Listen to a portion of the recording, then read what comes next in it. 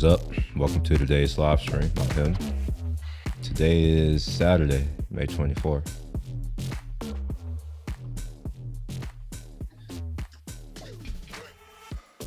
And I think it's about time to admit it. Our country is in decline, and I don't think that it's reversible at this point. I think we're going to start to see some major societal breakdowns over the next 10 to 20 years. And as we start to lose our place in the world, we will see an acceleration.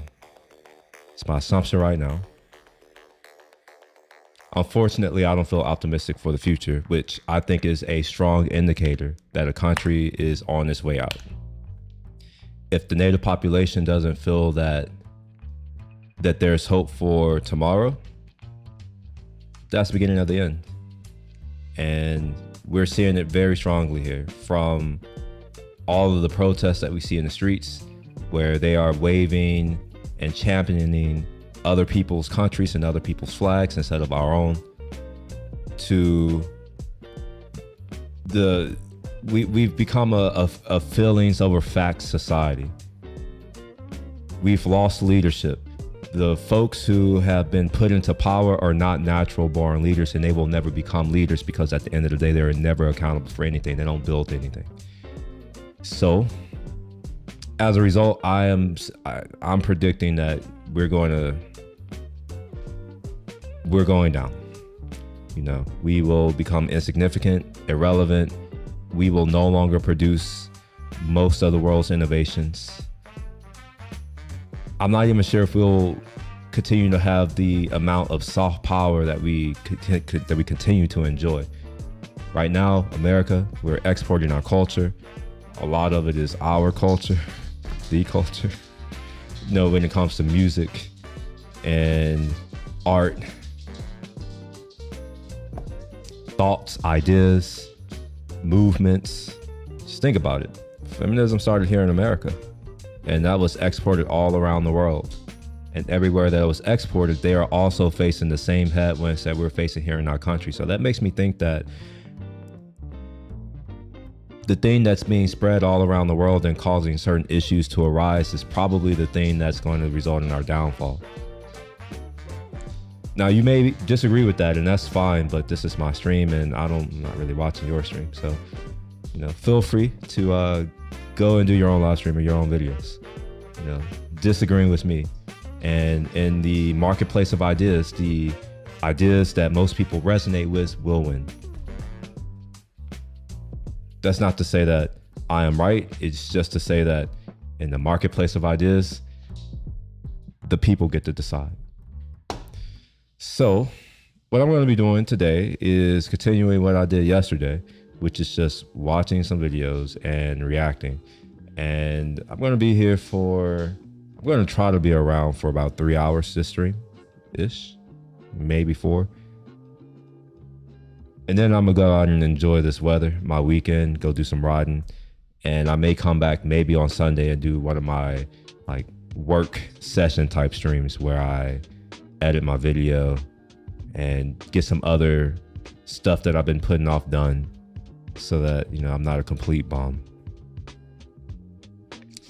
Okay, so I have a few things that I put on my watch later list, but I have one more thing that I want to do on here, and I just realized it because I'm here sitting at my computer. Let's go over to my screen share. Remember, I was talking about South Africa, and I mentioned that there's this South African content creator that I follow. He has a channel with Lawai something. I forgot the rest of his handle. They lived in China for about 10 years, and they do content on China. I found them years ago. I think they were still living in China at the time. But yeah, I wanna go through some of these videos because there's been a lot of, I don't know, like for whatever reason, our media doesn't seem to acknowledge the fact that there are some hardships that are happening in South Africa for a certain group of people, for the minority group of people. And it's baffling to me how a media agency or a group of people who claim to be for human rights and they want to try to protect people, it's interesting to me how that only applies if you are of a certain race, or if you are a certain gender, or if you are crazy and you think that you're another gender. For whatever reason, it doesn't apply to people who have a skin color that they don't get to choose. That's one thing that I still haven't come to understand. You don't get to choose your skin color. So why use that as something to, like, why would you use that against anyone? Why would you use anything that they don't get to choose against them? That's stupid to me. There's so many better things, like how do they act? What's their behavior like? How do they interact with others? Are they useful to society? AKA, are they a productive member of society? Things like that. But for whatever reason, we've devolved into superficial, surface level traits. And I think that I understand the reason why, and I'm going to try to explore these issues and topics over the next few months. At this point, there is a lot of anger and resentment and frustration in me with the current culture and how it's been allowed to proliferate. And there's been no checks on it. And it's starting to get to a point where it's just like, nah, it's unreasonable now. And I think that we're starting to see the cracks emerge. We're starting to really feel the implications of some of these social movements that have been at play for the past 50 as well as 20 and 10 years. There have been some major milestones. That's why I use those specific numbers. So, which one of these videos? I forgot which one I said I was going to do. It was when you got somebody's murder. He almost got murdered. Let me see if I can find it.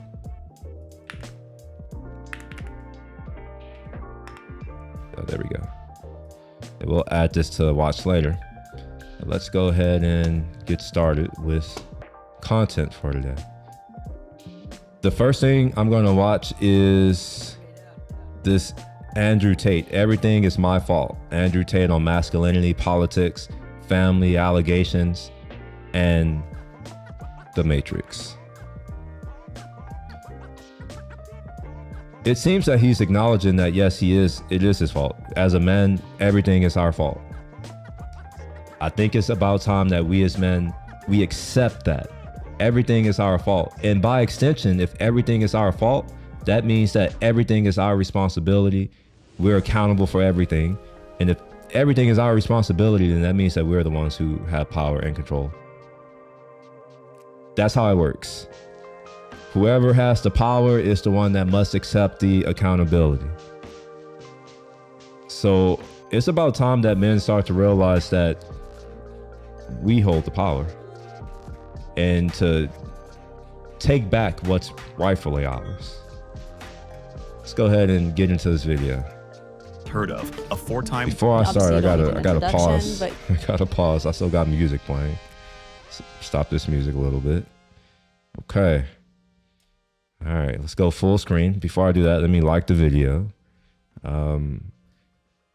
If I actually like the video and I want to see more from whoever this person is, I may subscribe. But for now, we'll just like the video, and I'm going to share the link here. All right, let's get into it.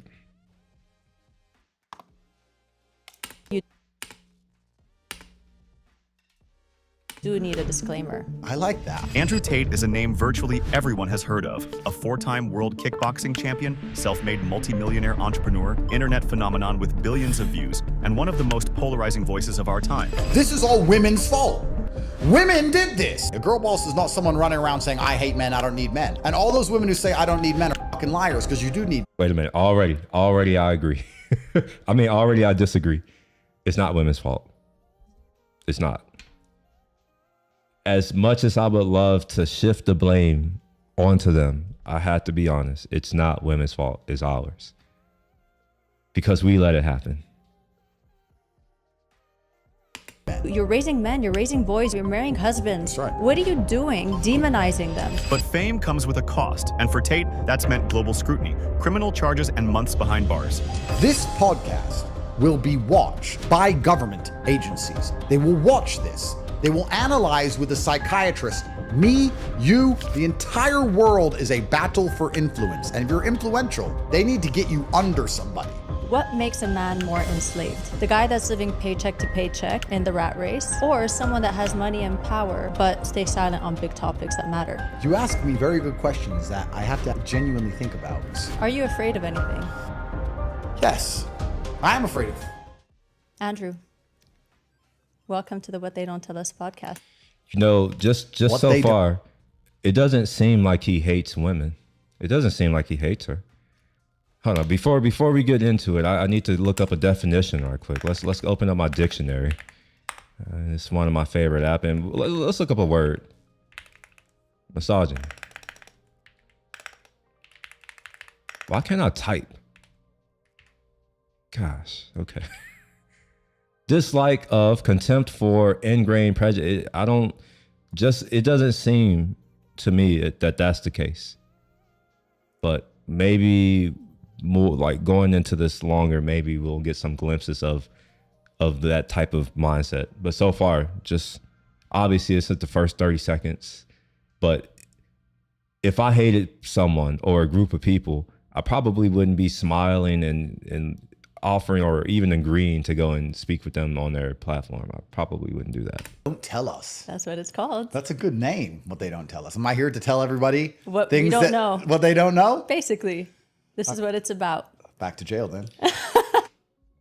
All right, this is an unrelated point, but the set design, I think the chairs are too far apart. I know this has nothing to do with anything, but I just have to throw that out there. The chairs seem too close to the back wall. The chairs are too far apart. They're too close to the table. The mic boom arms are distracting, and there should be some type of visual element in the background to create contrast. But I'm done. Back to jail. I need to pack a bag. Maybe after 3 hours, we'll find out. We'll see. But let's start off with something. Firstly, I mean, obviously you don't need an introduction, but you do need a disclaimer. I like that. I don't need an introduction, but I do need a disclaimer. I think you should walk around with a disclaimer everywhere you go, because you're either misinterpreted or misunderstood. And It's always, bad walking around face with a disclaimer a lot. could help you a lot. I would argue I am one of the most misunderstood men in the world. Yeah. But then it's interesting because I have never had a negative interaction with anybody in person in my life ever. So it seems all the people like me, but the Matrix and the mainstream media and the mainstream narrative is trying very hard to convince everybody I'm bad. So I don't know if I'm actually misunderstood or if people do understand me. I'm sure in private conversations, there's obviously someone who's going to pipe up and say, Andrew's bad, or Andrew said this, or Andrew said that. But I like to believe, by and large, I'm quite understood and quite liked. In my experience of life, I'm liked. I only go through the world and nobody says anything bad to me. Everybody likes me. So yeah, maybe I should wear a disclaimer. If you have a brain, you like me. And if you don't, you don't. I mean, I guess that's the disclaimer at this point. But Yeah. I mean, when I was, studying you literally for this podcast, I was literally, because I'm the kind of person that reads between the lines. When someone says something obnoxious or weird or out of the box, my immediate reaction is not, no, I disagree. What the hell is that? I always say, like, why would he say that? That's so interesting. Let me see. Yeah. And then I listen a little bit further. And I like my podcast to also have that angle, because I do speak about very bold things on this podcast. And I'd like for people to understand that, read between the lines. You don't need to take things at face value, because face value could be many things. And that one thing that I actually wanted to jump into is why people assume that. So before I go back to what I wanted to say, let's just jump straight into that, since we're talking about it. Have you read the book 48 Laws of Power? no. No. Oh, However, I will be right back. I gotta go do something right quick. I'll be right back. Sorry about that.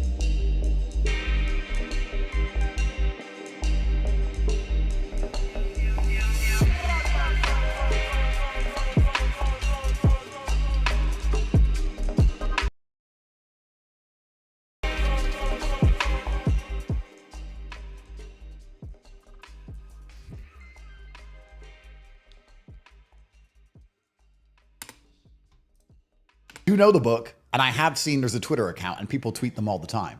You know, I probably should have read the book, but I'm petty, Yeah. right? So when I see some skinny little dork who I could strangle to death tweeting about the 48 laws of power, I just think I'm not reading this book. That's how my mind works. That's why I haven't read it. Can I tell you why it came to mind? Sure. Okay, because they talk about the strategic self-presentation, and that reminded me so much of you. I'm going to read a quick passage from the book just so you maybe I you didn't can need to reference read it. yourself. I didn't need to read it. It's perfect. Everything is judged by its appearance. What is unseen counts for nothing. Never let yourself get lost in the crowd or buried in oblivion. Stand out. Be conspicuous at all costs. Make yourself a magnet of attention by appearing larger, more colorful, more mysterious than the bland and timid masses. Draw attention to yourself by creating an unforgettable, even controversial image. Court scandal. Do anything to make yourself seem larger than life and shine more brightly than those around you. Make no distinction between kinds of attention. Notoriety of any sort will bring you power. Better to be slandered and attacked than ignored. Is that you? That's the first time I've ever heard that, but it put a smile on my face. What's funny is, I completely agree with the latter point. There's no such thing as bad publicity. That's absolutely a fact. My brother and I walk around now like the Gambino crime family. We didn't have to kill anybody. It's kind of cool. So that's true. Although, if you read that passage, or anyone who reads that book, it sounds like quite an easy thing to do, right? You'd say, okay, well, why don't you just stand out? If you just stand out, then you get to garnish power and you get to not be caught amongst a herd of the bland NPCs. So why don't people do it? It's risky to stand out. It can be dangerous to stand out. You will be... Society will try to push you down if you stand out. I'm curious to see what he's going to say, though. And It's more than stand out. It's have an image. Always have a persona. Yeah, but to court attention in and of itself is, one, getting harder and harder to do, I would argue. And two, there's huge repercussion for doing that, because anyone whose head sticks up gets chopped off. And the reason a lot of people don't do that passage which you read out, it sounds to me, when I hear it, when I analyze it, I say, okay, you're talking about the different ways to obtain power. Making money is difficult. Becoming strong is difficult.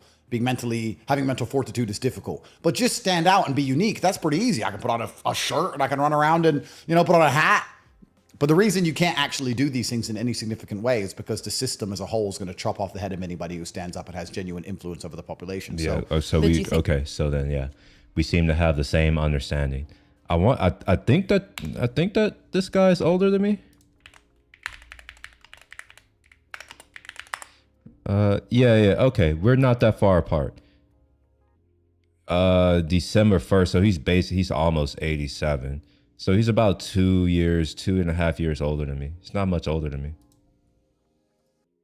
You're misunderstood because you peacock, because you stand out. I don't think many people misunderstand me. I think everybody understands me, and some people are just jealous of me and refuse to like me because they were picked on in school, and I remind them of someone who probably picked on them a little bit. Do you think it's women or men? It's a good question. It's really interesting. I don't want to come across as too arrogant. I know that's a funny thing for me to say, but if I had to genuinely analyze the people who like me and don't like me, it's men who were picked on in school. I'll be honest. If I was 5'5", I wouldn't be hated. It's literally, he's big and he's rich and he has all these cars. The BBC said it to me. You walk around with your Bugatti and your cigar and it's misogynistic. I'm like, what does that even mean? It means that I'm 6'3" and I have a whole bunch of money and a bunch of nice cars, and they just don't. My image as a whole aggravates them. I don't have to talk. So that's part of it. And then from women, do women dislike me? I don't know. I'm sure there's some troll somewhere. So I'll tell you from my perspective what I think. I think a lot of men love you. A lot of men respect you, or they find you hilarious. You kind of play on the fantasy of what a man could have, right? Even when you're doing it in an obnoxious way, showing your money and your cars and your fame. And I think men love it. I even find my husband like scrolling and laughing when you're posting stuff. He actually loves it. Yeah, stuff that I saw from Andrew Tate in the past, I'm not gonna lie, it was funny as fuck to me. I loved it.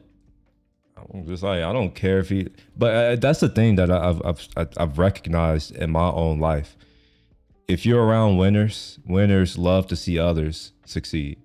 So I'm looking at him, I'm like, oh wow, this is actually great.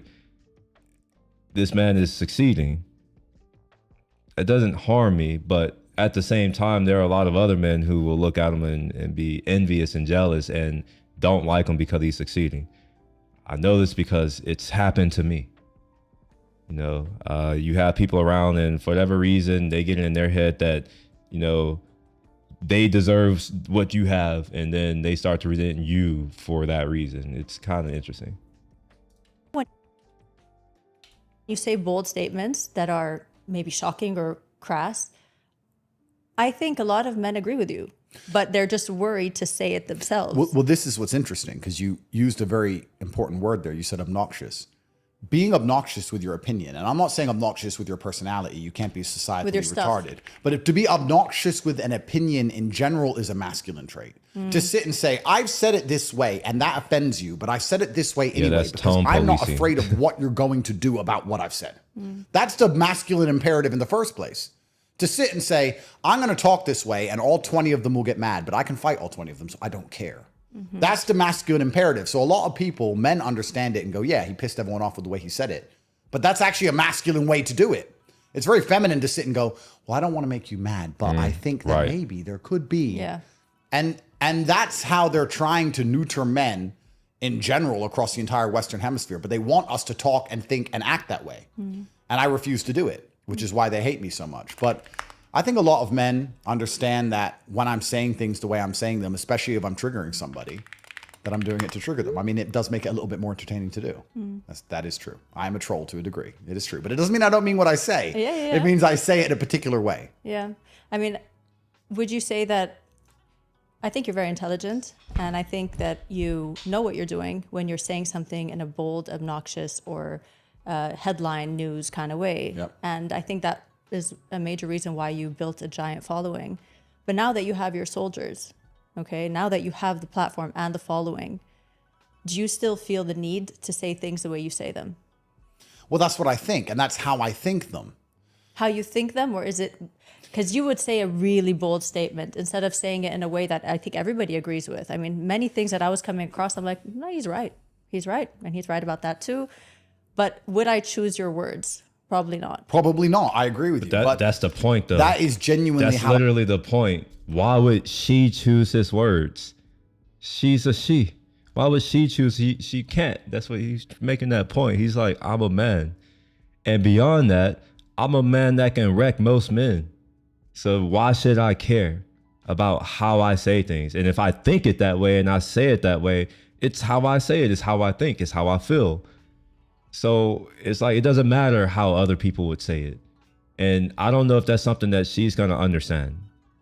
I understand it innately because I say things, and in the past I've had people say, oh, you shouldn't say it like that. And then I'm just like, I don't like, who are you? No, I'm going to say what I want. I don't go around to other people and telling them how they should say what's on their mind. So it's just like, don't come to me. I mean, you can, but you can just get the energy and and you can go back running when you realize I'm not going to change. I think of them a lot of the time. That's what comes to my head. And it's now at a point where, do I want to filter in any way? And You know, filtering is exhausting. Real talk. I know because I've tried it. And honestly, it's exhausting. I don't think it's worth it at all. I actually think that it may be more worth it to just deal with the consequences of people not liking what I say and choosing to say that I'm an asshole. I think that that's a better alternative than me myself, like internally with that voice in my head being disappointed with me. Because at the end of the day, like, I respect myself more than I respect anyone else. I believe the primary objective of the attacks against me is simply to try and blunten my edge. That's what they want to do. They didn't want to put me, well, they wanted to put me in jail. They knew they probably wouldn't be able to. They want me to say sorry. They want me to bend. They want me to break. Because everybody else who was a cultural force in some degree in the modern times has bent or broken. I mean, you look at Peterson. He ended up a drug addict and he lost his brand, and all these things are happening.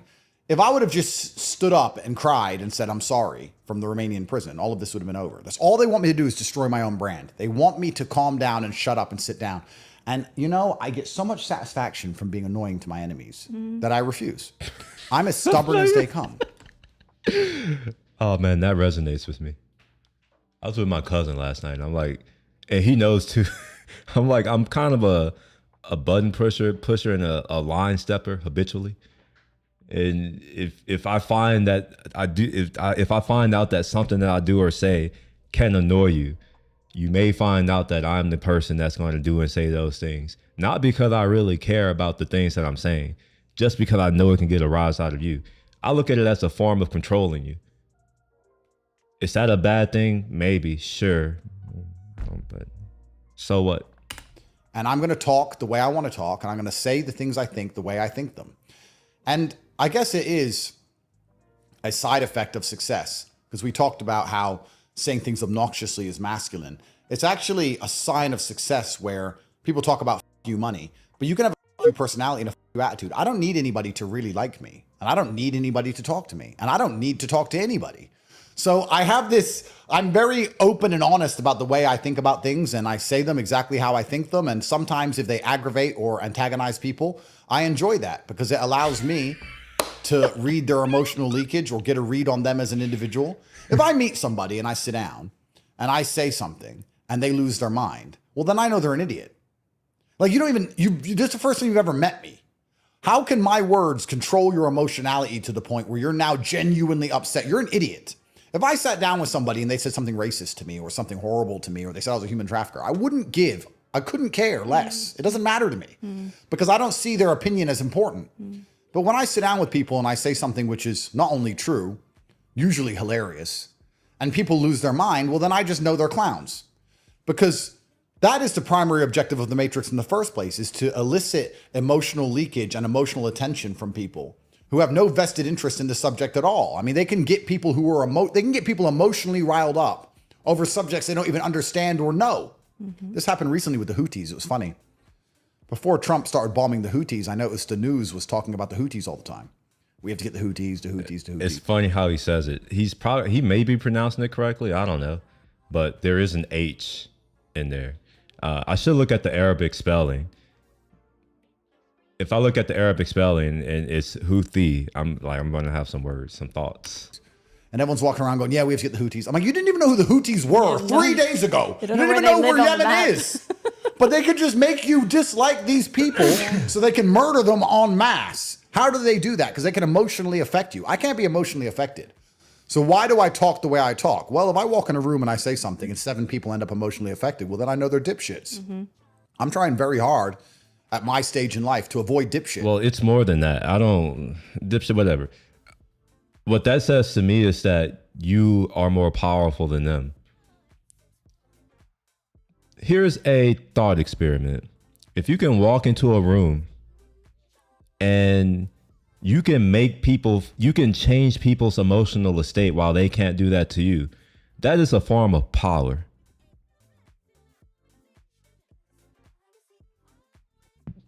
End the discussion at that point. So it's like dipshit, whatever, that's ad hominem. Fundamentally, it shows that the person who's making the other people feel emotions, and the operating word is making them feel, then they're the ones with power in that particular situation. So I don't really see any of the negative from speaking the way I speak, because I don't really need to be liked. I wouldn't be this way in corporate because I couldn't, but I don't need to be in corporate. So I'm okay, So I guess it's just a life decision I've made. We talk about, I don't want to swear in front of a woman, but FU money. It's an FU personality. This is what I think. This is how I say it. If you don't like it and you don't talk to me, you lose. I don't lose anything. You lose. So I guess that's how I go around, and that's how I speak. So you talk about the Matrix. I know what you mean by that, but just for the sake of my audience, let's walk them through that. What is the Matrix, and what do you teach young men? Yeah, so society as a whole, and although the Matrix is evil, in many ways it is necessary, but society as a whole has to be controlled and constrained. Yeah, I'm glad. And we have all these different people with all these different ideas. Why did it do that? YouTube has been acting ass lately. Oh my gosh, it's so laggy. I'm glad that he said that, and I absolutely agree. You need it. We had institutions that kept people in line. Unfortunately, most people need to be led. unfortunately. So, yeah, what he's saying is right. The book Brave New World, it kind of explores that thought, that concept that people need to be controlled. There needs to be something so that, you know, people can live lives and society can prosper, and, you know, we can continue to go on and, you know, have good lives. It just sucks that, I don't know, it just sucks that it has to be that way. Different races and religions, different upbringings, different versions of history, and we're all living in very close proximity to one another. And this is a relatively new thing, right? We were in clans where we understood each other completely because we were familiar, or we had the same version of history, the same stories we were raised on. Even in the 80s and 90s, even when I went to school, I'm an old man now, but when I went to school, everyone talked about the TV show the night before. Everyone watched the same TV show that day. All the kids Same did. time. At the same Same time. show. That's right. I was part of that. That's content. right. But now there's Netflix and the internet. I'm sure none of that exists anymore. So we're not bound together by anything. Right. So the Matrix is a false version of reality, which they're constantly purporting into the population, trying to keep everything together, trying to keep all of these different people with all these different ideas functioning as a cohesive society. And different countries attempt it in different ways. But effectively in the West, what they've decided to do is just endlessly lie to us. And the version of reality and the version of history, especially, that we've been told is a lie. The institutions that we're told to believe in are corrupt. The education system is corrupt. The medical system is corrupt. The judicial system is corrupt. I don't disagree with him, but I have a more nuanced take. I do not think that those institutions that were created were corrupt at the time they were created. I think that the people had good intentions. I do understand that the road to hell is paved with good intentions, but my point stands is that when these institutions were created, I do not believe that they were corrupt at their inception. Now, that being said, I think that over time they have become corrupt, and they are absolutely corrupt now. And I'm not even sure if they are still well-intentioned. They may not be ill-intentioned at the moment, but I don't think that they're well-intentioned. I think that it's just status quo. It's become ingrained. It's now it's just there, and it's almost as if they don't need to be well-intentioned. They don't need to push with the same fervor to improve things. So I'm in agreement with him, but with a little bit of a nuanced take. You name a system, it's corrupted. All of them are. And we're told inside of the Democracy is a scam as well. Well, democracy's corrupt. The electoral system's definitely corrupt. So we're told that. Yeah, we're told go to school, work hard, get a degree, you'll get a job, you'll end up rich, save for your 401k. Don't. Man, you know, I had to, even though it's so weird to watch someone in his position and realize that we are the same generation and we grew up in the same environment. He's only 2 years older than me. So I understand exactly what he's saying. We were told those things, specifically my generation. I can't speak for the other generations. My generation, I'm a millennial. I was born in the 80s. He was born in 87. At the end of 87, I was born toward the beginning of 89. So we're about 2 years apart. He's 38, I'm 36. What he's saying is spot on. We were told to do those things. And as someone who did those things, I realized earlier, fortunately, like 5 or 6, 7, 8 years ago, I realized all of it was bullshit. But I understand that. And, you know, I went through that path, you know, 401k and all that kind of stuff. And sure, it worked out okay for me, I suppose. But at what cost? You know, like, so what if I have so many dollars in my 401k? If I'm not happy, or if the society around me is not one that I want to be a part of, So what if I have money in my IRA? If same reason, like, so what? So what if I have a high paying job? But it's like, it doesn't matter. If at the end of the day I can't get the things that the people before me were able to get. Like in the past, you could walk into a grocery store, get a job. That job at the grocery store was enough to support you, where you can buy a house and where you can buy a car in cash, where you can have a family, you can support them. And then you fast forward to 2000 and whatever year it is, 2025, and okay, yeah, you get $200,000 and all that kind of stuff, but like a house is 750, at least in my area, starting. They go, normally the average price of housing in my area is 1.4, $1.7 million. So it's like, okay, well, all these things that they said to do, we do it. And then what's the result? What do we get out of it? How has my life been improved? If I'm being honest, my life stopped improving 10 years ago. 10 years ago marked the peak, and from then on out, it's been a steady decline in the conditions around me. And when I say my life, I live on Earth in a society, so I had to. My life is everything around me.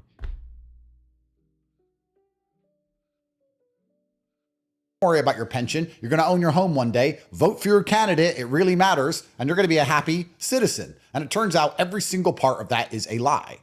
And that is The Matrix. And the reason I call it that is because of the movie. In the movie, that Neo is living in a false version of reality, which is very separate and different than the real reality, just to keep him placated so that his body heat can be harnessed by the machines.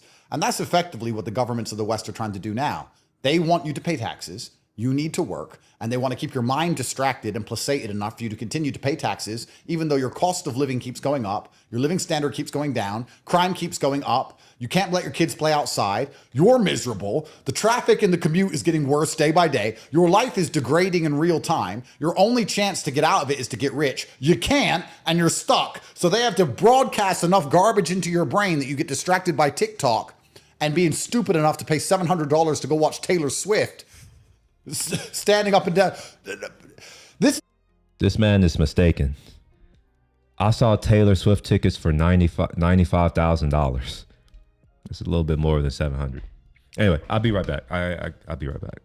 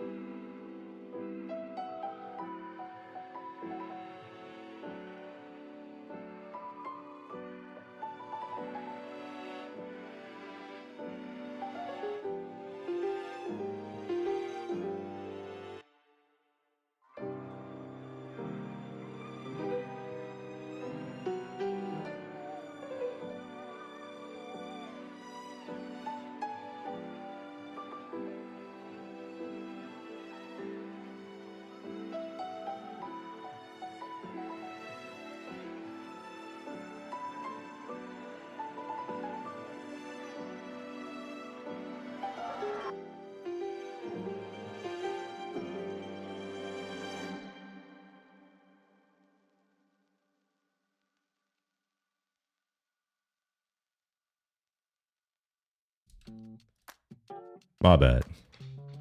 I know I'm going a lot, but I'm drinking a lot of water. I recently started working out again, like this week, and I work out outside. My workout for now, I'm starting off with cardio, so I'm trying to get to 30 minutes of jump rope. I didn't get to that. The most I've been able to do is 24 minutes. But as a result of doing all this jump rope for the past week, you know, my muscles are, I'm cramping, so I'm drinking a lot of water. That's why I keep getting up and like being like, I'll be right back. So this stream is going to be filled with a lot of those this time around. So apologies up front. Let's get back into it though. The thing though, it's true. That is the Matrix. You want to ask me, let me answer the question. What's the Matrix? A concert is the Matrix. Look at these people screaming, jumping up and down, looking at an artist they've already heard the song from 50,000 times, idolizing this person like they're Jesus. And they can't even pay their own bills. That's the Matrix in a nutshell. Those are the people who have been completely psyoped by the slave mind. You're allowing yourself to be distracted with bread and circus garbage as your actual life and the things that matter crumble around you. Is it dangerous for both men and women alike? And how do people, like you say this, and then they're going to be like, how do I get out of it?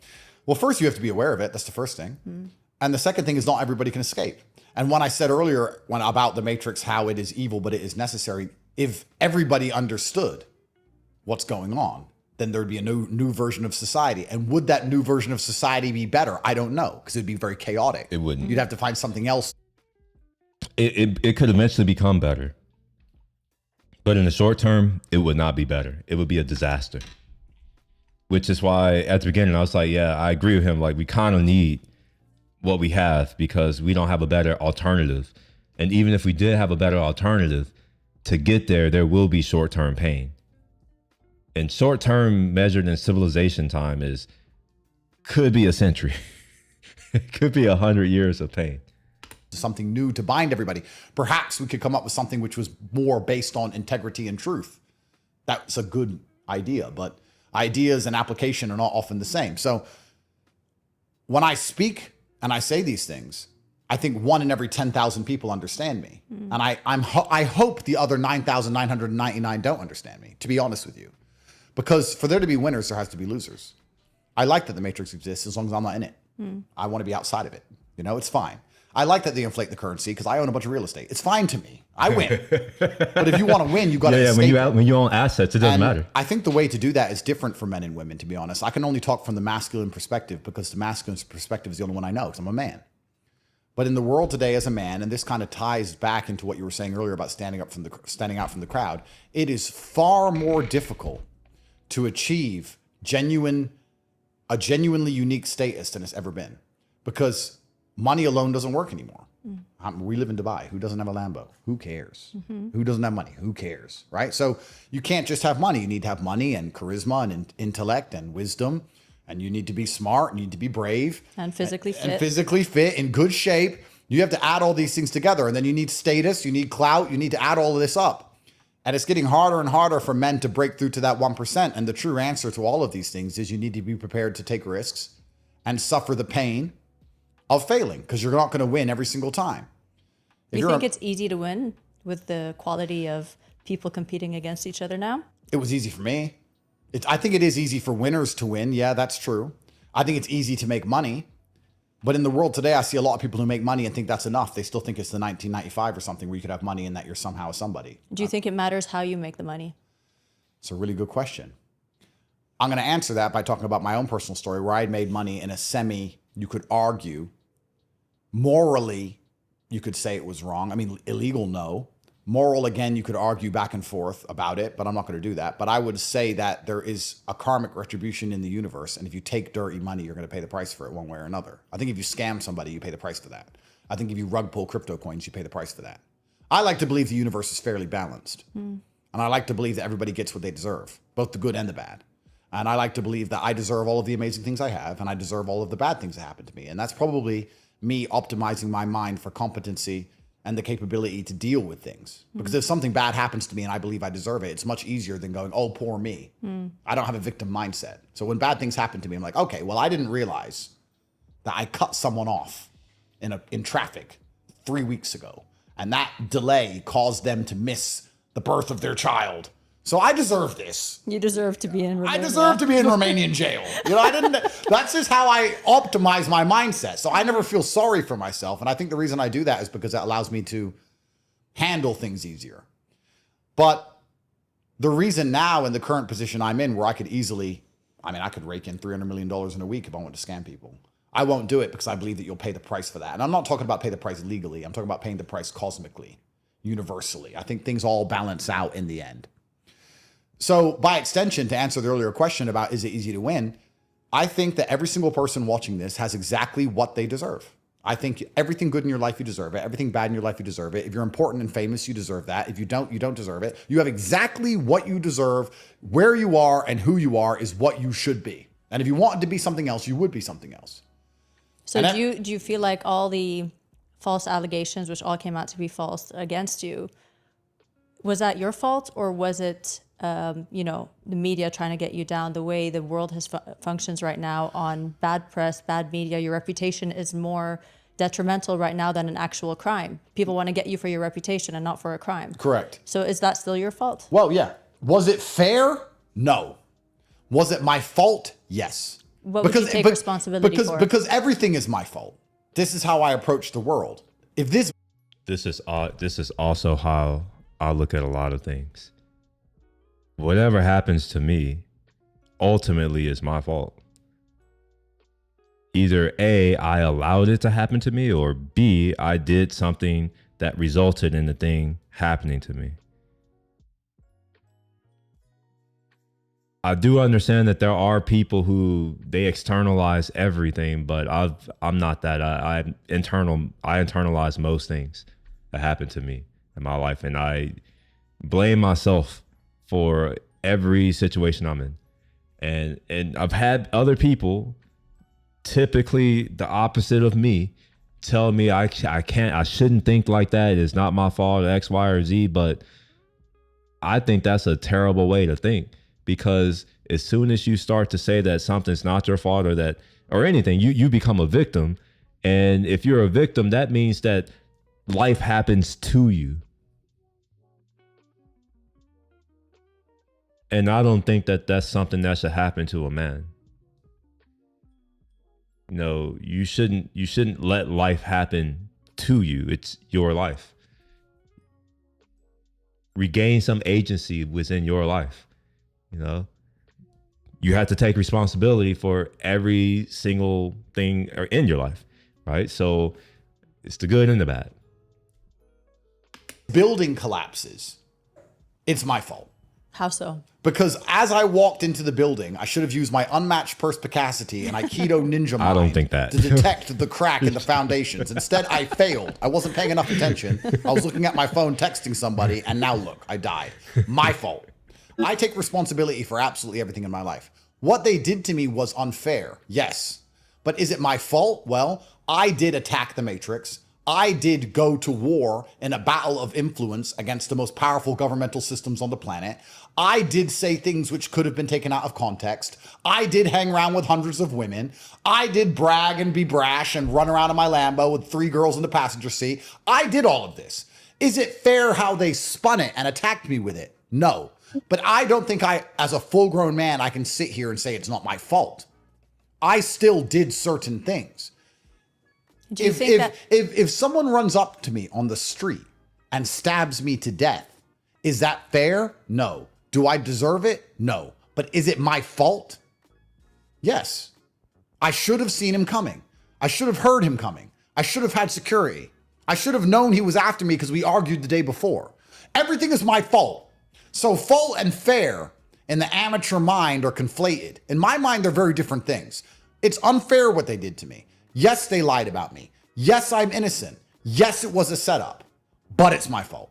Do you think that applies to women as well? They need to take the responsibility for whatever happens to them. Well, I don't want to get in trouble, but because with that logic, well, no. with that logic, and I see the point, because I believe everything's my fault as well. Yeah. But with that logic, then if a woman is wearing a short skirt and a bra and walks on the street, Let's talk about it. Let's talk and about then she gets whistled at, she gets, God forbid, raped or hit on or whatever, is that her fault? Yes. Now, in true misogynistic style, I'm going to have to say that women, by and large, and obviously exceptions do disprove the rule, struggle with personal accountability more than men, by and large. And I'm not saying all women. I'm just saying, But by I mean, and large. there's an exception to all rules, right? But we're talking here generally speaking. Yeah. Yes. And the reason for that is because No law spoken. when you blame yourself for things, you become competitive. And the world for a man is actually more competitive than the world for a woman. And women, to a degree, not all women, but some women manage to get by not being particularly competitive. They're just pretty or they know enough people. And they just go through life not really blaming themselves for anything because they don't have to optimize in any way. But if you want to optimize yourself, you always have to take fault for everything all of the time. I said something before about that the BBC still use against me to this day. I said that exactly what you said. I said if a woman goes out and she meets a man she doesn't know and she's wearing a short skirt and she gets drunk with that man and then she sniffs cocaine with that man and then she kisses that man in the bar and then she goes back to that man's hotel room and then cries rape, I blame the woman. And they said in the BBC, Andrew Tate says women are responsible for rape because they twist everything. And what I'm trying to say is that we need to have personal accountability in all things because the world's not a perfect place, right? Am I saying she should be raped if she ends up in that hotel room? No. What I am saying is that the world's not a perfect place and people do bad things. And her, as an adult, should have enough personal responsibility to not put herself in a position where it's easy to allow bad things to happen to her. Just as I, as a man, don't allow myself. 100% agree with that. However, I wish that he would have also said that it's also the perpetrator's fault too. You can't absolve the other individual of any responsibility or accountability. What he's talking about, I understand what he's talking about. He's talking about accepting self-accountability. Okay, I get that. However, I think that when you say that, especially when you're talking about a dynamic that involves two or more individuals, you can't say that, oh, well, you should have known, which you can. You should say that. You can say that. But what I'm saying is I don't think that you should ignore the fact that the other person did something wrong too. Because, like, yes, you shouldn't have went to the bar at night doing cocaine, kissing this man who you don't know, going to his hotel room, wearing whatever you're wearing. True. All those true. You shouldn't have done those things. That being said, the man shouldn't have done what he did either. They both share in the accountability, in my opinion. Now, the perpetrator takes the vast share. They take the majority share of the accountability. And the victim is a minority share. Because, right, like you should have known, right? Like the world isn't perfect. Who lied? Well, I guess we lie to ourselves in our society that we live in this utopian society where, laws actually prevent crime. And we just think about it, right? Think about stuff like gun control. Oh, we need to have laws and for it's like, okay, I have not seen a single law truly protect me in my life. If laws actually protected people, how come there are people in prison who didn't follow those laws? That tells me that the law is just a fucking piece of paper. It don't do anything. You should know these things. So yeah, the law is there, and if you've traveled around and you've met enough people who exist in higher levels of societies, you will start to understand that laws are merely suggestions. That's it. They don't actually prevent anything. They just suggest things. See? To be in a position where bad things can happen to me. I won't go to Kandahar right now and get shot with an AK because I know that there's people there who might kill me. We all have to have personal responsibility, but the world is now skewed. And we live in this very unfair dichotomy of this double standard, which is applied to men in this matriarchal matrix system. Yes. Where women are girl bosses and better than us at everything and beat us up on Netflix shows, while at the same time, anything that happens to them wasn't their fault. A man made them do it. And we have these two things sandwiched together. And as a man, you're stuck in the middle. Imagine you're a 17-year-old boy, you're going to school, you're watching Netflix, you're watching TV, you're watching these things. They're telling you women are better than you at everything. They're trying to make you into a girl. They're trying to make you talk like a girl, think like a girl, be a girl. And it succeeded on some weak men too. So a lot of the beta men, it succeeded on them. They were convinced that they were toxic, that because they were, male, that they were evil. And then they decided to cosplay as a female. And then they expect the same benefits as a female. As far as I know, a man can't fuck another man and have a baby. I've not seen it. I'm transphobic though. I'm actually afraid of y'all. So if I see you in the streets, I probably won't run. I'm sorry, I won't run away from you because I'm not actually truly scared of you. But I know we've changed the definitions of words such that I guess I'm transphobic for saying that. If you fuck another man, you can't get another man pregnant.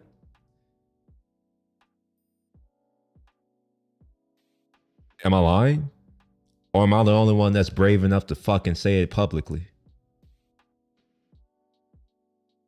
The mom is smart, the dad is dumb.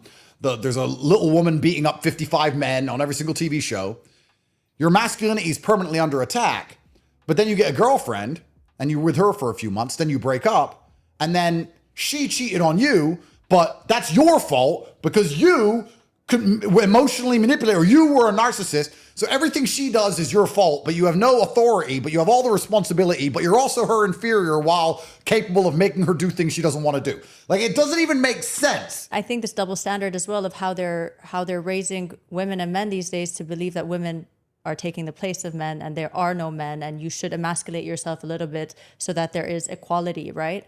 But then when men and women are dating and they're in relationships, all of a sudden a woman is going back to her instinct and she's like, but why aren't you leading? And why aren't you providing? And why aren't you,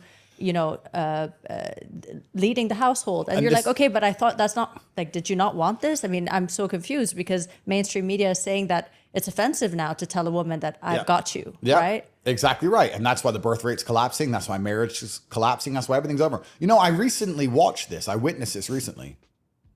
We're talking about how, and we can actually talk about this from a biological perspective, because we talk about how women don't want to take accountability for things. But one of the reasons they get away with that is because men, by and large, as a society, allow women to get away with these things. Yeah. Because we are... This is why I say, like, at the beginning, when he first started this, and he was like, I was like, at the end of the day, it is truly our fault as men. And that's what I was getting at. It's because at the end of the day, they can't do the things they do without men. So there is a large majority of beta males, because let's just be real. Most people are followers, and that includes men. Most men know that they are not going to be able to compete with the top men. So what do? They align themselves with women so that they can have more power. Because they know that they're not going to beat these men. Like, the women know that they're not going to beat the men. And a lot of men know that they're not going to beat certain men. So what do? Well, you get together and you make sure that we keep these certain men down so that we no longer have to really, like, defend ourselves, truly. And this is one of the reasons why I think that we see so many beta males in leadership positions. I don't think that these people are truly respected by real men. They're mostly respected by them. By the title, the office. They're bureaucrats, really. We don't respect the person. And this is one thing that I will dive into now that I've been reading this other book and getting some insights into how other societies are organized. But one thing that I'm thinking about right now is how in the West, the office is the thing that we respect, no matter who's in it. However, in other countries, it's not the office, it's the person, irrespective of the office, that people respect. It's a much different way. And honestly, I think that's kind of maybe how it, I don't know if it should be that way. Maybe this is why we have a stable government. Maybe. I don't know. These are ideas that I'm going to have to explore because, A lot of these things are multifaceted and they're hard. It's hard to diagnose a problem in a complicated, or not a complicated, I'm sorry, in a complex system. Programmed to protect women. Because if you have 100 men and 100 women and a war comes, the reason the men go fight, because supposedly the patriarchy was so evil and mean. If you listen to a feminist, history is patriarchal. The patriarchy is disgusting. Turns out it was men who were dying in a ditch, getting shot, while you sat at home with the kids. But no, we were supposedly bad. Why do we send the men to go fight? Because if it was truly a patriarchy, we could sit around and say, I'll send my women against your women. Baby mama battle. I'll send my chicks, you send your chicks, they can fight. I'm going to sit here. You know what? That actually might be better, because there would be less death. I'm not being facetious. I'm being dead ass. It would be less violent. But I don't think men would be willing to accept, if their women lost. I don't think they would accept it. So at the end of the day, it's always gonna swing back to, yeah. But honestly, I think if we sent the women off to fight themselves, there would be less deaths. I don't think they would actually get hurt. I don't think any of them would die. Maybe some of them would get hurt, but not really. I don't think anybody would die. It would be, honestly, I think it would be safer for everyone involved. The problem is, can the men who do it, who send the women off to fight, can they accept if their women came back losers? And I can't talk for other people, but I can say for sure that I couldn't accept it. And I can't accept any, nah. I'm not going to be willing to give up certain things because someone else lost. Nah. You gotta take me out. And maybe you can't take me out, and that's fine, because I don't want to live on an earth where I have to, I'm good. Nah. I guess that's the difference in mindset between us, huh? I'm a king. I don't have to go fight and die. Why? Because if you have 100 men, 100 women, and 95 men die, well, those 5 men can still impregnate the 100 women. Your tribe will survive. If 95 women die with 100 men, your tribe's over, because you can't reproduce fast enough. So men have been programmed evolutionarily across thousands of years to protect women by and large. And you see this all the time. And that has been hijacked now to the point where women, when they don't want to take responsibility for their own actions, have men jump up and jump around them to defend them. This happens all the time. A porn star will come out after doing 500 porn scenes and say, I was fooled and tricked. My mom was a drug addict and it was unfortunate. And then this manager met me and he seduced me. And now I'm suing him because I didn't want to. That's what she's going to say. And whether that's true or not, you could debate. But what's interesting is thousands of men will start going, yeah, poor girl, instantly defending her. They don't even know if what she said is true. She should have come from a white picket fence Christian household. She just made it up. With Me Too movement, women don't lie Defend anymore. all women. Women don't lie. And I saw this I was just talking about this last night, because there was some girl in some video asking how come men don't come. And I was just like, she seems young. And I made a comment on today's modern education, and I wondered, do they study history? Because not that long ago, there was a big movement called the Me Too movement, where it was during my formative years. I was in high school at the time. I think I had just went into sophomore year. And I spoke about how we had to, when I went to college, all of the boys, all of the men, we had a what, I don't know what you call it. Basically, before you start the semester, we had this thing that we had to go to where they talk to us about, if girl says no, and like all these things. There was a believe all women, there was all of that. So it's like, by and large, men who, in my experience, absolutely adore women, and what Andrew Tate is saying is absolutely 100% true. Innately, we want to protect women. Innately. Well, we decided to say, all right, well, since you feel unsafe, okay, we won't come and approach you because you told us you don't want to still approach you. okay, we won't ask you out because you said that you don't want us to ask you out. Okay, we'll do those. We'll do those things. And now that you're getting exactly what you asked for, now you have a problem. And now you're saying, oh, y'all should just come and chase us. Even if I don't want to like just deal with the no. Because there are other much weaker men, beta bitch men, who are going to come around and cape for you and try to take our rights away, put us into prison. And because they're beta men and they're feminized like you, they're also going to do their reputational damage, all of the female bullshit that y'all do. They're going to do those things too. So at a certain point, it becomes an issue of self-preservation. It's like, why the hell would I engage in something that hates me? And you can't say that, oh no, that's not true, because look at what look at everything around us. Look at how they talk. They hate us. Which, you know, I think more men are starting to see them in their true light, and that's dangerous for them because, you know, a lot of us were kind of lied to and said that, you know, y'all are sugar and spice and everything nice, but my experience, anything but. What's up, Cruz? How you doing? With Lily Phillips. I see Lily Phillips going on these podcasts, and you have all these conservatives, these Republicans, these masculine men trying to convince her that, you know, what's happening to her is wrong and she needs to look at her childhood and work out why she did it, etc. To me personally, I just think she's a whore, and whores have always existed, and she can go be a whore, and it's her decision, and that's what she's doing, and I don't feel any instinct to protect her. Now, maybe I'm the broken one, but I see a bunch of dudes try to stick up and protect her. She's making her own decisions. You want to talk about personal accountability? There it is. Mm-hmm. Let her do it. Let her suffer the consequences. Who cares? But that's how it's always been. I mean, at least how I was growing up.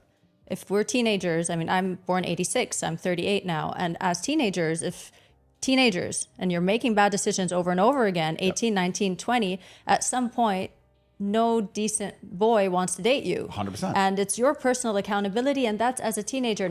Now that we know better, we say, okay, but that's a teenager's mind. Maybe she doesn't know. But when you're a fully grown woman and you're choosing your choices, why are people trying to protect how she feels about the choices she's making as opposed to making her hold herself accountable for those choices? What's really interesting is this.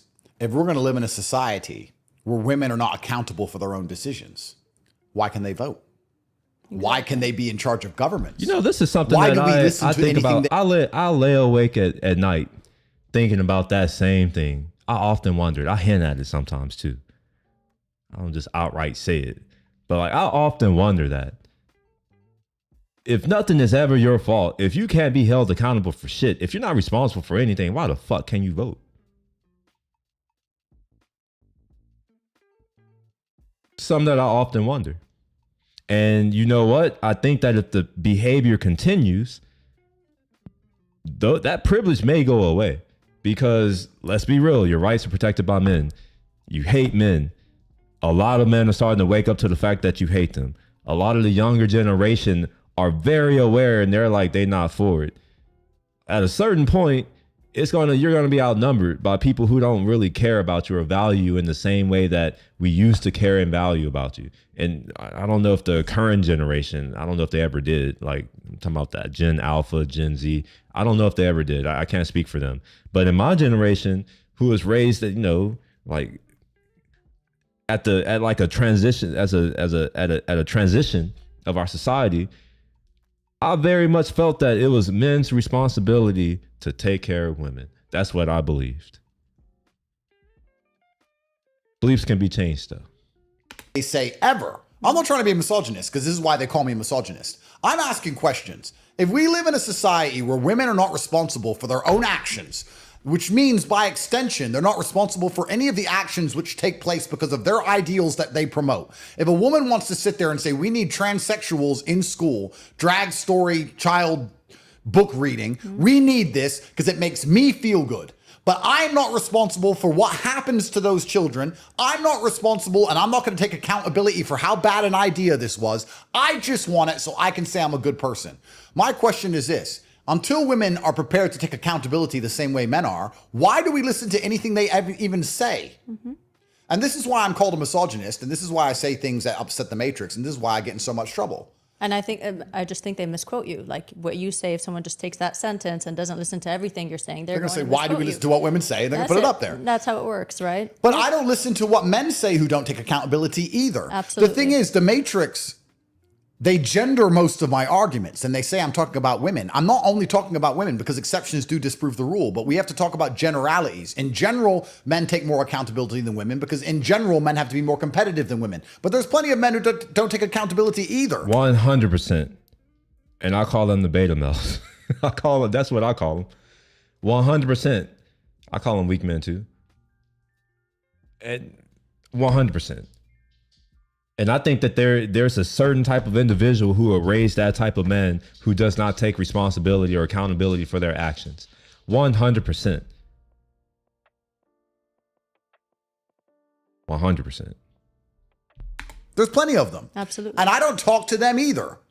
And that's one of the reasons why, I mean, I judge people on their appearances all the time. I judge books by their cover all day, every day. If I look at you and I feel like you're weak, I don't believe you have personal responsibility. I don't believe you have motivation. I don't believe you have dedication. I don't believe you can keep donuts out your mouth. I don't believe you have any self-control. I don't talk to you. I don't like you. Call me fat phobic. I don't care. That's my decision. I'm rich. I don't need you. So I don't talk to you. Because I believe you're the kind of person who will not take accountability for their actions. Because you're eating donuts all day, you're becoming obese, and you're blaming your fucking thyroid. So you're a dumbass. So I don't need you near me or around me because you're not responsible for your actions. If I lend you my car and you crash it, you're not going to come to me like... You know what's funny to me though about that? I've heard so many people say that they're fat or whatever because of their thyroid. They have a thyroid problem. They have a thyroid condition. It's like... What's funny is because some of the people who've said this, I know their lifestyles. I'm just like, really? You have a thyroid issue? That's what we're going to say? Okay. Sure. A man would do. A man who's accountable. If I crash a car, which is impossible, by the way. But if that happened... Because you're not a woman. You I said just threw it under my You mouth. said it. But if I crash a car, I'll go up to the guy. If I borrow a car and crash it, I'll go up to him and say, brother, I crashed your car, completely my fault. I'll pay for all the repairs or I'll buy you a new one, 100% on me. I got your back. That's what a man would do. Yeah. But what a weakling would do, or someone who doesn't take accountability, is they say, I crashed the car, but it wasn't my fault. What happened? Well, this guy, he just pulled out of nowhere and he just came and then the tree just grew out of nowhere and was just in the middle of the road and I hit the tree. So by and large, and of course, exceptions don't disprove the rule. By and large, this is a test for everybody at home. Ask a man if he's ever crashed a car and he'll say yes or no. And if he says yes, you'll say why. And he'll probably say, oh, I was drunk or I wasn't paying attention. He'll blame himself. Ask a woman if you ever crashed a car. Yeah, I've crashed. What happened? Oh, it wasn't my fault. Every time it's not their fault somehow. Somehow the tree just grew in the middle of the road. I've been there. Well, this is I've been there too. I almost lost my life once in a car crash being driven by my friend who is opposite of me. And man, to this day, she still will not accept any type of fault for it. To this day. It's a shame, actually. It's really a shame. This is the thing that's interesting. So in the West, if they have an idea that they want to psyop the population with, they aim for children and women first. They don't aim for the men. We're hard to convince. Men are hard to convince. They aim for the women and the children. That's welfare. Well, that's welfare. That was COVID. COVID was simply grandma's going to die. And that makes women go, oh, grandma, because women... In the Christian, whatever, I don't know, what do they call it? Canon, I guess. I don't know.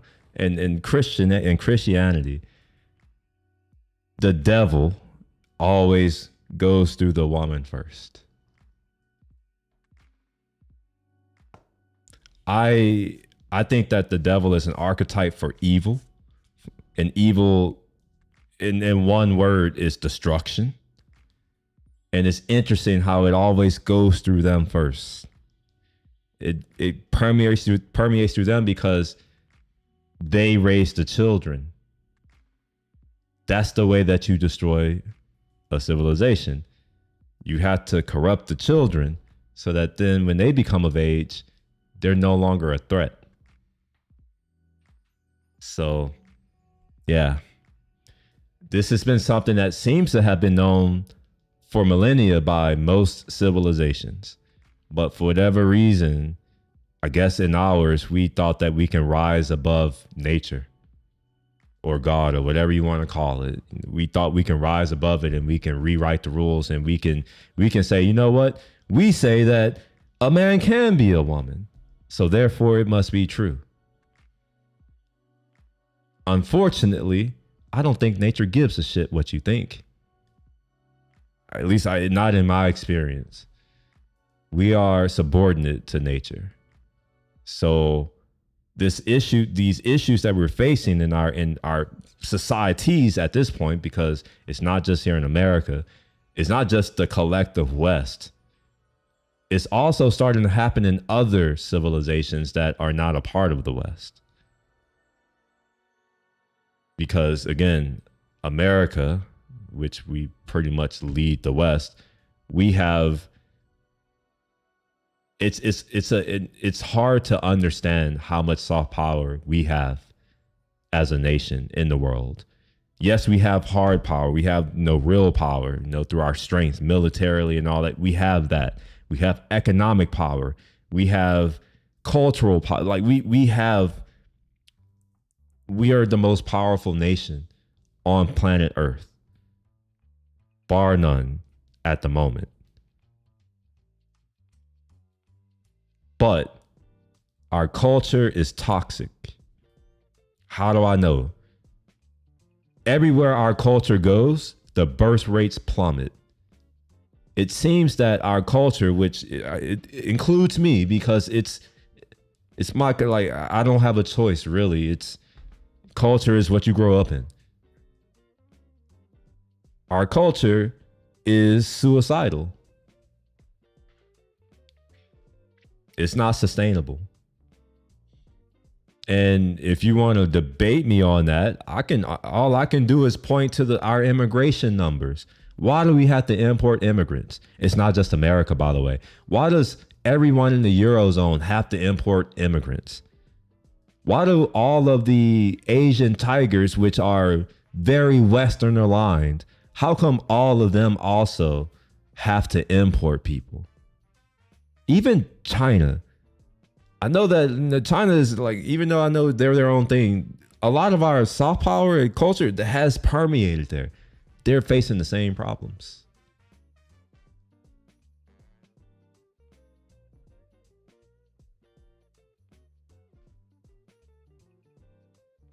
There is a common denominator here, and it's our culture. It seems that wherever our culture goes, the things that we as human beings are meant to do, which is to ensure the survival of our species, it seems that it tanks. To me, that's an indicator of a toxic culture, or maybe poisonous. It's not good for us. Are emotional. You can manipulate emotions. Men, we're not as emotional. You have to come to us with facts. And I'm like, okay, well, how many grandmas? Whose grandma? Not my grandma. She's built different. I don't care. That's what they did with the October 7th. The first thing that came out was beheaded babies. Of course, a lie. To psyop. Trigger women. 100%. Yeah. 100%. So in the matriarchy of the West, whoa. So women are concerned about beheaded babies, but they're not concerned about aborted babies, which get chopped up into pieces inside of them and then sucked out with a vacuum. Wait, what? So we are concerned about babies? No. I'm confused. I thought we hated babies. Right? You don't want to have a baby. You want abortions. To me, that sounds like you hate babies. But you get upset and all up in arms when some babies get decapitated. Interesting. We're living in this matriarchal society where the people who have the most power, because women are more powerful than men in the West, they pretend that they're living in a patriarchy because men make more money and all this bullshit. There's not a single law in the Western world that benefits men over women. And I can name endless laws that benefit women over men. A woman can destroy a man's life at random with a single accusation and no proof. She can take his house he worked for. She can take his children. She can take his money. The richest women in the West, the top 10 of them, got it all via divorce. Yep. Men get wrecked by chicks. Chicks run it. It's female world. And I'm saying that they've done this on purpose so they can come along with emotional arguments. Because emotional arguments are a very easy way to psyop people. We need to remove the border. We're going to let in as many people as we want. Here, look, there's a kid. Look at the kid. He's crying. Oh. Well, my answer is, does he have a passport? Because if no, he can't come in. He should go cry at the passport office in Mexico. I don't give a shit. Whereas a chick will be like, the kid. I can't believe emotional arguments. Women are so emotional. mean, so Women callous. do act on impulse more than men. Please. But also, and I have to say this caveat because this is true. That's your beauty.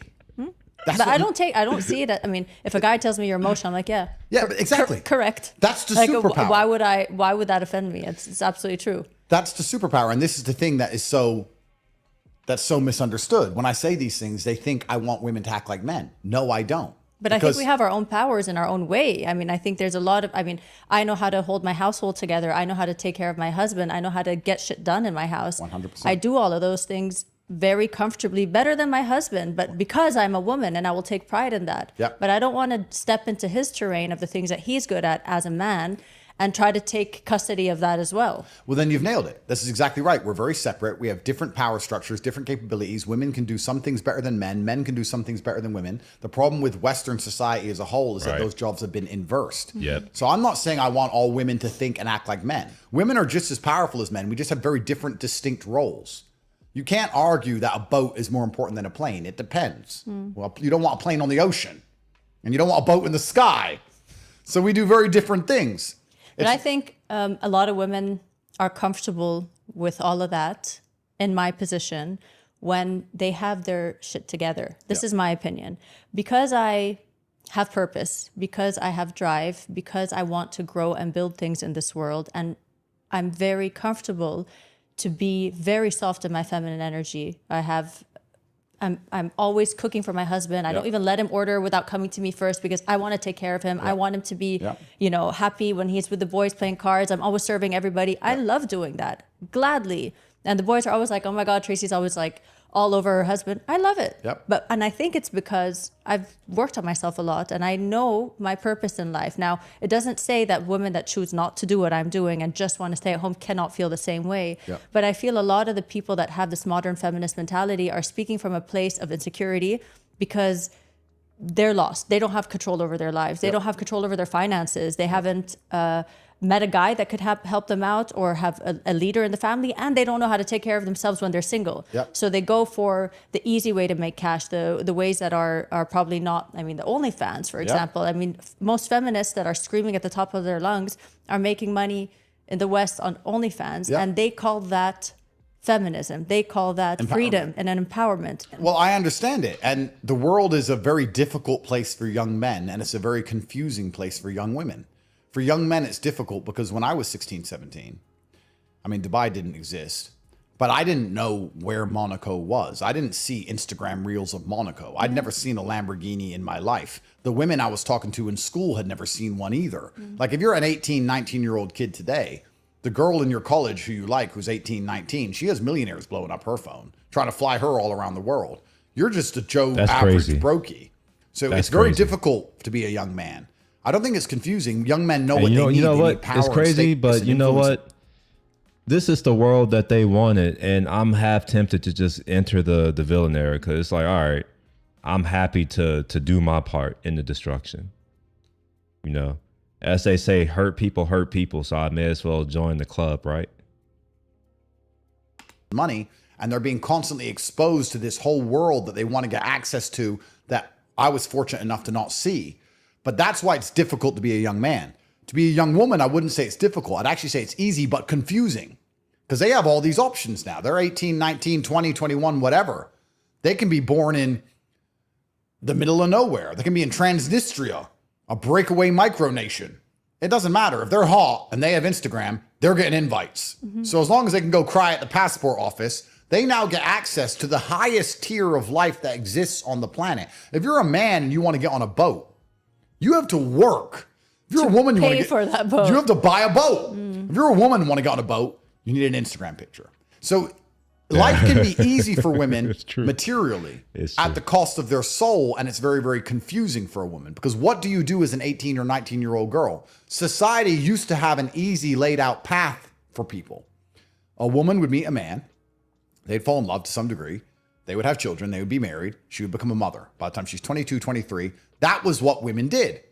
And then for whatever reason, feminism came along and women decided that the patriarchy is terrible and they didn't want to listen to their husbands and they wanted to be set free to make their own decisions, for better or for worse.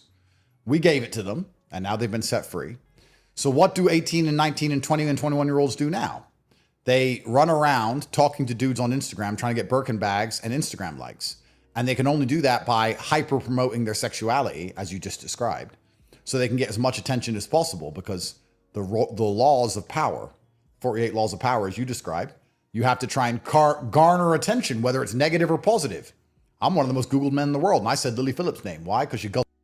That's the bottom line of it. It's true. Wait, what? So women are just using their sexuality now to try and get as much attention as possible. They're being thrown out into a dating market with the most desirable men on the planet. They end up having to share a man who can get any girl he wants, because they only want a man of a certain status and all women want him. So there's 1,000 women per one man. They're running from dude to dude, relationship to relationship, getting their heart broken over and over and over again, until they eventually realize they have to settle down to some degree. Then they end up upset that they can't settle down with the kind of guy they were with 10 years ago.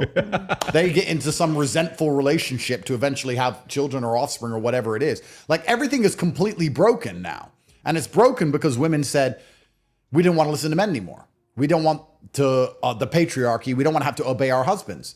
What's interesting as a thought experiment, and I don't know, women will have to answer this, but if I were to analyze it logically, I would say, every time I see a woman complaining that men aren't loyal, let's say, for example, I say, you did this. Men were loyal when they had to be. A man met a woman. You were in high school. We had to get married to have kids because society expected us to get married to you. So we had to, and we had to take care of you. You're complaining that you need help. We had to give you a house. We had to work. We had to raise the kids. We had to be loyal to you. We had to be home every day. We had to take you to church on Sundays. We had to. Then you said you don't like listen to us because we expected you to cook dinner. You didn't want to cook dinner and you want liberation. So now what are you doing? Now you're running around chasing men who have all of the options on the planet. And you're wondering why he's not loyal to you. Well, you want him to sit down with only you. How many beautiful women in the world are blowing up his phone? He's the guy with the yaw. There's lots of space on the boat. You know how this is actually, I understand this mindset now.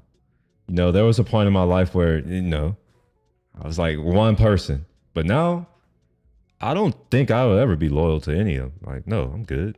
Why? Why should I?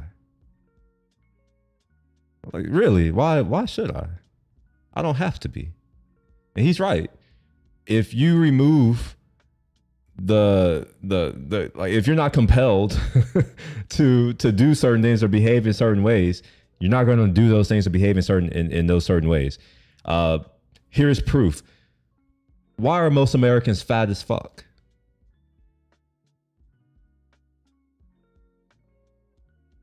Just think about it. Why are they fat as fuck? It's because no one is compelling them or forcing them to live a healthy lifestyle, to go to the gym, to eat well, to eat properly. No one's forcing it. And because no one's forcing it and it's not being compelled, people are going to do whatever is the easiest thing or whatever makes them the most comfortable. Because most humans seek out comfort as a default. It's very rare that you find people who are not going to seek the most comfortable option, who actually do want to go through the thing that's the most difficult, who do want to go through things that are painful. It's very rare that you're going to find those types of individuals. It's unlikely that those individuals are what we would consider a beta male, though. It's also very likely that it's those types of individuals who have a high, like, sense of self-worth and who have a strong internal locus of control, it's very likely that it's those individuals who would be described as toxic because it's hard to control them. Though, so tell me what you think about this. You get married. I know you're not married, but let's say you do get married, and I don't know the type of woman that you would marry, but assuming she's the kind of woman that is intelligent, she works, she has her own ambitions, but she's obviously available to take care of you and the house and everything, right? Do you ever feel, firstly, that you can be, I mean, does a woman inspire you ever?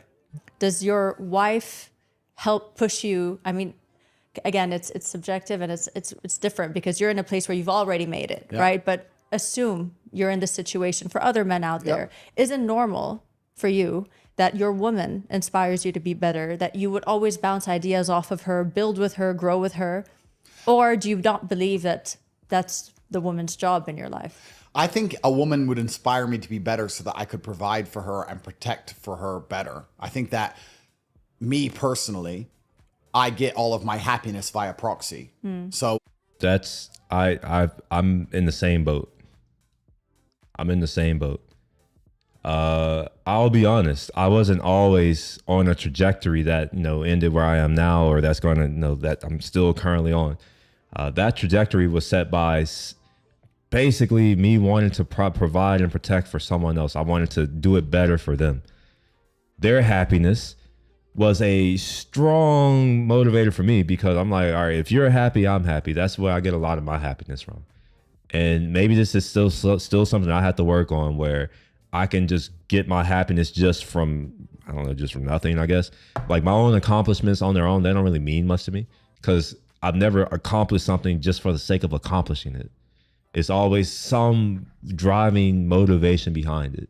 I went to college because both my grandparents didn't, but my grandmother couldn't, even though she had the grades.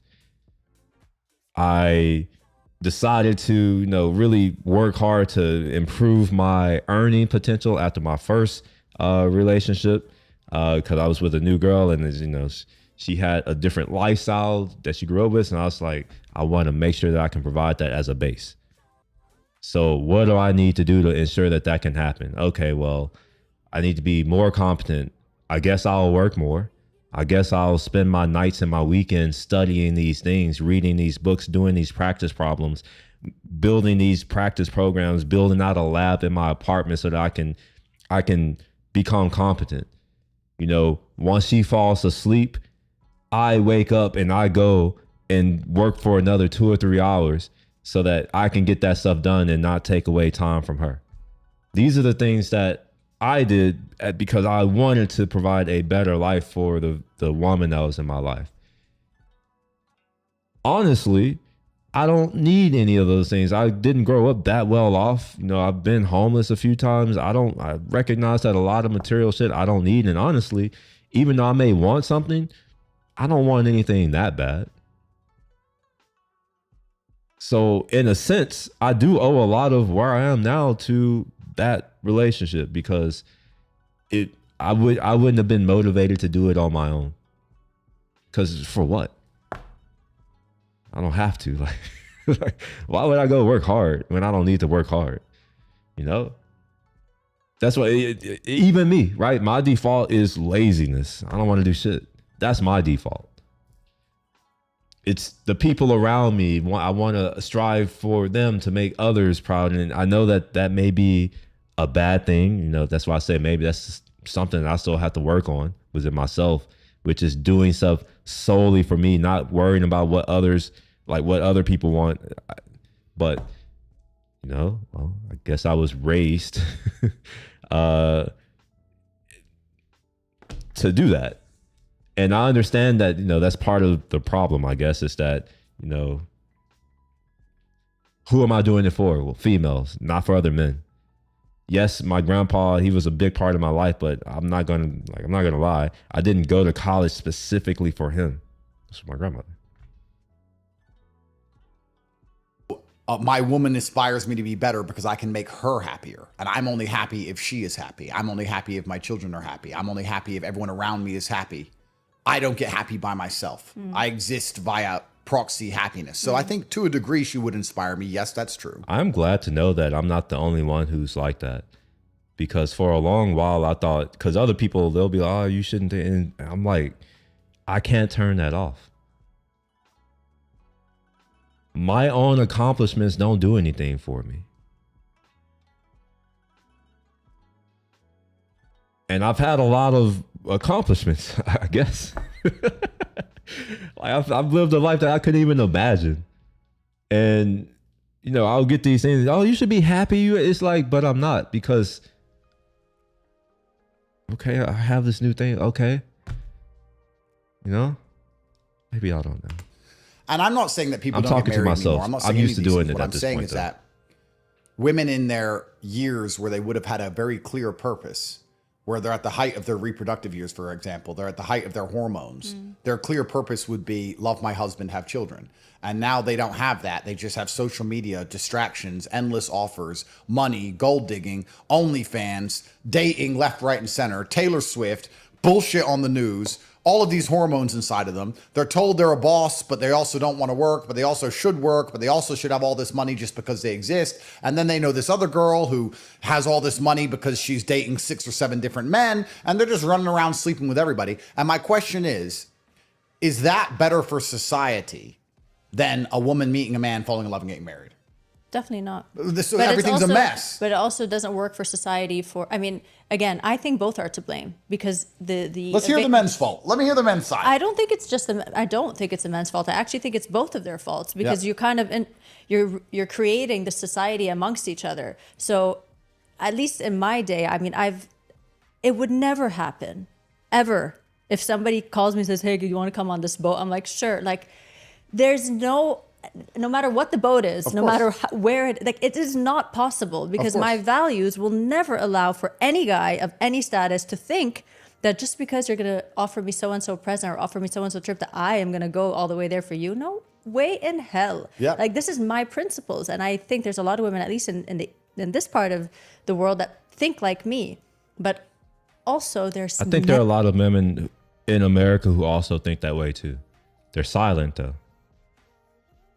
You don't hear them. They're not shaming the other women. They are just allowing it to happen. And what that does is it distorts reality. It gets people thinking that all of them are that way, because, you know, if all of them weren't that way, maybe they would be out here, you know, holding them accountable. Let's remove it from women. Let's go to another race.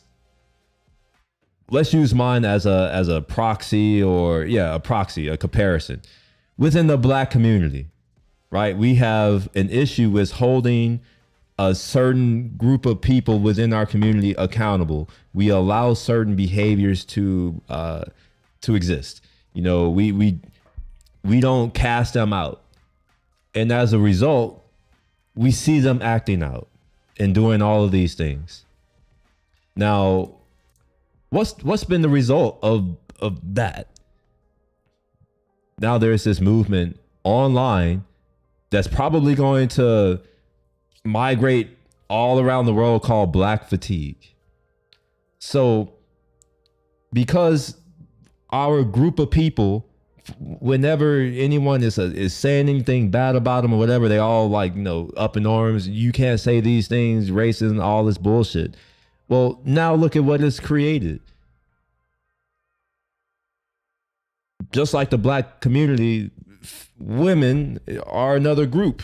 And if they don't police themselves, they're going to allow the bad apples to fuck it up for the rest of them. It's why we can't have nice things.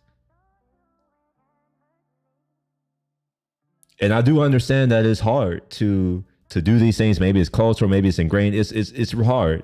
And I can't really blame them, because, I mean, shit, I look within my own community, which is, you know, also has women, of course. I look at my own community, and Black people don't really do it. What Black people do is, at least what I did, I can't say what Black people do. I can't speak for Black people. I can only speak for me. What I did was I made sure that I got out of that environment, and I never returned. I don't really have many friends who are from that environment. and I wouldn't even talk to them. It's like that, you know. I cut it off full stop. But for every person like me, there are 9 others who just go along with it, rock with it. They celebrate it. They continue to do the worst. Many that don't. It is such a common thing around in some groups of women to talk about them being invited by men and men buying them stuff. I don't have that with any of my girlfriends. None of my girls are the kinds of girls that will ever take a present from a guy for no reason. Yep. It would never happen. Yep. And we all have amazing husbands, great hardworking men that are trying their best and that are building and growing. And we build too, and we grow too, and we're happy. But then there's this dynamic of what comes first, the chicken or the egg? Is it because the men are like, here you go, and the women feel empowered? They're like, yeah, so I mean, I'm empowered. I can take what they're offering and do what I want to do. Or is it the other way around? Well, I'm going to answer that question. Yeah. I'm going to answer it because I would argue that when society functioned the way it previously did, where there was a man and a woman and a husband and a wife and a family and a small home and children in it, I would argue that men didn't want to give up having a wife and having kids that they take care of and going to work, because most men still want that now. Women wanted to give up having a responsibility and a duty to men. Right. Men still want that. Ask the average man, what do you want? I want a woman. I want some children. I want her to listen to me. I want her to be loyal. I don't want her to be a hoe. I don't want her to talk to anyone else. Men still want the same thing. Women have changed. Most women, of course, exceptions exist. Most women don't want to obey a man anymore. So women changed the game, and women said, we don't want to obey anymore. We're going to change the way society functions, because they thought it would be fun. And they thought that they would have this liberation and girl power and all of this garbage. So now we're in a situation where we described how the girls act. Let's describe how the men act, because there's 2 categories of men. The men who can get girls and the men who can't. Well, the men who can't get girls, they just sit online all day and have checked out of society. They play video games and trade crypto and smoke weed. Now, the system by and large has no problem with them, because although the population is collapsing, although there's a population collapse, they're just importing people from other parts of the country and destroying cultures. He's speaking on what I was. He's actually speaking on what I was talking about. I don't know how many minutes ago. But yeah, I'm gonna let him finish his point. I'll be right back. Get this music playing again.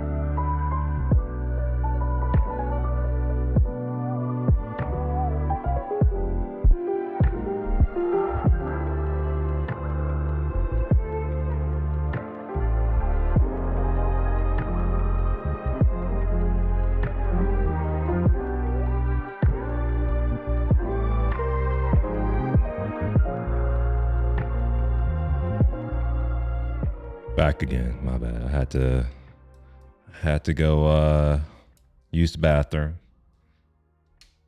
Got my next water, so it's gonna happen again in not too long from now. The population's up.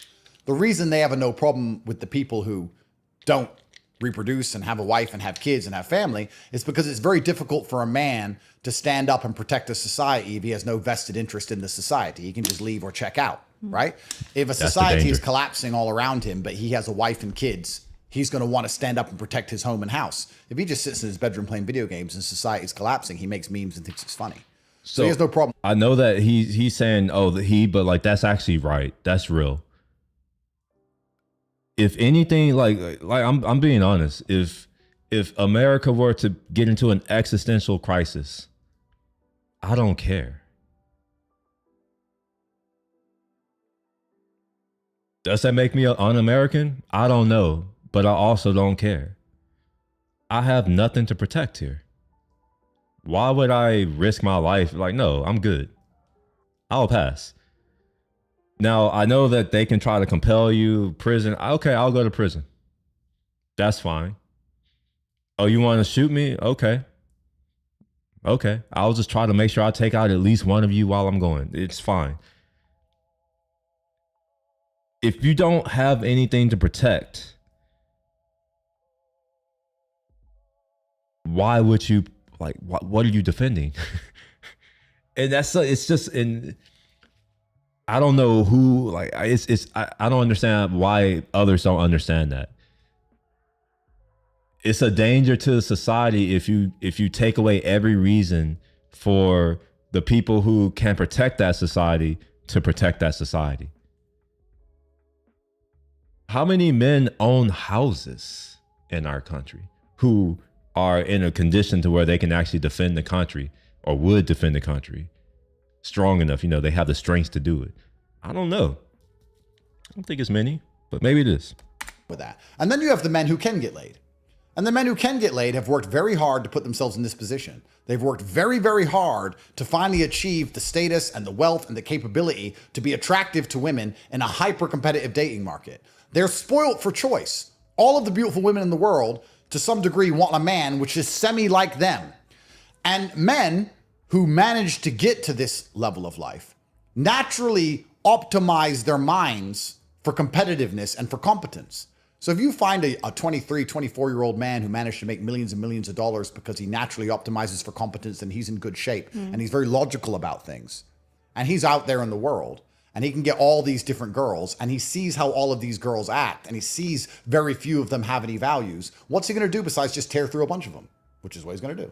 And then you're right. Then it is the man and the woman. And but it then all gets worse. Like you said, it's not necessary that women are like that. So in a position where a man thinks this way and he has earned his right for a proper woman and he marries a woman or dates a woman or whatever, do you believe that it's well within his right to still have options? Well, don't be shy. I'm not going to be shy. Truly, like, I'm curious. I mean, everybody has I think, okay, so biologically, you have to, when I look at all subjects, you have to analyze them societally, you have to analyze them morally, you have to analyze them biologically, right? So if a man is married, should he sleep with other women? Well, morally, no. Biologically, men don't get pregnant. And men have been programmed to get as many women pregnant as possible. Why as many women? Why not his wife? Well, because women, unfortunately, are slow. Wait. Here's the reason. Let's say I have a wife. The most that I can have is one child in a year. Just one. That's the reason why. It's to me, it's so easy. You don't have to think that hard. But if I'm going around sleeping around with 10 or 50 or 20, I can have as many children as I want in a year. It's a function of how many women I can get in a year. So if I wanted to have 50 kids in a year, all I had to do is, make sure I can get with at least 50 women and, shoot my shot, as they like to say. Then I can have 50 children in a year. There is no way in hell that I can have 50 children with my wife. Even over the course of 50 years, I couldn't do it. So, I mean, that I don't know. I wonder if maybe she doesn't, to me, it's so obvious. It's like, what do you mean? Why? That's why. Oh, and they take a long time to grow babies. If you'd speed up, maybe we wouldn't have this problem. Oh, he's saying it too. Yeah, speed up. That's a personal choice of yours that you want that many children. So many men just want 3. Of course. But I'm talking biologically. When I say biologically, I'm talking about us as animals, as organisms. Yeah. As animals, as organisms, men to procreate, for humans to exist, considering so many men died at war or hunting lions. Men died at a much higher rate than women. There were more women than men. My job as a man is to get as many women pregnant as possible, biologically. Morally, that may be wrong, but biologically, it is my incentive to do that. The female incentive is actually different because when a woman is pregnant, she needs a man to stick by her or she's going to die. She needs protection provision. The female incentive, biologically, is to be loyal, to get one man to know who the dad is so that he won't leave and to stick by him and for him to take care of me. Whereas the male has a different biological incentive. Get her pregnant, get her pregnant, get her pregnant, get her pregnant. That is why if a woman cheats on a man, it's so much worse than if a man cheats on a woman. Because if a woman cheats on a man, paternity in and of itself is at risk. A man can sit there. If a woman cheats on a man, there's an emotional connection required because she trusts this man at some level to protect or provide for her or take care of her. She respects him at some level, like he's strong. There's something there. Whereas a man can cheat with a woman, he doesn't care. Okay, so you're saying it from a biological perspective, instinctual perspective. The way I see this argument is I don't cheat for respect for my husband. Yep. And I would expect no matter what the biology says, no matter what the instinct says, Understand. my husband will say, I think I have something going on here that's more important. I don't want to hurt her. Irrespective of how he feels or how he functions as a man, within himself, he's like, but is it worth hurting her? Because her feelings will get hurt whether my biology pushes me to do this or not. Of course. Do I want to hurt her feelings? Do I want to do this to her? Not really. Let me try not to do it. It must be more tempting for him than it is for me. She said the key word. He has to try not to do it. He has to expend energy fighting against his inner nature for you. Now, my question is, how many women do the same for men? It sounds like she's doing that. Well, it's their inner nature is to find a man to take care of him. She's done that. But it's like, I get what she's saying, but I don't like that she's saying it because she hasn't done that. You don't get to say what someone else should have to do. This man is putting in more energy to fight his inner self, like how we're conditioned. It's nature. So we're having to fight that for you, but what do you fight? In her case, obviously she's with her man, so she respects him, all that kind of stuff, but I think it's a little bit different, and I don't think they would understand. Just like we probably won't understand certain things that women experience because as men, we just can't experience it. Something like childbirth, for instance, we simply can't experience that. So yeah, it's almost like she's saying, oh, you should, but let's always talk about controlling your mind, discipline, working hard. 100%. Why is the exception when it comes to this? I'm not saying there is an exception. And men can't control that, but you have to control every other difficult thing in your life. Completely understand. So morally, I said no. Biologically, I'm explaining why men are always going to be more tempted to cheat than women. That's what I'm trying to explain. Okay. A woman isn't even tempted to cheat unless she's broken. The only kind of woman who's tempted to cheat is a woman who's been slept with too many men anyway and her mind is broken. Women, by and large, their natural inclination is to be loyal. Correct. And a man, his natural inclination is not to be loyal. Correct. And I'm only saying this before I answer your question so we understand that when we talk about loyalty and monogamy, we are talking about women saying, you should want to do what I naturally want to do. Right. And a man doesn't naturally want to do it. That's what I was getting it's at. Like, it's like a woman saying to a man, you should want to put on makeup. And he'll be like, well, no, I could, but I don't really want to. Right. Society might tell me I should, but I don't want to. You want to do this. So women and men are fighting a different battle here because women want to be loyal anyway.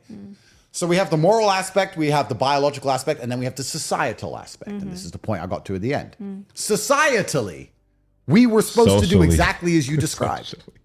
But women broke that contract. Right. Women broke the societal contract when they decided to not listen to men anymore. What man in his right mind would get married in the West? I feel like the sanctity of marriage is not respected by men or women nowadays. I totally agree with that. Yeah. Of course it's not. It's destroyed. So in the West, it doesn't even make logical sense for a man to get married. Why would he? I mean, you have to be an idiot. You have to be a simp or emotionally, like, I'm at the point now where I see a man in the West, and I'm not going to talk about the Arab world because it's different. There's a lot more tradition here. It's many years behind. But if I see a man in America getting married, I look at him like he's a simp. I'm like, you're an idiot. You're a dummy. For what? What are you marrying her for?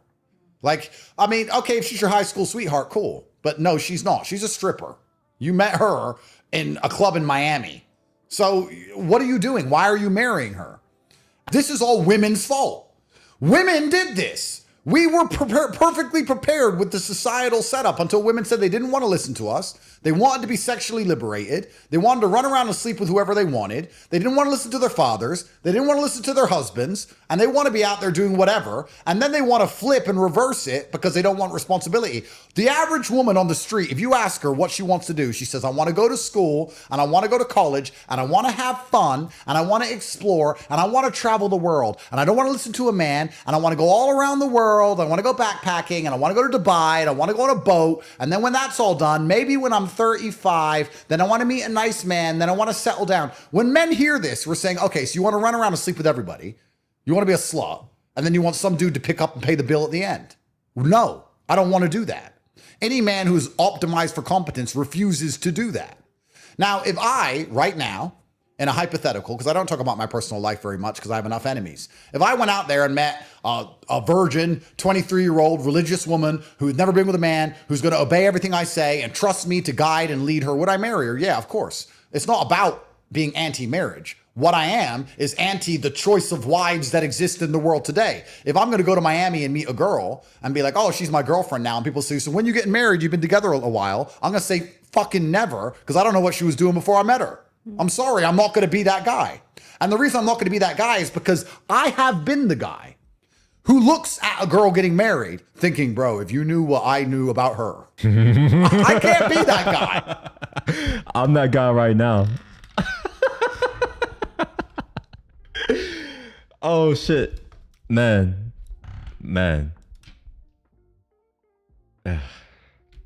Honestly, while he was talking, I'm actually thinking about that person right now and her husband and how much of us, man.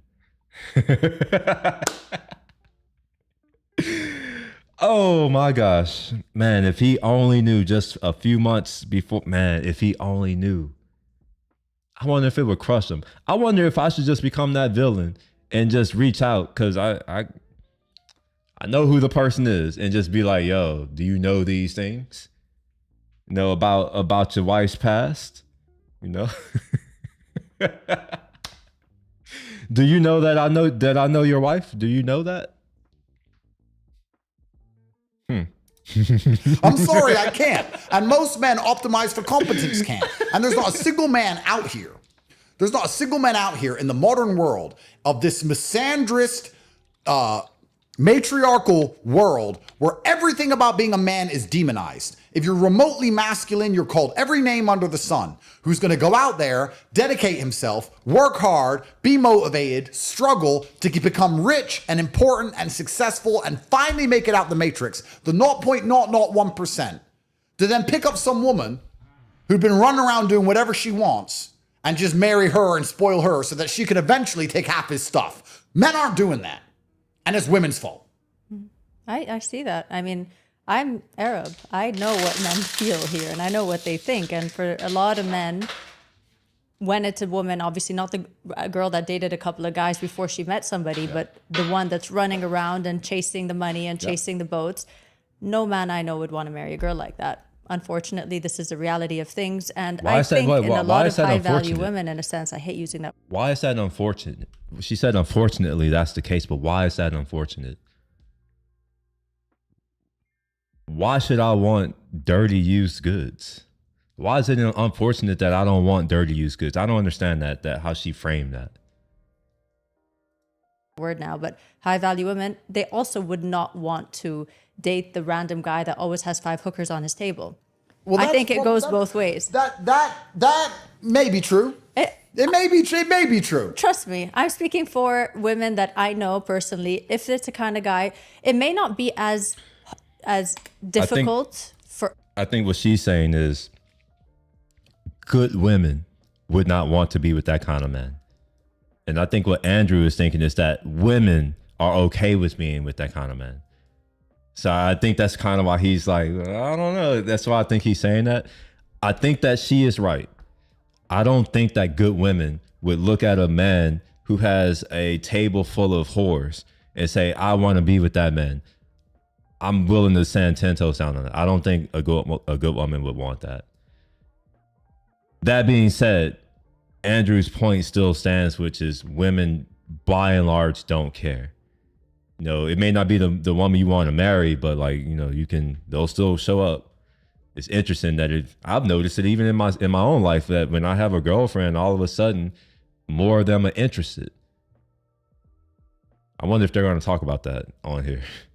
I mean, she may at some point, if he like calms down and shows he's changed, may say, you know what? Can forget the past. It's cool that he kind of like, you know, had all these girls around him, maybe. But I think in general, it's a turnoff for a lot of women to be like, why does he have 50 hookers on his table? Like, I don't want to be seated on that table. Yeah. Take it from me. I have so many guy friends, a lot of guys I grew up with, and I've seen them with hookers on the table. I'd be like, when I was single, who's on the table? They'd tell me, I'm like, I'm not coming. There's no way I'm going to be sitting on a table like that. I mean, some women feel this way. Yep. You know, so I think it goes both ways. No, I agree with you there. I think there's some women who wouldn't be happy to be on a table with a bunch of other women. That is true. Not just women. I'm talking about like, not other women. Of course, I'm happy to sit with other women. Yeah. Paid women. I mean, yeah, paid hookers. People that they call escorts, they could make them travel in to hang out with them. I would not sit on that table. It would never happen. I understand it. I completely understand it. She's a good woman. That's why.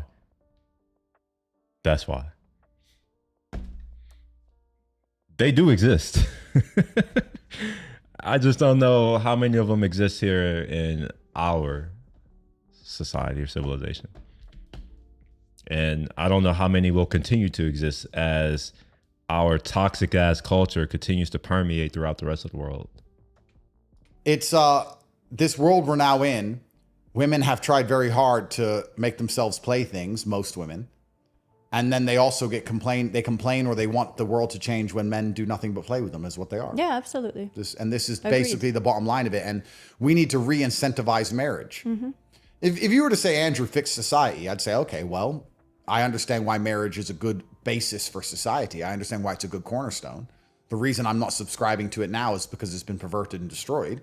If you want to restore marriage, then you have to restore the incentives for marriage. Women have incentives for marriage. Men currently have no incentives. We don't have any. Masculine incentive needs to be restored.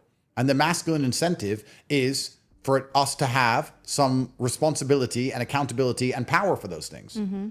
Why would I be responsible for a woman?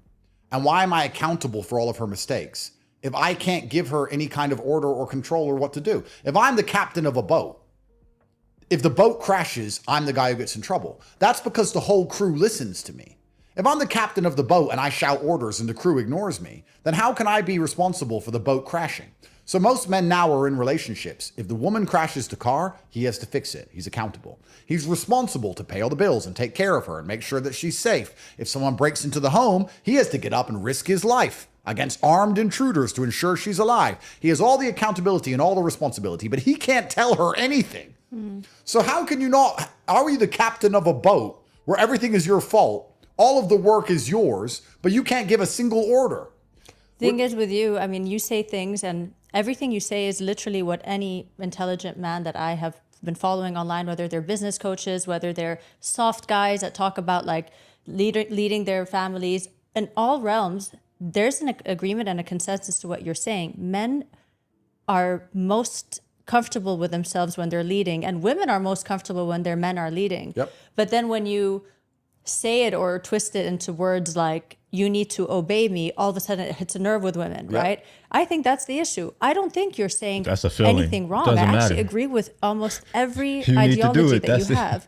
I just think it's the way that it's said that triggers people. So this is exactly how media works. It's the tone police. You say sentences with a strong headline that piss people off. Yep. And then they don't want to listen to what you mean by it. But every woman out there would say, I actually want a guy to make me feel like I don't need to drive the ship. I want him to drive the ship. Yep. I want to feel like I could count on him and lean on him. Yep. Granted, he gives her love and affection and emotion. He's there for her, not just pays for the bills of the house and does whatever he wants, right?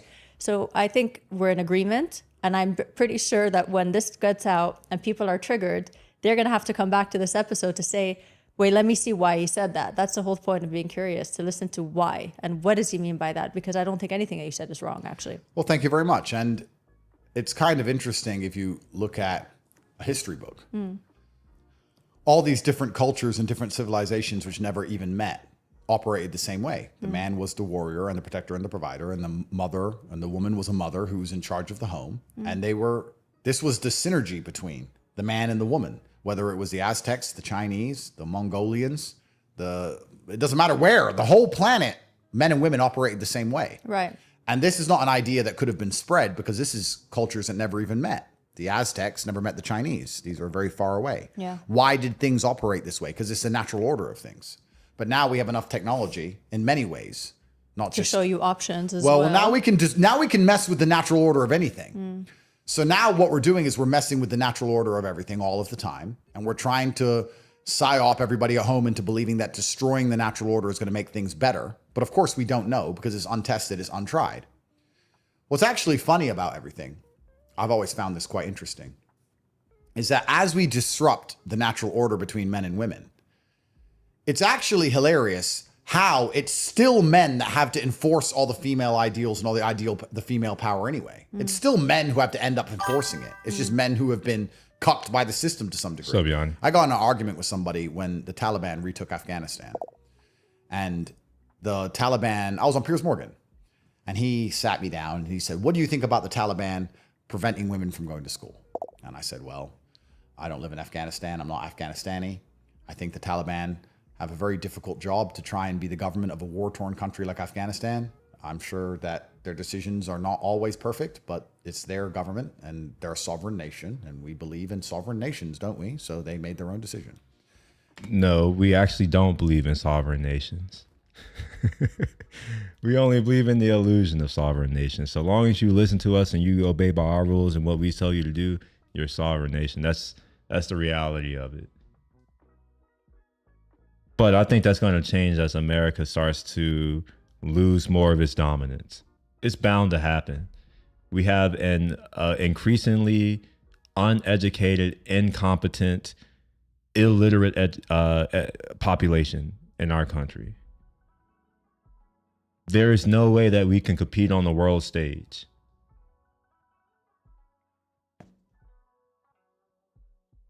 Even now, we are producing the most feminized men in the world.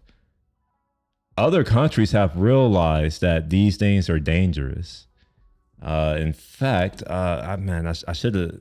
I'm gonna start doing a better job. China recently has banned completely you can't even present it. LGBTQ plus whatever the fuck they are. You can't. They've outraged. You can't do it. You'll be disappeared. You can't have it on TV. You can't show their relationships. You can't express it out in the open. None of that. Not long ago, they also got rid of that sissy boy pandemic. The sissy boys. That's no longer allowed there. It seems that certain civilizations realize that certain ideologies are toxic to the society. Sure, it may hurt some people's feelings, but at the end of the day, fuck your feelings. The goal of the human race is to go forth and multiply. And that's what's going to happen for the countries that understand that. The countries that have the highest populations, they are going to have the most opportunity to gain world dominance. Once America stops importing people, because let's be real, a lot of the people who are coming to America now are not the people who we necessarily want or need. We're bringing in unskilled people who can't even speak the language from Venezuela. Really? What the fuck are they going to do for us? More and more, the most competent, the world's elite minds who come here and study in America, more and more they're leaving. They're going back home and taking that knowledge, that expertise, that competence and building it at home. And as that starts to accelerate, their homes are going to become better and more attractive, and they're going to start attracting more and more people. Even people like me. I'm already thinking about my exit and where I'm probably going to spend my life in after this. Because let's just be real, like this, unless you are you have like 20 million net worth, America is not really that great of a place. You're not really that free.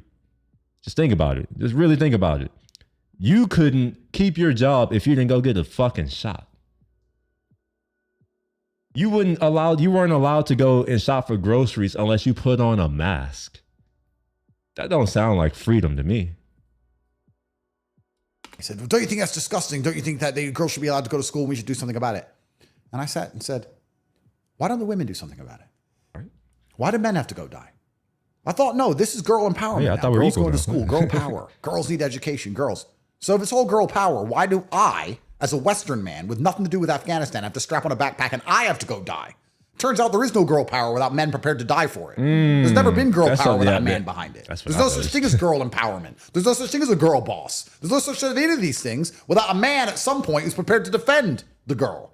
So it turns out, as we disrupt the natural order, and we're living in this matriarchal insanity of the West, and all this girl power garbage, behind it all is still a man at some point enforcing it, which just shows how false it all is. I think a girl boss is a woman who gives her man status, which is what we've talked about because she's not a whore and she hasn't been all over the place. A woman who gives her man status, inspires her man to take care of her, gives him the things that he can't find out in the world without her, has a happy family with him and a happy home. That's a girl boss to me. A girl boss I is not totally someone agree. running around saying, I hate men, I don't need men. 100%. And all those women who say, I don't need men are f***ing liars because you do need men. Because the second you get in trouble, you're going to call a man. Right. Whether he's a police officer, a mechanic, or a fireman. Fireman, He's yep. a man. He just doesn't have sex with you, but he's still Or a dude. pilot. 100%. So Everything. it's all, there is no girl power. It's all made up. Yeah.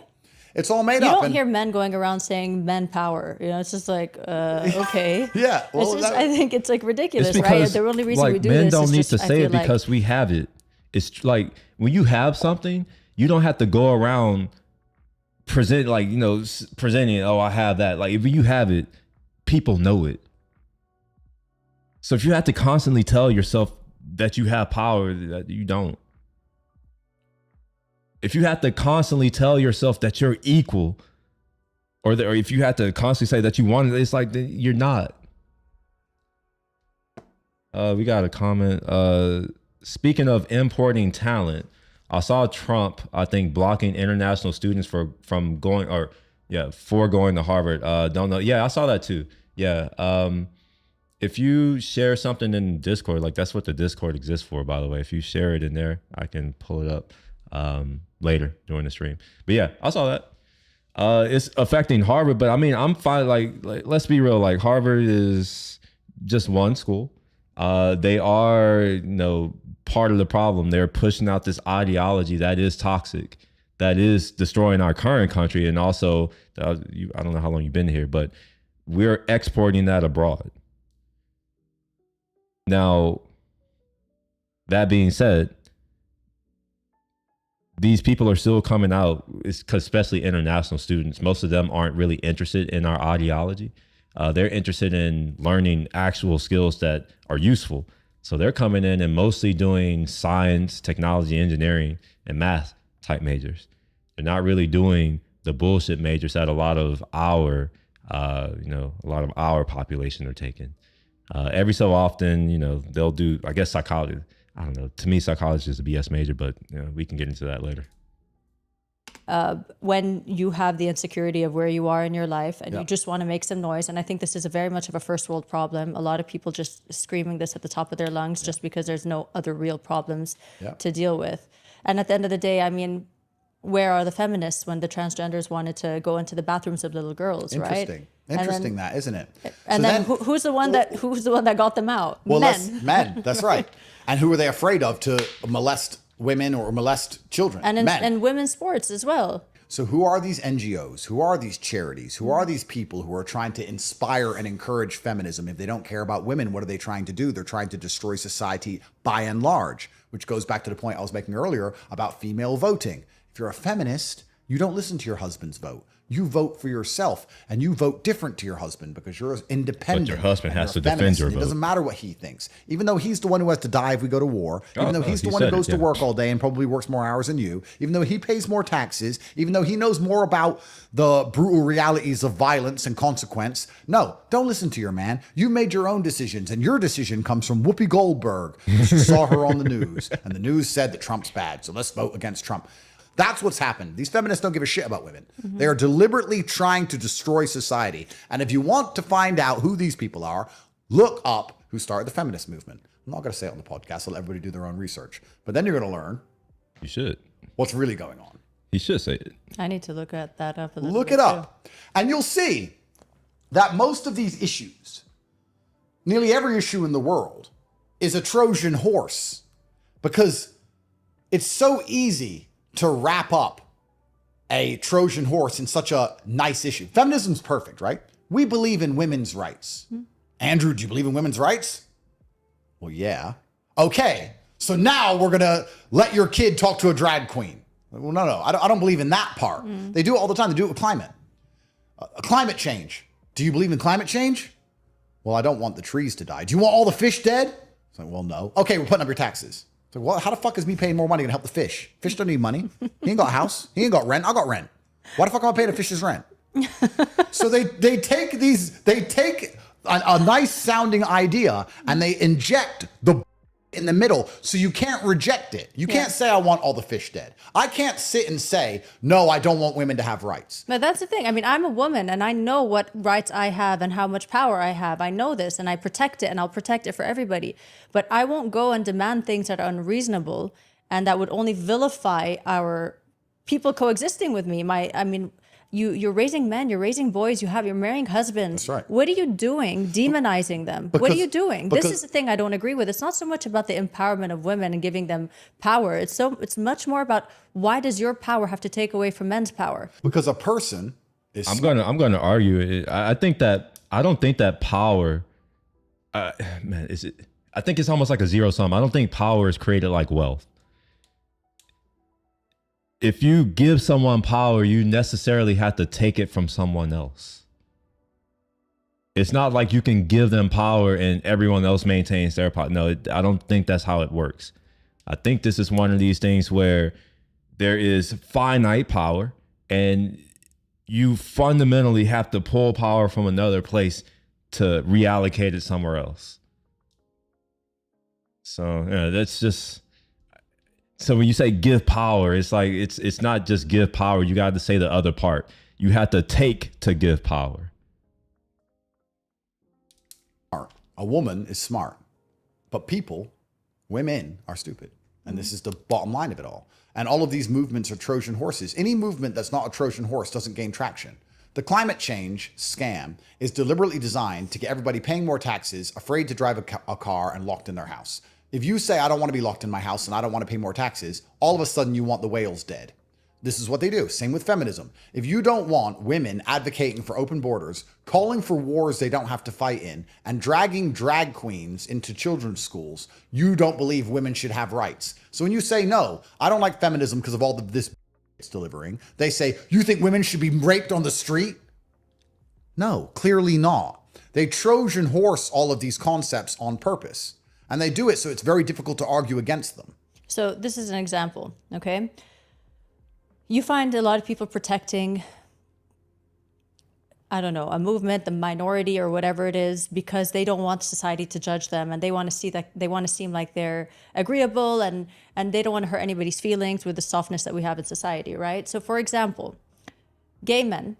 Yeah. A lot of gay men tend to be very loud and obnoxious about their sexual life. Yeah. Very detailed when they're sitting on a dinner table talking about what has been done to them because they, for whatever reason, maybe felt suppressed for so long and all of a sudden they're a bit freer and now they want to talk about it on a dinner table in detail, graphically.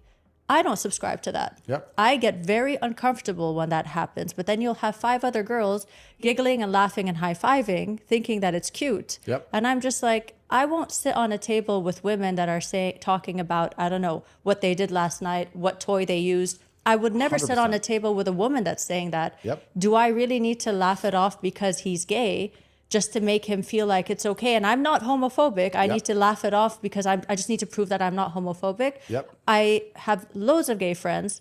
A lot of them very well respected. They're gay. They don't need to talk like that. They have nothing to prove.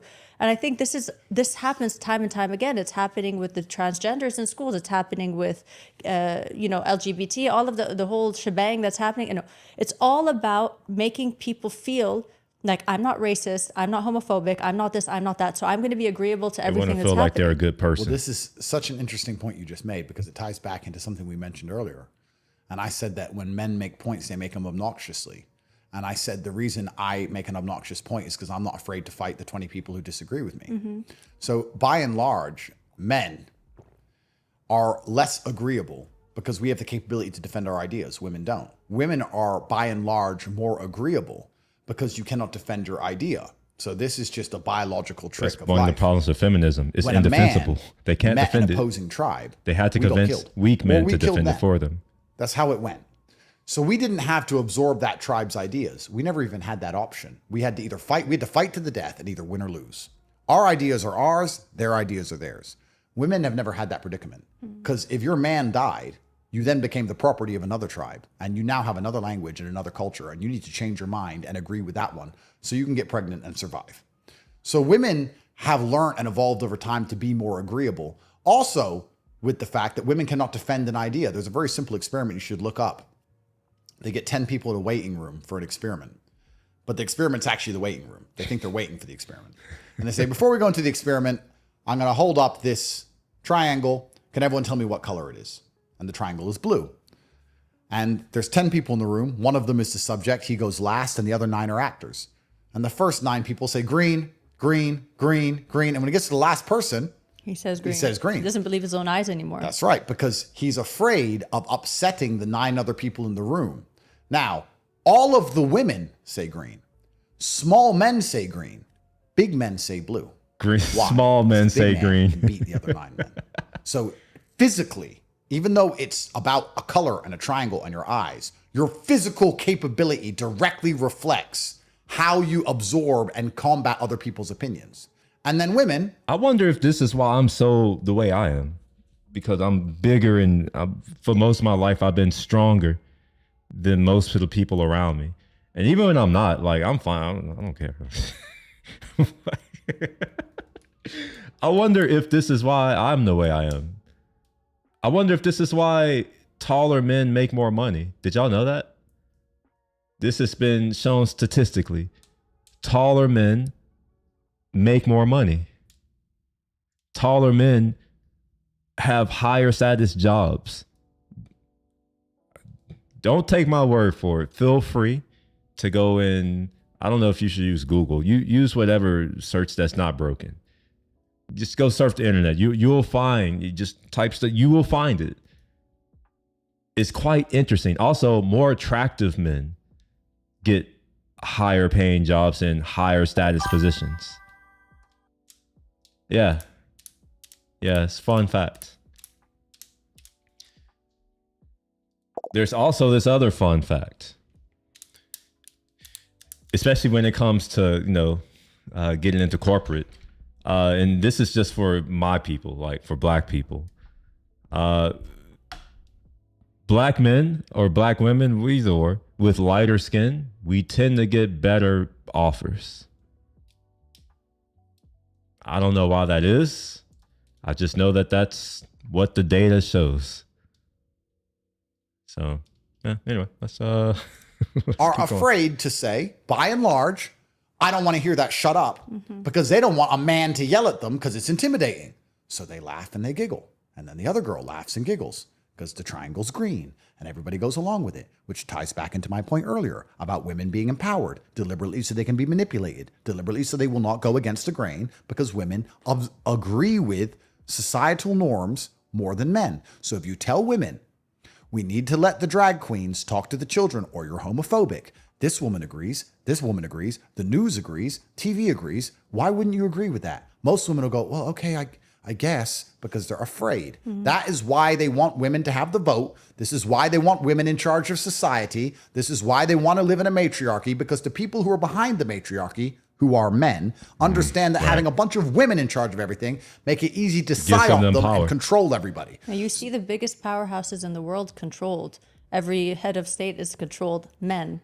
What would happen if they're women? Well- Another situation. Well, people say this. Like I've heard what feminists say. All men go to war all the time. If women were in charge of everything, women wouldn't go to war.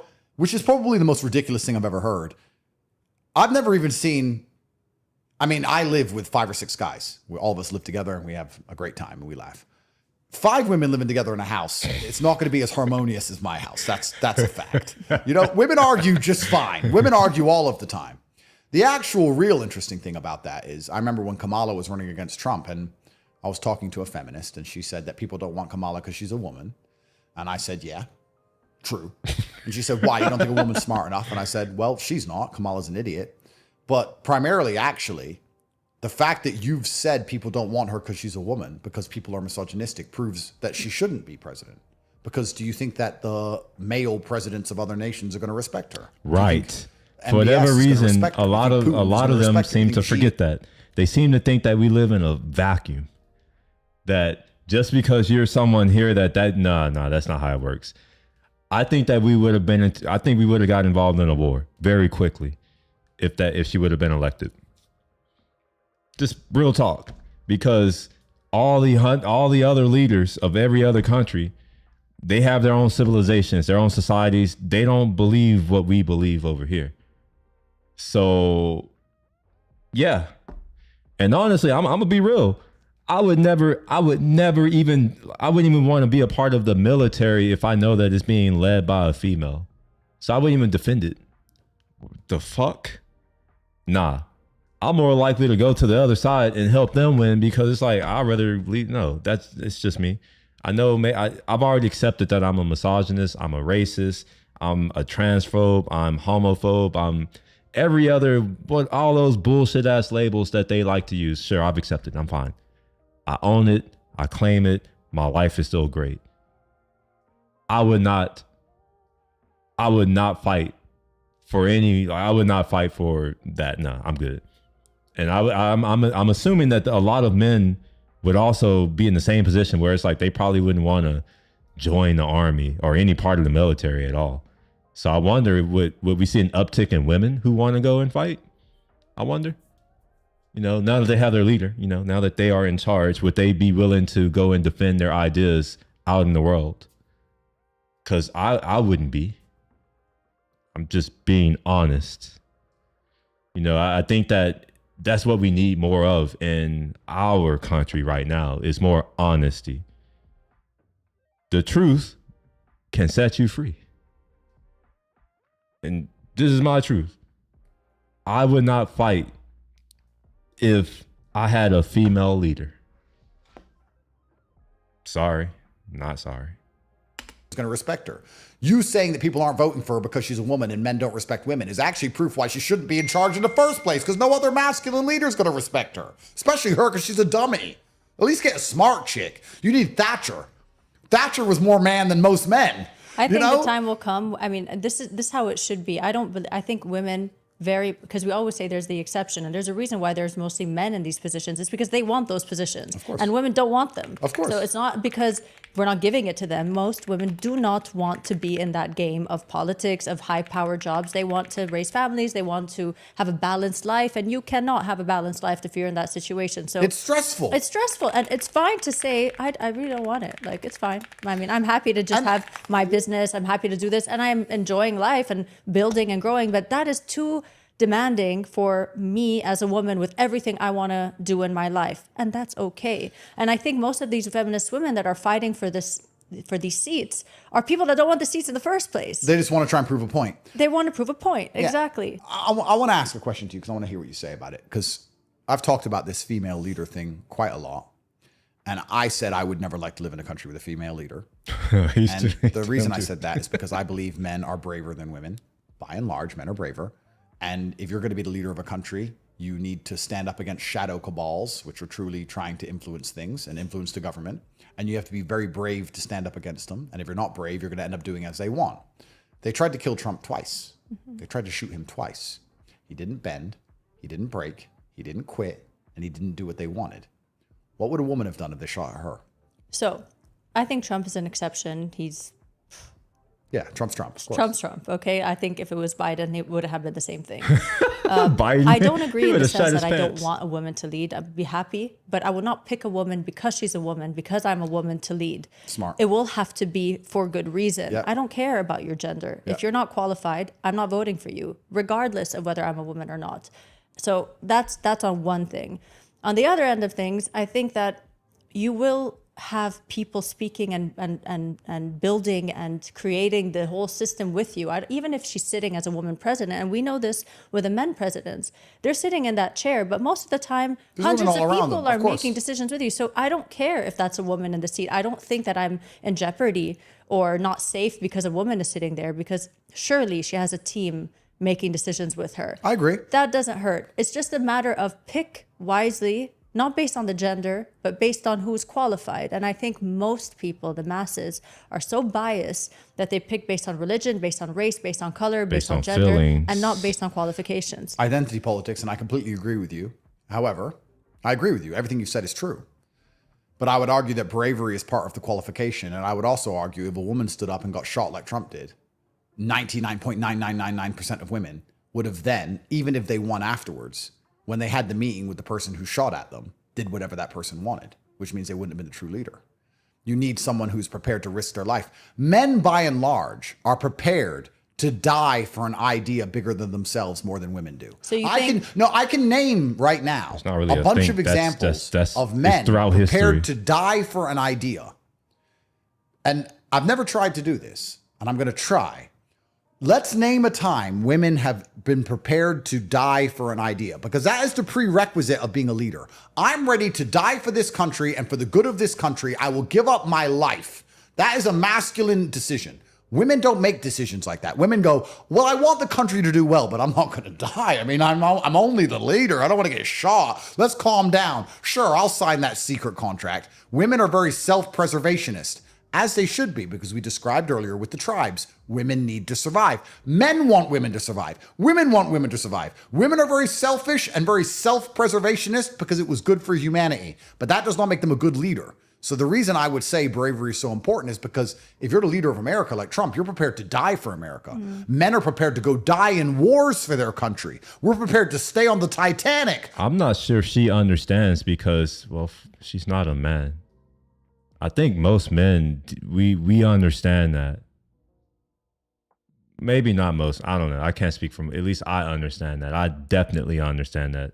Because even now, there are things that I kind of even alluded to it. It's like, I'd rather die, which is AKA me defending my ideas. I'd rather risk death than to accept something that I don't want. And I'm okay with that. In fact, I look at that as a great way to go out. I don't know if they have that in them. Now, I know that I'm toxically masculine. I know that's a toxic trait, but hey, it's still my trait and I'm gonna own it. Like, I am prepared to die for certain things. Like, death doesn't really, I don't know, I don't fear it. It's like, okay, like we all gotta die. I already know that. We all gotta die. You're born to die. Okay, so I might die a little bit earlier, but like, I don't have to live in shame of having to accept some type of thing that nah. So I understand what he's getting at. I don't think that she's, I know they claim to be empathetic, but I don't think that she's able to do that because, well, like, they don't have any reason to understand it or to feel those things. But I get what he's saying. For honor, so we can die on a boat and freeze to death so we're not known as a coward. We'll die for the idea of honor and dignity. You cannot think of a single idea. You cannot think of a single idea that a woman will sign to die for. No matter what it is, she'll go, yeah, no. And that's my point about why I don't want a woman to lead a country. Because I want a leader who's ready to die for the place. I'm ready to die for my ideas. I'm sacrificing, I've got the best life ever. Why am I sitting here saying all this shit? I have the best life ever. I can go get a yacht, get a bunch of hoes. Yeah, he we're could in go fuck Dubai, off. He could fuck off and I for can the go rest and of just his life. party all day. I don't need to be sitting here on podcasts making people think. I don't need to be pissing off global governments. I don't need to be catching criminal cases. I don't need to be getting thrown in Romanian dungeons. Why am I doing this? Because I believe the ideas that I'm trying to purport, the ideas I'm trying to push, are more important than my individual life and liberty. I believe that. Women don't think that way. Some, not all, men think that way, but only exclusively men. Women will never die for anything, ever. And I'm not saying it's a bad thing. Yeah, he's right. He hit the nail on the head. He says some men think that way, but even within men, not all of them think that way. But he said it's exclusively men. Is he wrong? Am I the only one here? Maybe. We need you alive. No, y'all don't have to answer. I know y'all are too afraid to answer. I'll answer it. He's not wrong. To make a joke about cleaning. Well, to clean our kit, to cook for us. Yeah, we need you alive. It's good for the human race. But He said for we the have to be cleaning. very realistic about these things. Honestly, man, listen to this man talk. I heard that he's a misogynist. It doesn't seem like it. It doesn't feel like it. This woman who he's doing this interview conversation with, she seems to be enjoying it. It almost seems as if she respects him a little bit. I suppose women respect misogynists. So maybe all men should strive to become a misogynist, because then women will respect you. They will like you. They'll laugh at your jokes. They'll converse with you, because that's what I'm seeing. Of course, they don't want us to be realists. The Matrix wants to call us those buzzwords so that we're afraid to see reality. They want me believing, that when I walk down the street, a woman can fight just as well as me, just as well as I can. And we're not different at all. And if I say that, that's ridiculous. They'll say, what about this girl? And they'll name some powerlifting Whataboutism. 6'8" woman Whataboutism. from some Viking. And I'm going to say, well, exceptions don't said some disprove the Viking. rule. Exactly. And they're going to say, oh, yeah, but, you can't. It's clown world. Yeah. And they're trying to keep this clown world active on purpose. And they're primarily doing it via feminism, climate change, and a lot of it, and I'm not trying to be misogynistic, a lot of it is female empowerment. Because if you want a clown world, you need an emotionally driven world. And that's why they want women in front of or in charge of everything all the time. And they want to soften men. And they want to soften men, because if you soften men, you just make another version of woman. Like I say right now, every single European leader is a woman. And they'll go, Macron's not a woman. Yeah, he is. Yeah, okay. Hello? There's nothing masculine about him. I've got a case in France already, don't worry about it. There's nothing masculine about the guy, is there? And this is the thing that's one of the largest psyops, because the misandrists, the women who hate the men in the West, they'll go, we don't hate men. I like this guy. And then they'll show me a dude who acts like a chick. So you do hate men. You only like the men who act like women. You only like me as a man if I adopt female characteristics, shut up, act timid, act afraid, pretend that your women can do everything a man can do, and become a bitch. Then you like me. Well, that's not liking men. And then if I'm actually masculine, I'm called toxically masculine. How am I that's right. toxically I'm masculine? I toxic. have no criminal record anywhere on the planet. They've been trying to... I'm fine. I'm fine with being toxically masculine. I like it. It's worked out well for me, It's worked out very well. I also don't have a criminal record. I've never been to jail. I've never been to prison. I've never had any type of any of that. I'm happy as a toxic man. It's worked out incredibly well for me. And I would like to think that my mom is proud of me. I think she is. Let me see. I'm gonna hit my mom. I'm gonna see what she's doing and tell her that I'm streaming and tell her to come on and see if she has any ideas. Give me a second. Let me call her right quick. No, I'm not gonna call her. I'm gonna text her.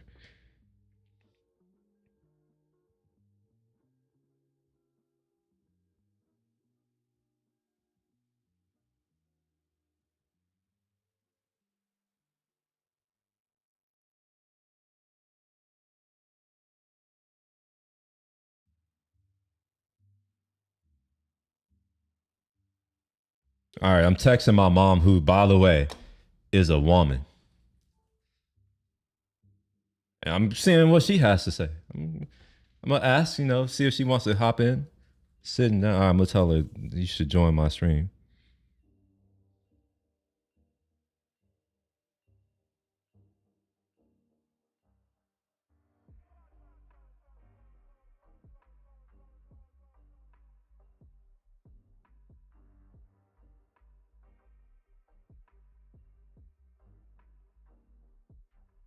All right, my mom is hopping on.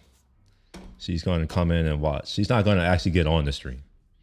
Actually, I'm going to tell her I got to go use the bathroom right quick.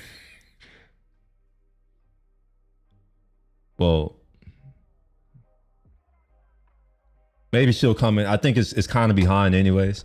So I'm going to Mama, if you happen to get here right now, and it's like off, just know that I'm going to the bathroom. I'll be right back because I've been drinking all this water. That goes for everyone who's here. I'll be back in like 2 or 3 minutes. I've been drinking.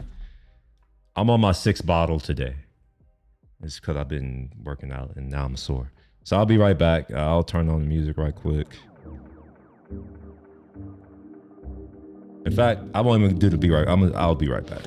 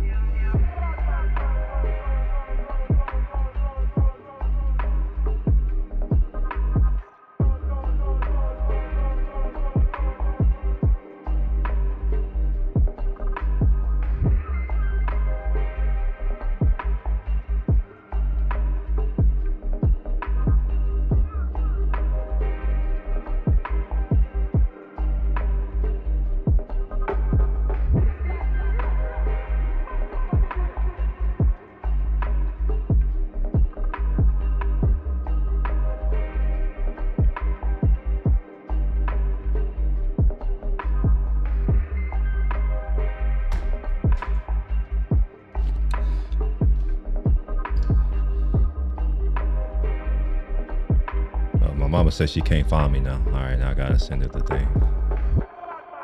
Okay.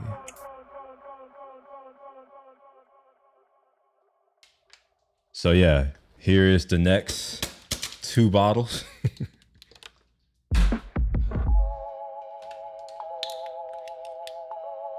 started jump roping this week in earnest, and I've been doing it outside. I try to do it in the morning before it gets extra hot, but it's still like 90. So yeah, this is the 5th or 6th day, and I have a weighted jump rope. It's not a regular jump rope, it's weighted. I just realized that I should probably turn down my music. Hey, mama. All right, I'm watching Andrew Tate, and he's been saying some things, and I want to know whether or not you agree. I was just telling everybody how I'm proud to be a toxic masculine man. I'm fine with that. And I'm curious to know, I was like, I wonder if my mama would agree with some of the things that he's saying. So I'm gonna kind of go back a little bit, but I'm not too far because I want to keep the stream rolling. Let's calm down. Sure, I'll sign that. So what? Based on gender and not based on qualification. Let's go. I remember when Kamala was running all the time, make it easy to psyop them and control everybody. A man to yell at them. Now, all of the women say green. All right, so I'll go with this experiment right here. You then became the property of another. Yes, yeah. Well, it's not that hot yet, Yanni. It'll be hot soon. So here's what, I don't know if, have you heard of this guy, mama? His name is Andrew Tate.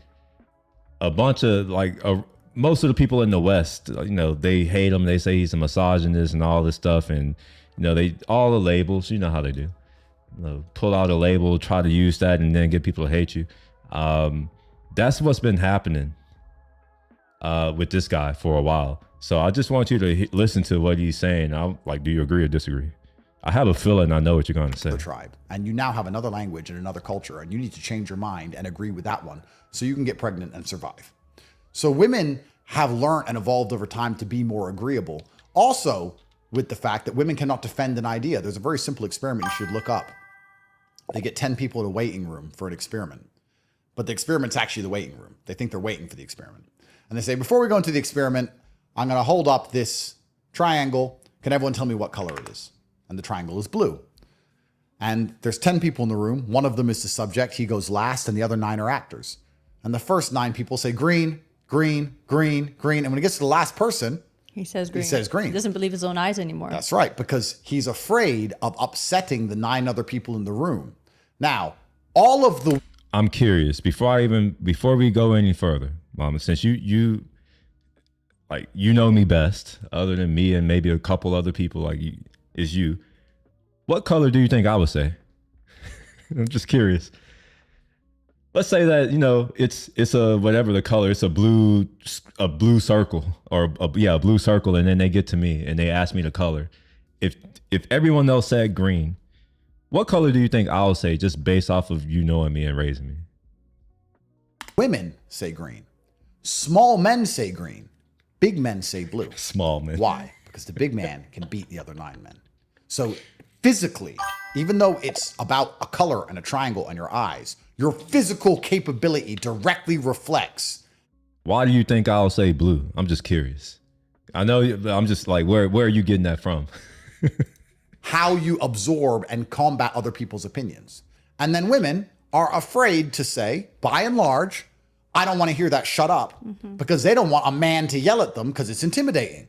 So they laugh and they giggle. And then the other girl laughs and giggles because the triangle's green and everybody goes along with it, which ties back into my point earlier about women being empowered deliberately so they can be manipulated, deliberately so they will not go against the grain because women agree with societal norms more than men. So if you tell women, we need to let the drag queens talk to the children or you're homophobic, this woman agrees, this woman agrees, the news agrees, TV agrees, why wouldn't you agree with that? Most women will go, well, okay, I guess, because they're afraid. That is why they want women to have the vote. This is why they want women in charge of society. This is why they want to live in a matriarchy, because the people who are behind the matriarchy, who are men, understand that having a bunch of women in charge of everything make it easy to psyop them and control everybody. Now you see the biggest powerhouses in the world controlled.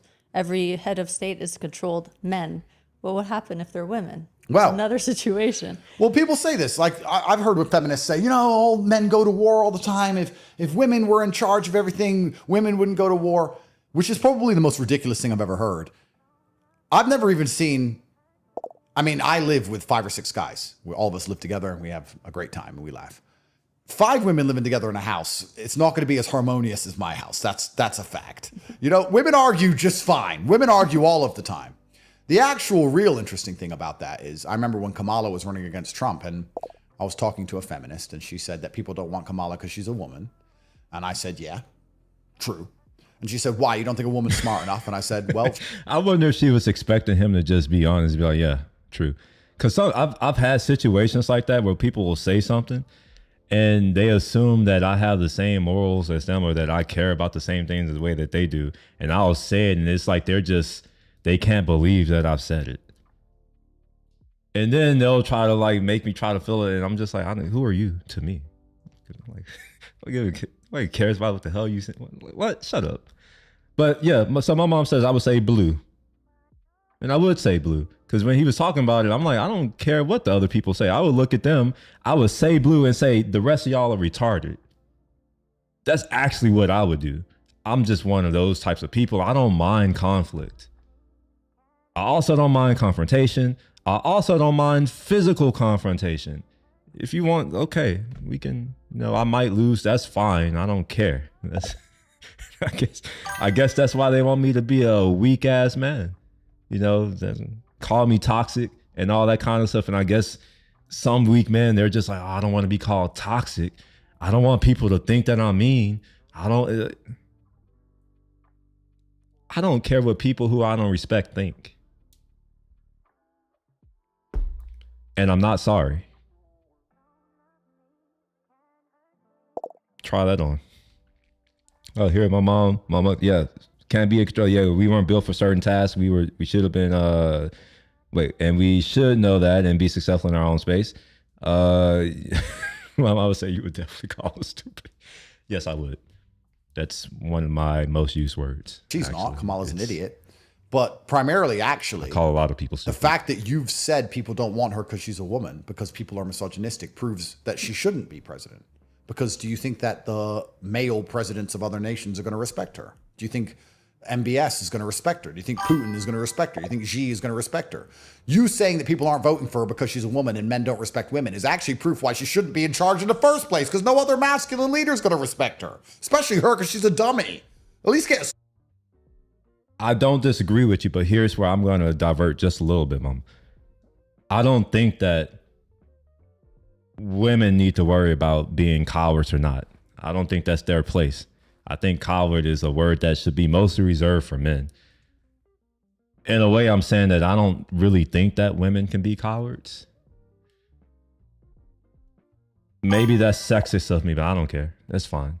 I think that coward is reserved specifically for men. Because let's be real, like women don't have to do that. At least that's been my understanding. It's like their role is to do these other things, and the men's role is to protect them so they can do those other things. So I can't say that a woman can be a coward. But yeah, I do agree. I think most men are cowards at heart. That's just being real. Smart chick. You need Thatcher. Thatcher was more man than most men. I think know? the time will come. I mean, this is how it should be. I think women because we always say there's the exception, and there's a reason why there's mostly men in these positions. It's because they want those positions, of course, and women don't want them. Of course. So it's not because we're not giving it to them. Most women do not want to be in that game of politics, of high power jobs. They want to raise families. They want to have a balanced life, and you cannot have a balanced life if you're in that situation. So it's stressful. It's stressful, and it's fine to say, I really don't want it. Like, it's fine. I mean, I'm happy to just have my business. I'm happy to do this, and I'm enjoying life and building and growing, but that is too demanding for me as a woman with everything I want to do in my life, and that's okay. And I think most of these feminist women that are fighting for these seats are people that don't want the seats in the first place. They just want to try and prove a point. They want to prove a point. Yeah. Exactly. I want to ask a question to you because I want to hear what you say about it, because I've talked about this female leader thing quite a lot, and I said I would never like to live in a country with a female leader. And the reason I said that is because I believe men are. But that's okay. I'm a misogynist. I can say that. Braver. It's okay. And if you're going to be the leader of a country, you need to stand up against shadow cabals, which are truly trying to influence. Obviously, I hate women, right, Mama? You know that. Yeah, obviously, I'm toxic, so I'm a misogynist. I hate all women. That's what they say. Because I will say something. And I'll be like, no, that's dumb. That's stupid. No, that's not true, because I'm not going to just toe the party line. So this is what I've been doing lately, Mama. I'm accepting all of the labels. I'm removing the power from the people who use the labels. I've accepted that I'm a racist. I'm a misogynist. What else am I? I don't know what else I am, but I'll figure it out over time. Whatever. Oh yeah, I forgot. I'm homophobic. If I'm sure you think that I'm afraid of someone who's gay. I'm also transphobic. I wonder if you think that I'm actually afraid, but I'm accepting it. I'm transphobic. I'm all of the isms, all of the obics, zero fucks. I've accepted it.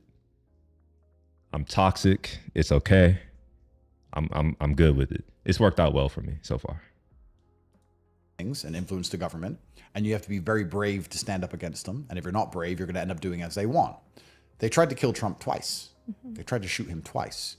He didn't bend, he didn't break, he didn't quit, and he didn't do what they wanted. No. What would a woman have done if they shot I'm claiming her? it. I'm claiming it. I want to be those things. I want to be those things. I don't see those things as being bad anymore. It's kind of like with Kanye West and his new song. At a certain point, if you keep pushing people, they will say, all right, well, fuck your morals. That's actually how you lose, is when you try to placate to their morals. You can never win because it's their game, it's their rules. You can never win at their game if it's their rules. The only way you can win is to play by your own rules, which is what I'm doing. Which is like, okay, I'm happy to be all of those things. See if it changes my life in any kind of way. See if it changes how I feel about myself. See if it does anything other than it helps you sleep at night. So I think Trump is an exception. Trump's Trump. Of course. Trump's Trump. Okay. I think if it was Biden, it would have been the same thing. Biden would have shot I don't himself. agree in the sense that I don't want a woman to lead. I'd be happy, but I would not pick a woman because she's a woman, because I'm a woman, to lead. Smart. It will have to be for good reason. Yep. I don't care about your gender. Yep. If you're not qualified, I'm not voting for you, regardless of whether I'm a woman or not. I think that women can lead certain things, but I don't think nations. No thanks. Company, sure. Especially if you started. Like, if you start a company as a female, but yes, you should run your company. Don't let anyone come in and run your company. You should run your company. But when it comes to a nation, no, I'm good. I will pass or I will move. Either or. So that's on one thing. On the other end of things, I think that you will have people speaking and building and creating the whole system with you. Even if she's sitting as a woman president, and we know this with the men presidents, they're sitting in that chair, but most of the time, There's hundreds women of all around people them, of are course. making decisions with you. So I don't care if that's a woman in the seat. I don't think that I'm in jeopardy or not safe because a woman is sitting there, because surely she has a team making decisions with her. I agree. That doesn't hurt. It's just a matter of pick wisely, not based on the gender, but based on who's qualified. And I think most people, the masses, are so biased that they pick based on religion, based on race, based on color, based on gender, and not based on qualifications. Identity politics, and I completely agree with you. However, I agree with you. Everything you said is true. But I would argue that bravery is part of the qualification. And I would also argue if a woman stood up and got shot like Trump did, 99.9999% of women would have then, even if they won afterwards, when they had the meeting with the person who shot at them, did whatever that person wanted, which means they wouldn't have been the true leader. You need someone who's prepared to risk their life. Men, by and large, are prepared to die for an idea bigger than themselves more than women do. So you I can name right now a bunch of examples of men prepared to die for an idea. And I've never tried to do this, and I'm going to try. Let's name a time women have been prepared. I don't know if we got the right person. I think we got the right person out of the two choices we had. I'm with you on that. If it's out of her and him, I'm going with Biden. Or not Biden. Who's the current president? Trump. I'm going with Trump.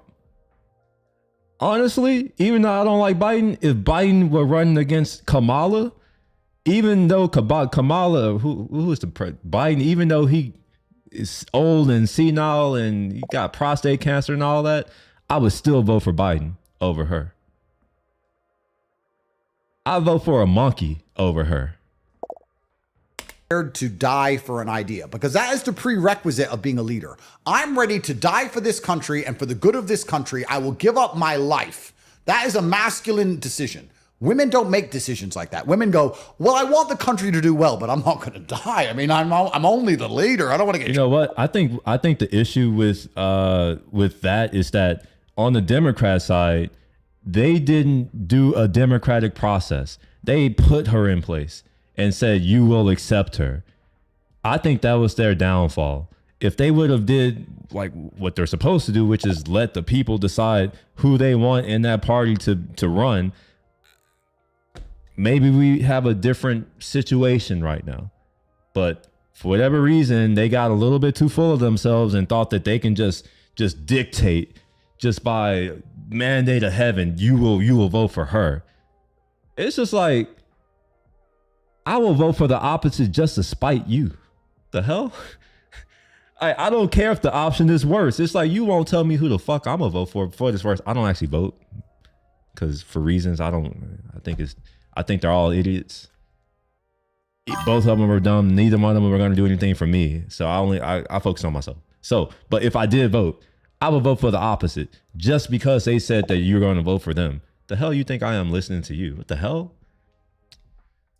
Shaw, let's calm down. Sure, I'll sign that secret contract. Women are very self-preservationist, as they should be, because we described earlier with the tribes, women need to survive. Men want women to survive. So women want based women off to of what survive. you're hearing, women are very do you selfish disagree and very with what he's saying? self-preservationist because it was good for humanity. But that does not make them a good leader. So the reason I would say bravery is so important is because if you're the leader of America like Trump, you're prepared to die for America.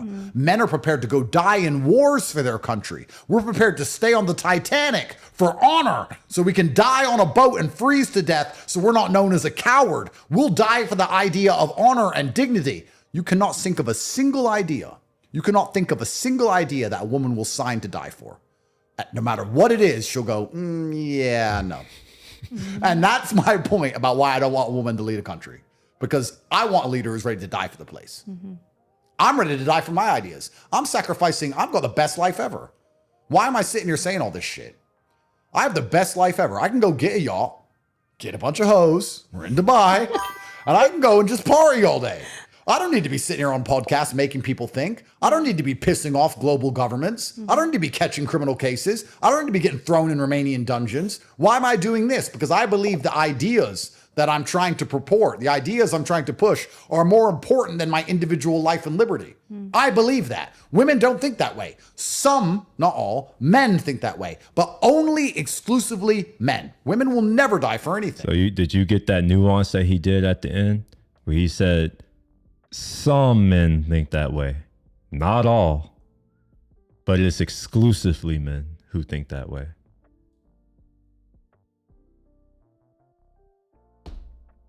This is why I think that people like me are seen as a threat, because they'll look at me and they realize they can't control me.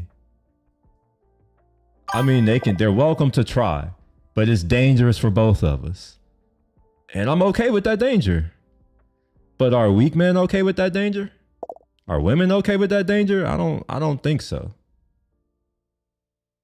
This is why I'm calling myself toxically masculine. I'm fine with that.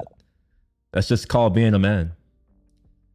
And I was saying earlier how it's obvious how the current women hate men. Our society hates men. We have a suicidal society.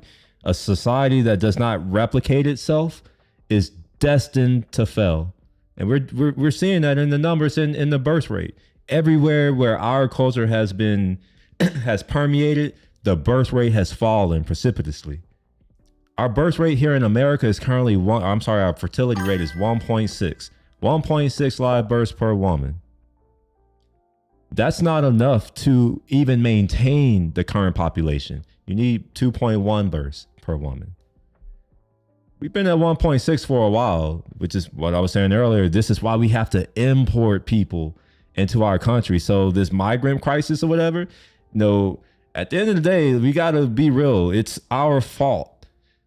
One, we have entitled people who aren't even that competent, thinking that they need to make a certain amount of money, which to be fair to them, prices have increased. So yes, they do need to make a certain amount of money. That part, that's true. But by and large, we have a very lazy population. Everyone wants to do office jobs. In fact, most of the jobs for DEI hires, for whatever reason, nobody's talking about DEI in being a plumber or an electrician or going working offshore or being a garbage man. Nobody's talking about diversity, equity, inclusion there. No, they're only talking about it in white collar positions. The concept, you sit in front of a computer, you just type and look at a screen, the kind where you have AC going nonstop. For whatever reason, that's the only places where we need more diversity. So what that tells me is that no, they just want to do the easy jobs, and then they expect to be compensated very well for doing something that's easy. Let's be honest, it's not needed. I'm gonna be real. Even my type of job, even though I'm a software engineer, my job is technically not needed for a society to flourish or to grow. I know that. But do other people know that? And I'm fine with knowing that, because it's like at any point I can go outside and work. I'm fine with that. That's easy for me. It's not that hard for me to lift something. I don't struggle to open a can of pickles. That's easy for me to do. I don't struggle. I don't go and ask someone or have to go pull out a ladder to go and get something out of my cabinet. I don't have to do that. I don't have to go ask someone for that. I can do those things. I don't need someone to walk me home at night because someone might get me. Anyway, let's keep going. I don't want to get off topic. Ever. And I'm not saying it's a bad thing. We need you alive. I was about to make a joke about cleaning. To clean our kitchen, to cook for us. Yeah, we need you alive. It's good for the human race. But we have to be very realistic about these things. But of course, they don't want us to be realists. The Matrix wants to call us those buzzwords so that we're afraid to see reality. They want me believing, that when I walk down the street, a woman can fight just as well as me. just as well as I can. And we're not different at all. And if I say that, that's ridiculous. They'll say, what about this girl? And they'll name some powerlifting 6'8" woman from some Viking. And I'm going to say, well, exceptions don't disprove the rule. Exactly. And they're going to say, oh, yeah, but, you can't. It's clown world. Yeah. And they're trying to keep this clown world active on purpose. And they're primarily doing it via feminism, climate change, and a lot of it, and I'm not trying to be misogynistic, a lot of it is female empowerment. Because if you want a clown world, you need an emotionally driven world. Mm-hmm. And that's why they want women in front of or in charge of everything all the time. And they want to soften men. And they want to soften men, because if you soften men, you just make another version of woman. Mm-hmm. Like I say right now, every single European leader is a woman. And they'll go, Macron's not a woman. Yeah, he is. Hello. There's nothing masculine about him. I've got a case in France already, don't worry about it. There's nothing masculine about the guy, is there? And this is the thing that's one of the largest psyops, because the misandrists, the women who hate the men in the West, they'll go, we don't hate men. I like this guy. And then they'll show me a dude who acts like a chick. So you do hate men. You only like the men who act like women. You only like me as a man if I adopt female characteristics, shut up, act timid, act afraid, pretend that your women can do everything a man can do, and become a bitch. Then you like me. Well, that's not liking men. And then if I'm actually masculine, I'm called toxic.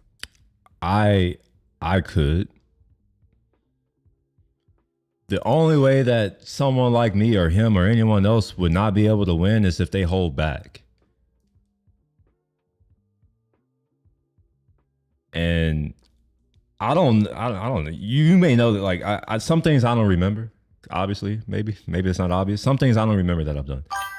But have I ever been the type of person to hold back anything?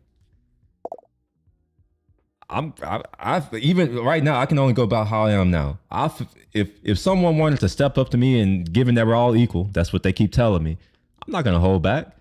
You're going to feel what it's like to square up with a man. I don't really care what other people have to say about it. Oh, a real man won't hit a woman. I don't care what another person has to say about what a real man is, especially if they're a woman. Why the fuck should I care about what they have to say about what a real man is, as if they know? They're a woman. And honestly, most men I don't respect. So I don't like, even if they say something, oh, you're not a real, I don't give a fuck. Who are you? Your salary is on my wall. Like, I don't care. I know it's bad. I don't know, but lately I have less energy. You know what it is? I think it's because I'm getting older. You know, I was warned that these things will happen, that as you get older, you stop caring so much about what other people think and how other people feel and all that kind of stuff. And I think I got to that point a lot quicker than the average man. To be fair to me, the average lifespan of a black man is about 71 years. So I'm solidly midway through my life already. You know, it's downhill from here. So at this point, I don't care what people have to say about me. Who are you? And even if you are someone, I don't care.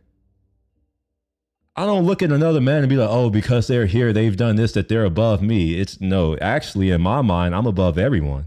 In my mind, whether it's true or not, I can be delusional too. If women can, we're equal, right?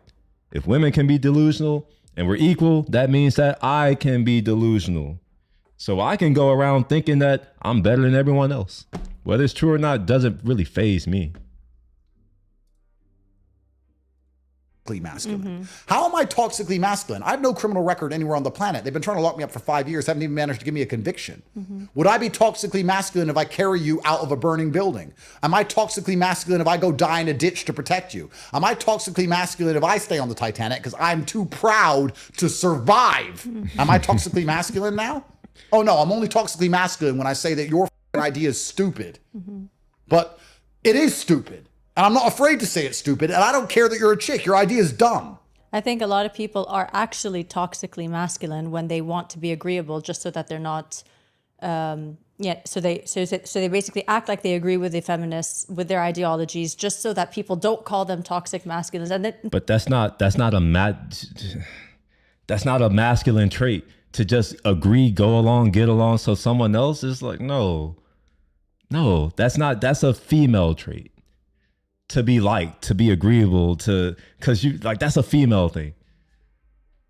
So if she's saying, I think that's toxically masculine, I like the fact that she's trying to redefine it to be these beta simp men. I'm happy she's trying to redefine it for that, but no, that's not toxic masculinity, because masculinity does not bend to other people. Okay, your feelings are hurt. Actually, you know what? There are men who watch this. For the men, when you're talking to other men, do you give a fuck if you hurt someone else's feelings? Do you care? I'm curious for like when y'all say stuff to me, like, are y'all gonna hold back and be like, oh, well, that may hurt William's feelings? I've not known for any man in my life ever to give a fuck about my feelings. I'm actually thinking about it. I really can't think of a time in my life where my feelings were the primary focus of anything from a man. Sorry to put you on the spot, mama, but the only person that's really done that is like my mama, my grandmother, and like maybe my aunts, like a few women in my life. That's it. It's never been a man, ever. So yeah, let's keep going. In private, Yeah. they really are. And I think a lot of people like you who are actually outspoken and say what they think, and even like me, I mean, I'm sure people are going to say, oh my God, Tracy's going against the feminists and what, she doesn't care about women. But people that know me know it's the reason why I'm comfortable to say what I say is because I know exactly what I think about women. Of course. And how much I push women to do well and how much I want men to be part of our society. I can't survive without men. I love the family unit. I love my husband to be leading our family. I mean, these are all very important qualities and virtues in our life. And for us to pretend that they don't exist or to push them away, to act like we could do everything on our own is a huge issue for me. It's a disingenuous. The problem with acting like you can do everything on your own is eventually you're going to raise men who believe that what you're acting is true, and they won't do the things that you need to be done. And then you'll find out the hard way that no, you are in fact you're not capable of doing what it takes to ensure your survival. That's what will happen. And I think that's what we're starting to see. And I think that some women are starting to feel it when they're like, how come men aren't approaching us? Why? Why should we approach someone who's our equal? Who doesn't need us? Who's strong and independent? Why the hell should we approach you? From my standpoint, the only thing that I have to, I'm using gain in air quotes, is a liability, and I don't value liabilities. Liabilities don't pay me. They cost me.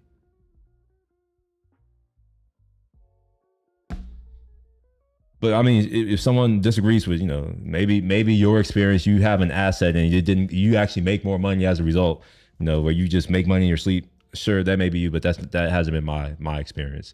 I've had to pay for every relationship, even though objectively, both of the people I've like long-term relationships were in better positions than I've ever been in.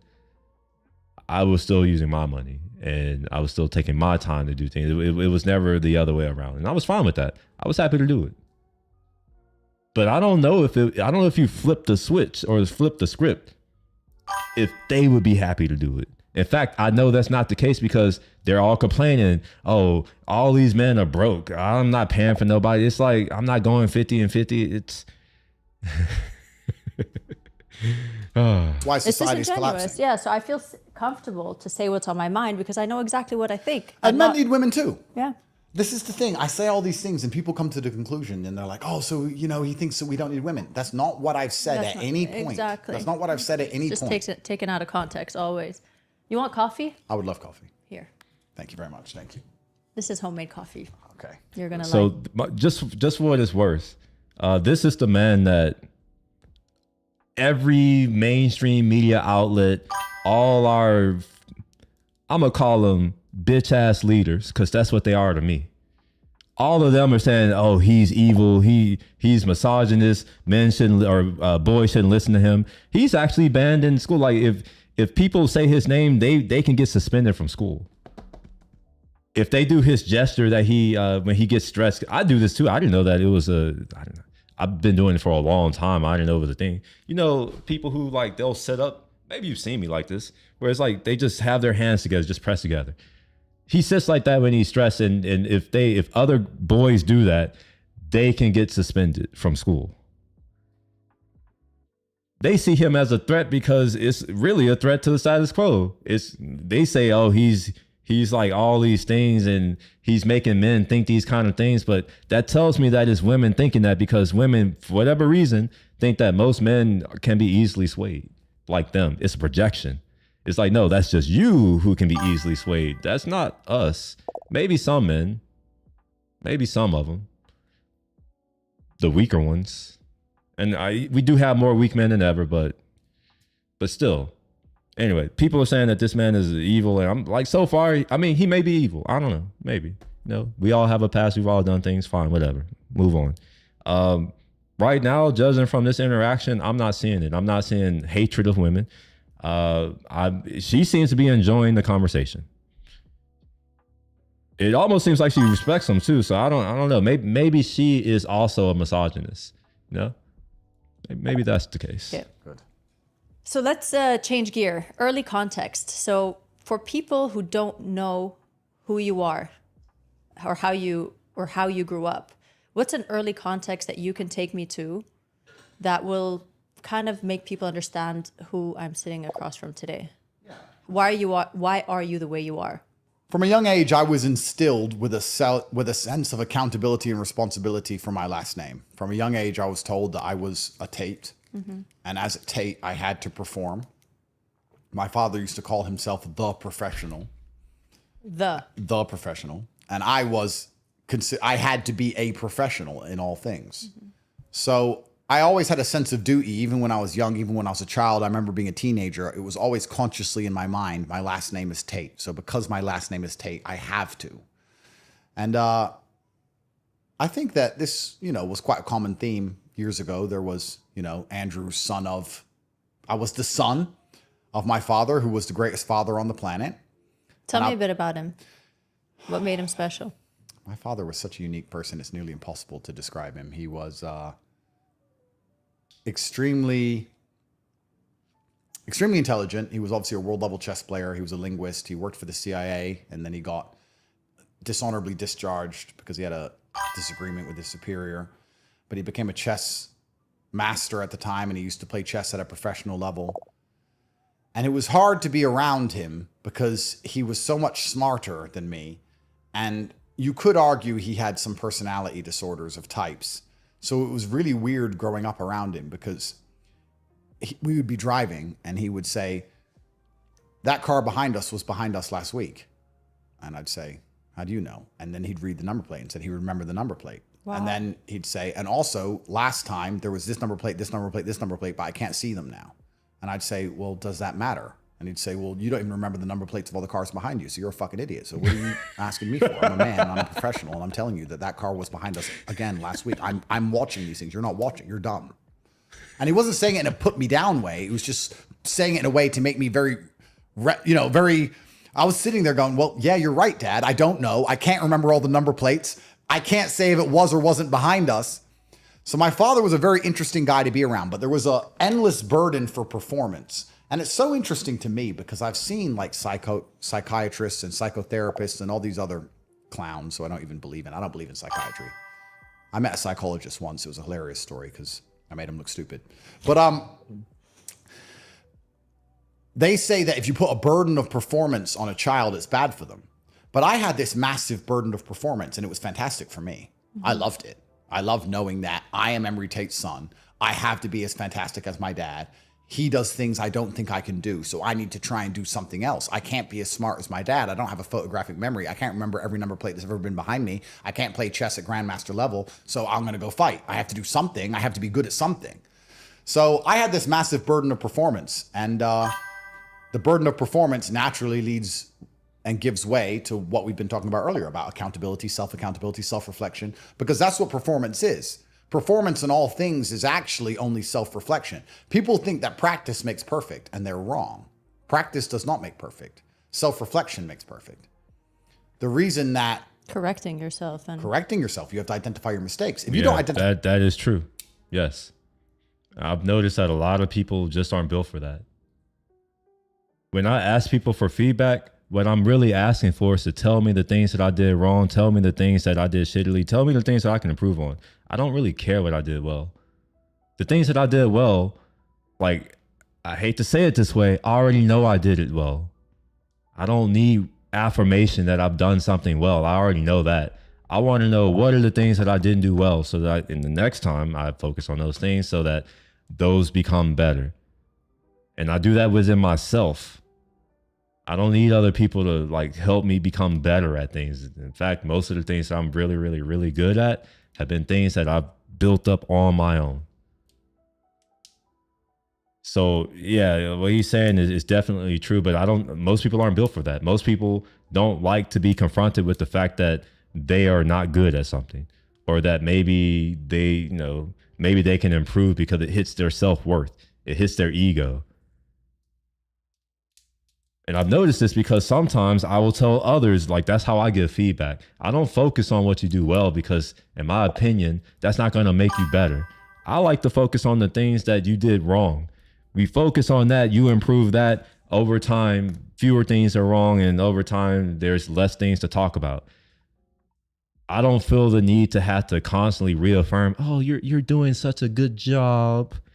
Oh yeah, like, I love how you did it that way. No, that's a waste of my time. By your mistakes, you'll never get better, right? So a professional boxer will watch his fight back and see what he did wrong, see what he did right. If we do these podcasts, I'll watch it back and see all the time I stuttered or all the times I did.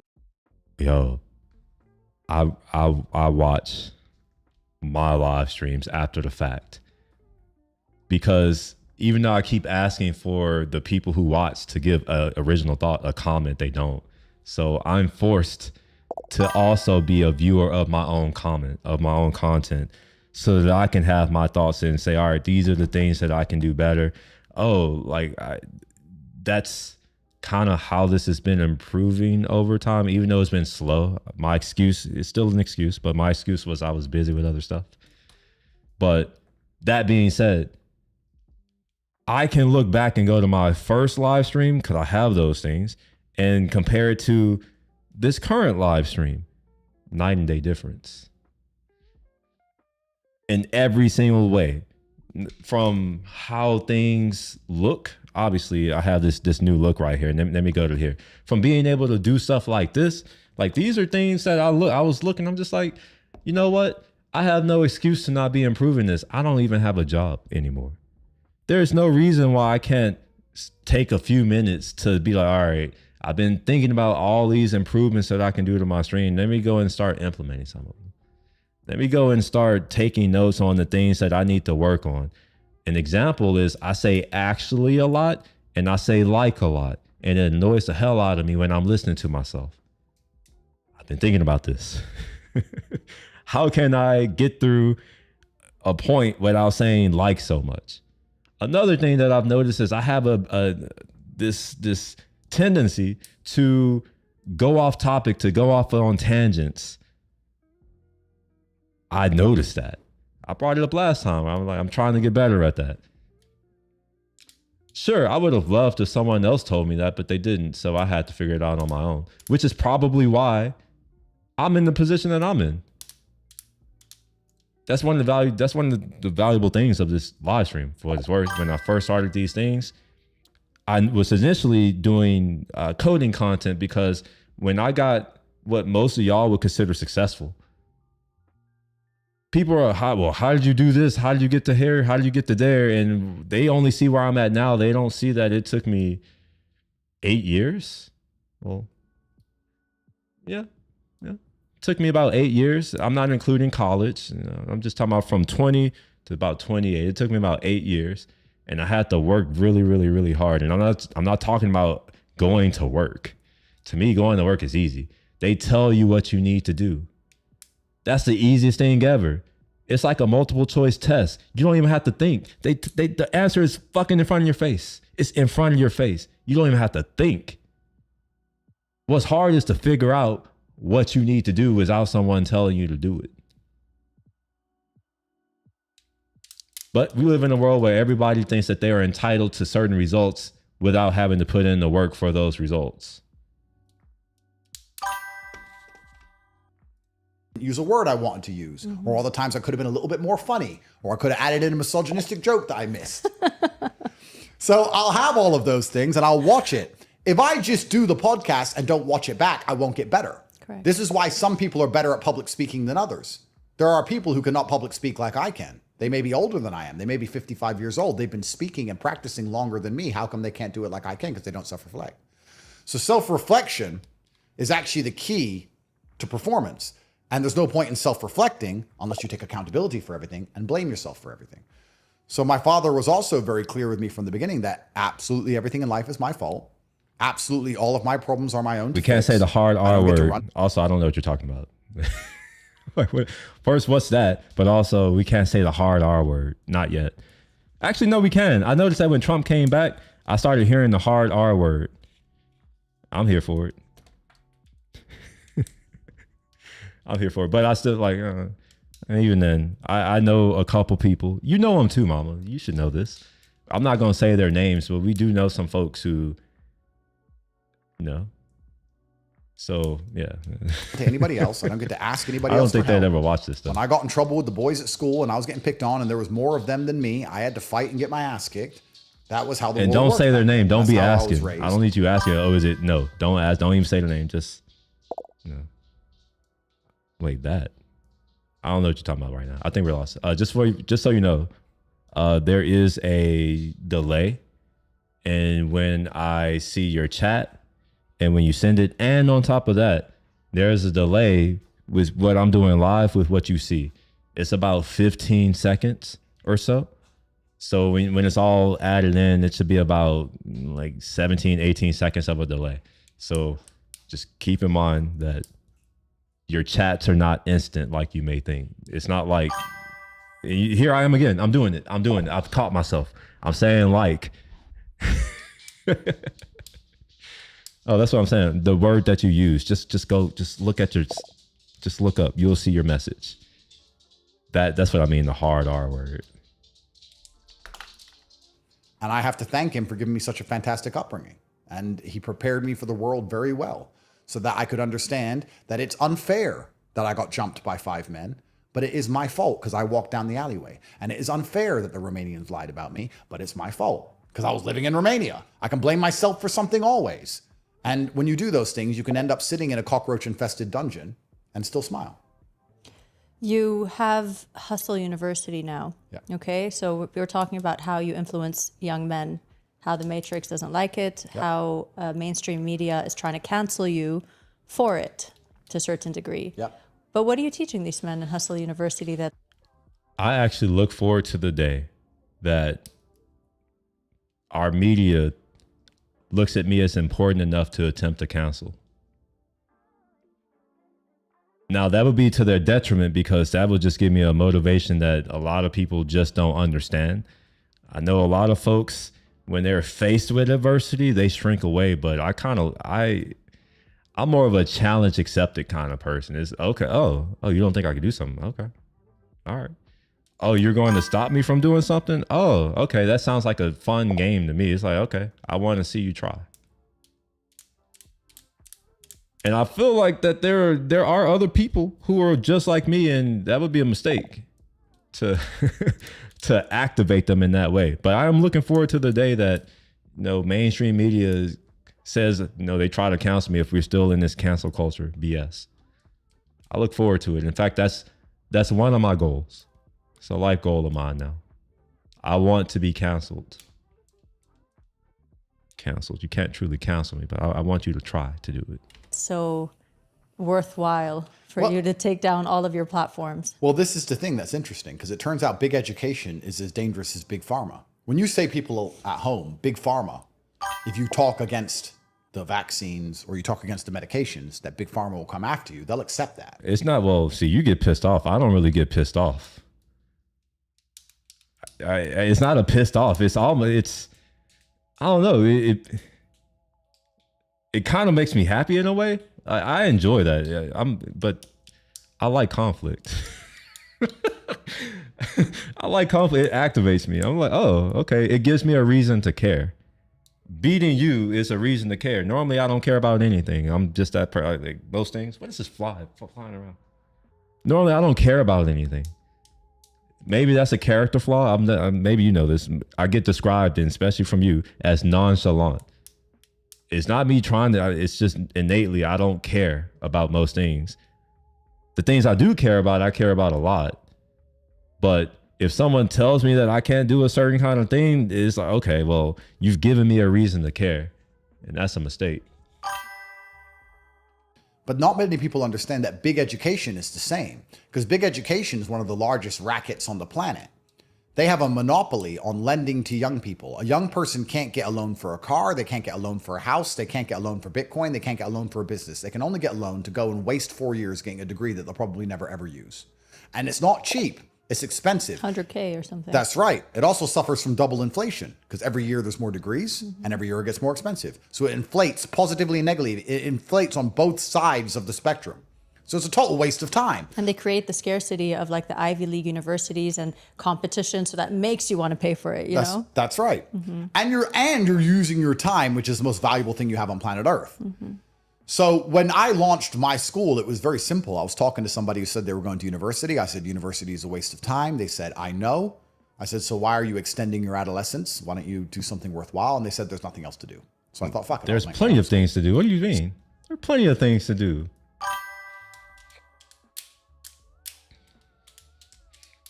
To sit there and be like, there's nothing else to do. It's all right. There's always something to do. It may not give you the benefits that you're looking for. It may not give you the kind of money that you want, but there's always something that you can do. And sometimes you have to look at the long term. Okay, you may not do anything that's making a lot of money in the short term, but the skills and the experiences that you have or that you create, those will drive your long-term gains. So it's fine if you just do something. It doesn't matter what, just do something. It's like these live streams. When I first started it, I didn't truly have, even now, even to this day, that's one thing that hasn't really changed. When I start these live streams, I don't have an agenda. I don't know what I'm gonna talk about, but I know I'm a live stream. And when I tell other people that I do live streams, sometimes they're like, well, what do you stream about? I have a hard time answering because I'm like, I don't know. I just know that I need to live stream because that's something that I said that I wanted to do. And therefore I have to do it. What it is irrelevant to me. If all I could do is stand here silently and look at the camera and y'all just look back at me, well, then I guess I would have to do that. It's still me live streaming. It's still me doing something that the rest of you are not. I live for that. I need to do stuff that other people aren't doing because it gives me my sense of self. I don't like to be like similar to other people. That's another thing that drives me. I don't want to be like the average person in any kind of way. So that's when I launched Hustlers University, as it was originally called. Then it was changed name to The Real World for Escape the Matrix. And then we've evolved again. We're now university.com. I bought the domain, which really upset the Matrix, by the way. That's a big domain. University.com. It's expensive. He probably paid a lot of money for it. Yeah. When we were called The Real World, things were okay. Once I bought university.com, I, within a week, had 4 tax investigations in 3 different countries. We were DDoS attacked massively. Our payment processor was removed. 2 of my email accounts were hacked. Well, you were making more money than me when I came out of high school. My first job, I was making $8.50 out of high school. When I was in high school, you know, the job that I had in Alvin, I was making $5.15 an hour. When I was at Smoothie King, I was making $6.30 an hour. When I was at Target, I was making $8 an hour. It wasn't until basically, hell, what was it? Hell, no, even when I was at that startup, you don't know anything about this, but I was working at a startup when I was in college. I was making $12 an hour. That's what they were paying me, $12 an hour.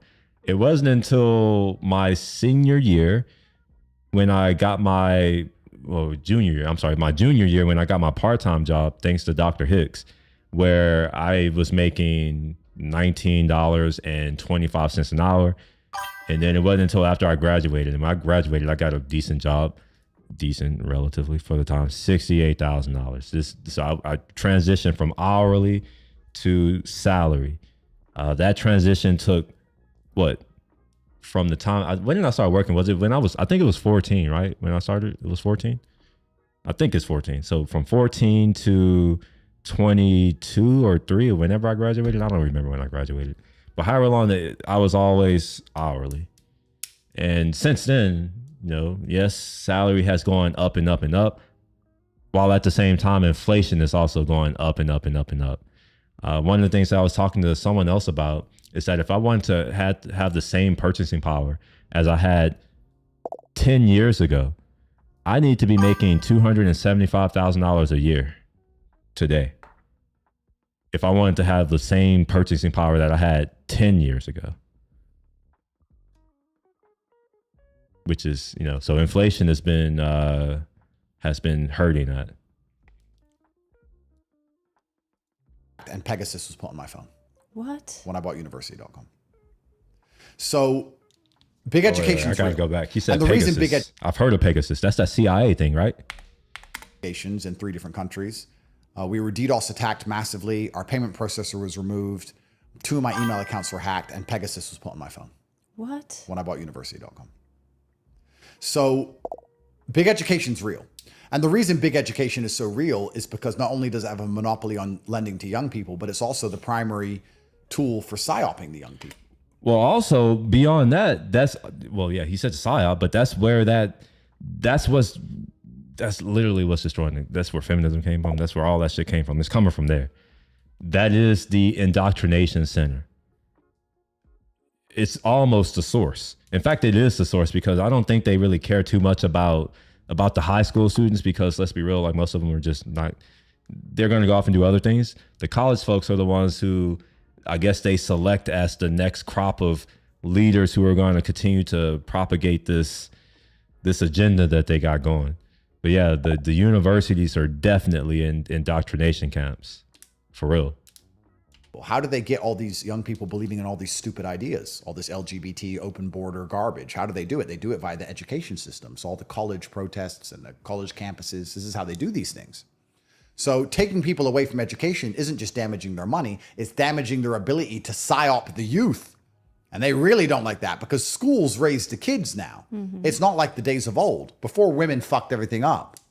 The woman would be at home with the kids and the man would be at work. So the woman would listen to the man and the woman would instill the man's ideas in the children. Then women ruined everything. Now both parents go to work. So the kids are raised by who? YouTube. The school. And school. So now you're the government, the state. Full-grown adult in America, you're a parent, and your children spend more time listening to the internet and listening to the school than they ever do listening to you, which means your kids end up believing things you don't even believe. They're not even your kids anymore. They're the government's kids. By me saying to the children of the world today, and when I say children, I mean anyone 15 all the way up to 50, to be honest. Are they mainly boys? Mainly men. I think we've got 16% women, but it's primarily men. And most of them are age 15 to 30, but we do have some older guys also. When I say to them, there's an alternative to mainstream education, it costs $50 a month and I'll teach you how to make money online. And we have 130,000 students. That becomes a massive problem for the Matrix by and large. So they try and attack my school all the time. And primarily, all we do is teach. We don't teach media or philosophy or anything subjective. When you say we, you have instructors, you have Yes, coaches. we have professors, one for each campus, and we teach how to make money. So it's not online, you're saying campus. No, it's online, but the campuses are built inside of the platform. It's online. Okay. So you'll join, you go to university.com, it's $50 a month, and we teach how to make money. There's a crypto campus, there's a stock campus, there's an e-commerce campus, there's an AI campus, and there's a professor for each one. There's about 40 hours of video, there's a chat room, and there's also 5 hours from the professor of live calls per day.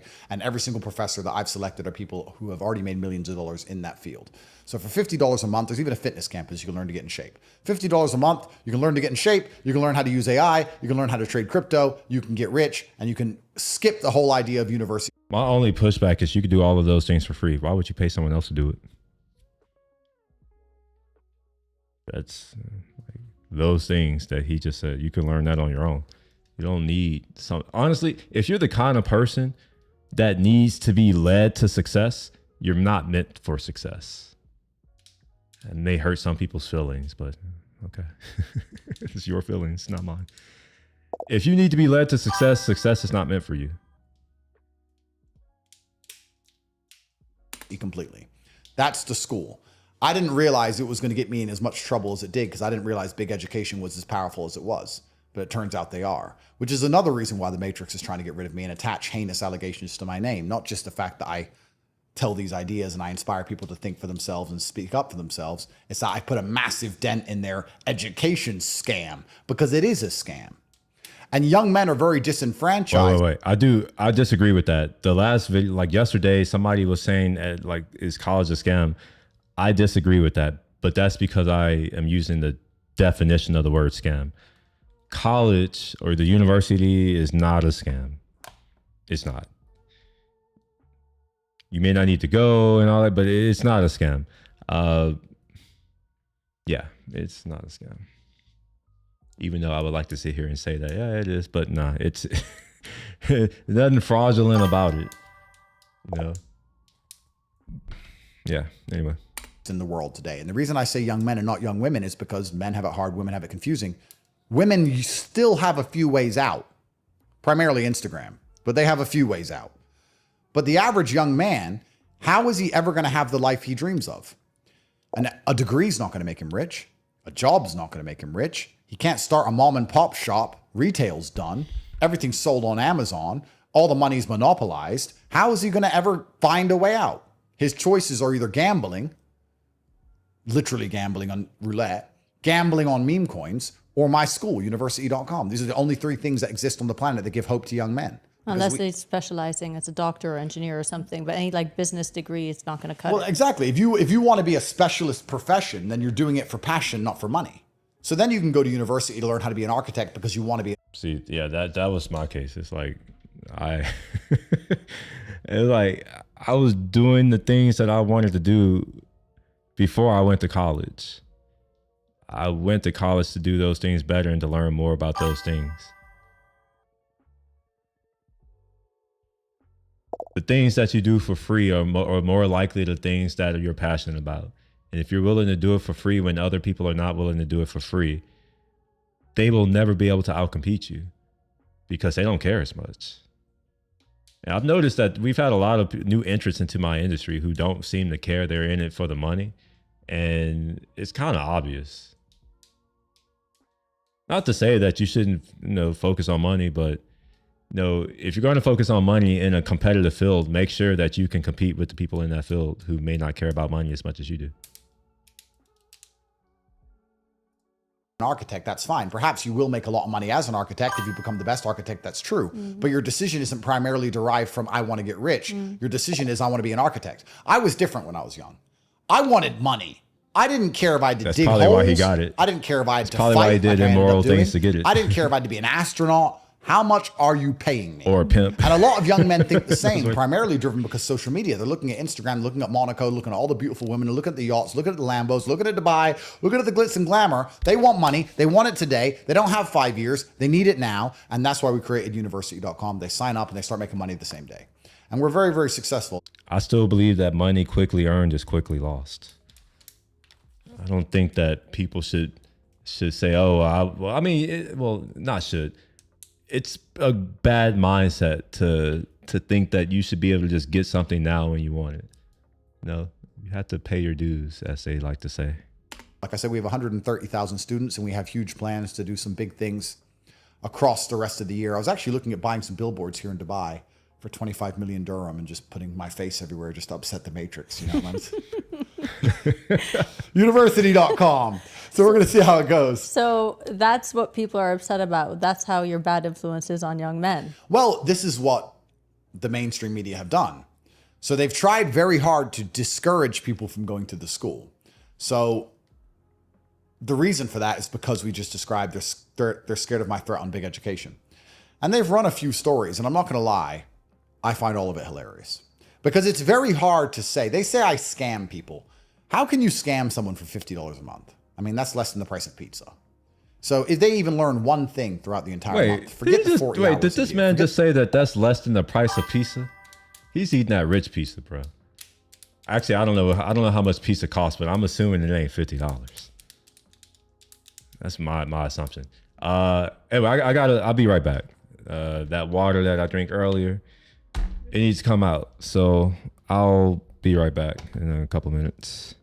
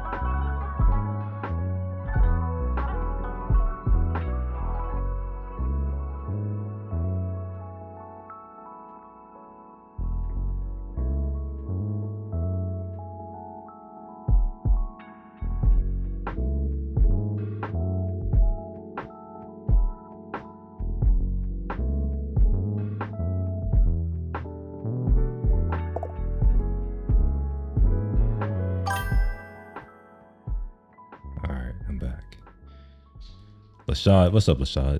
Pizza is how, but like, is it $50 expensive? Because that's what he said. It's for a price for a pizza. I'm like, it's $50. Is $50 for a pizza these days?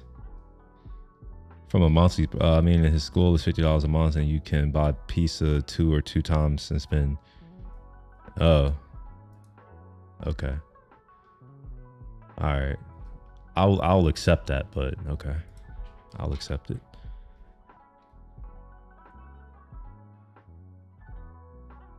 Okay, sure. Yeah, I'll move on. 5 hours of free calls a day. Forget the network. I've paid $20,000 to business coaches to teach me something, and sometimes I learn nothing. And I'm like, okay, it's not a scam per se. I would have taken what I can and not take the rest. I mean, what's $50 a month? I totally agree with that. Exactly. So there's no such thing as a scam at that price. So I haven't scammed anybody ever. What about these crypto guys that are selling, that are giving trade ideas to these young kids and not necessarily scamming them, but like, young kids are like emotionally impulsive when it comes to trading their money, and they're making bad decisions because they don't have control over their emotions. When they're seeing the markets go haywire, they're losing money. You can also call that a scam. Of course, it's not. Okay.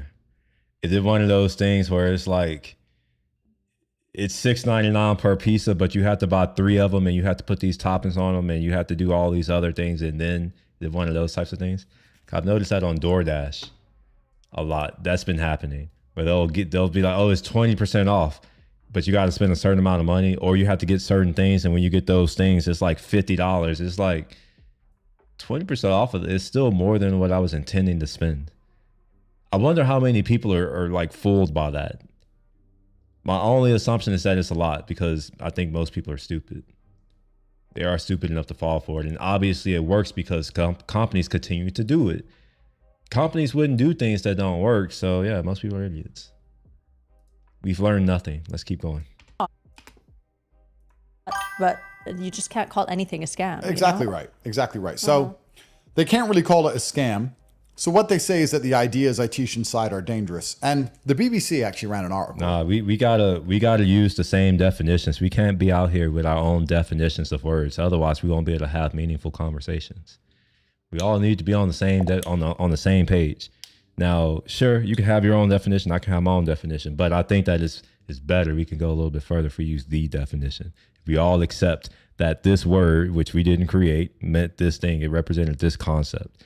Now, if we want to have a different word for another concept, maybe we should invent a new word. Saying that my school was homophobic. And I found it extremely funny because I do find all of these things funny. And I'll tell you the story. Maybe you'll find it funny. So someone went in the main chat room, and they said, I want to unsubscribe. This is too hard. And people started replying rainbows. What a bitch. Oh, it's too hard. Oh, man, that's pathetic. I want to quit. This is too hard. I didn't think it would be like this. And then I'm online in the school myself too. And I thought, this is funny. So I put a Wait, why are you gay? that's what I think. Like, Rainbow. Oh my God, no way. Anyway. And that's why they said it's And then the homophobic. BBC, that guy made a screenshot and they sent it to the BBC. The BBC ran this huge article that I have this misogynistic super school, which is training children to hate gay people. And it's a scam and keeping them away from traditional university, which definitely works. And the degrees aren't a scam, but my school's a scam and it's complete psyop garbage. Our school is very successful and I don't really have to pitch it or sell it anymore because the world is almost selling it for me. There's very little alternative to what we offer. If you're serious about making money online, you sign up at university.com because it's one of the only options outside of gambling. Hold on, give me the a only other second. way to make money online is to take I went money through and this risk yesterday, money. but I'm going to put it up so you can actually read it. I don't want to just say it. There you go. A dishonest scheme to gain money or possession from someone fraudulently. That's the operating word, especially a complex or prolonged one. Then there's also a story, rumor, or a piece of information. Now, that's as a noun. As a verb, it's used deception to gain money or possession from someone fraudulently, swindle, or defraud. Universities do not engage in that. At least not accredited universities. You credit universities, the ones that can get money from the government. They are not doing that by and large. Even if you go out, like, even if I can kind of see if you're like, well, they show like what happens if, and I said like again, they show what happens if when you get their degree, their students, they get these types of jobs and all that kind of stuff. They normally do lead with that. And they normally only talk about the best jobs that come from their degrees and all that kind of stuff. But you also have to keep in mind that it's still up to the person. No, I went to a school and not everybody who graduated from my college, from my degree, had the same results as me. Does that mean that the school is a scam, or does it mean that they just didn't, it's on them? I don't like to externalize failure. I think if you're a failure, it's your fault. You can't go and look and say, oh, well, the school, they said that this, and this, and that will happen if I went to their school and got their degree and it didn't happen. Okay, well, the school isn't living your life. Like, at the end of the day, the school is there for you to grow and learn. That's it. That's it. Now, if you don't learn at the school, I still think that's your fault because you have access. Most schools that I've been to have a library. You can go there. Most of them have computer labs. You can go there. Most of them have professors and instructors. You can go and speak to these people. I did. They responded to me. I used to walk, like 5 a.m. in the morning. I would walk up to Hassel to go and meet with Dr. Hicks every day for a semester. Some of my other professors, I would email them and I'm like, this right here, like, and they would respond. At the end of the day, like, people need to take some accountability for where they are. If you go anywhere, even at this Tate University, whatever he's calling this, like, even if, my bad, I'm saying, like, even if you go to his school, it doesn't mean you're going to be successful, right? That's not a hot take, is it?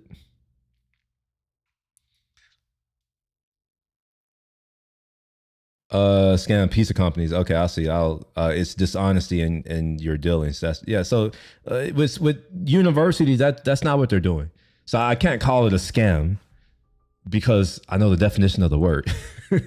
Now, it is a waste of time. I'm not saying that. For most people, university is a waste of time. This push that we had when I was in high school to everybody needs to go to college.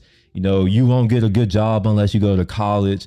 All of that was BS, but that wasn't really the university speaking. That was my teachers. That was the people on the news.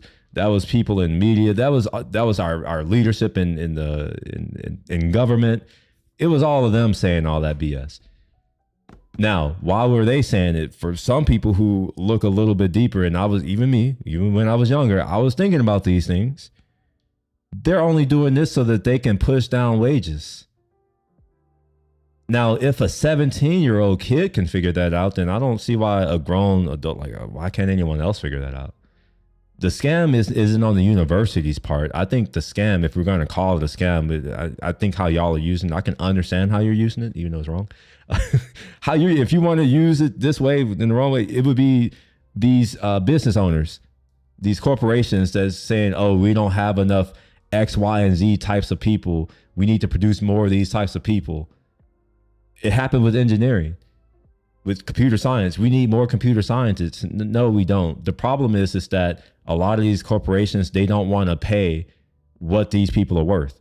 So what do? You reduce their wages. How do you do that? You increase the supply of labor. That's what they did. You don't have to go to college to be able to figure that one out. I don't think. I didn't go to college when I figured it out. Yeah. Which is meme coins, crypto, etc. You can gamble your money, or you can gamble your time.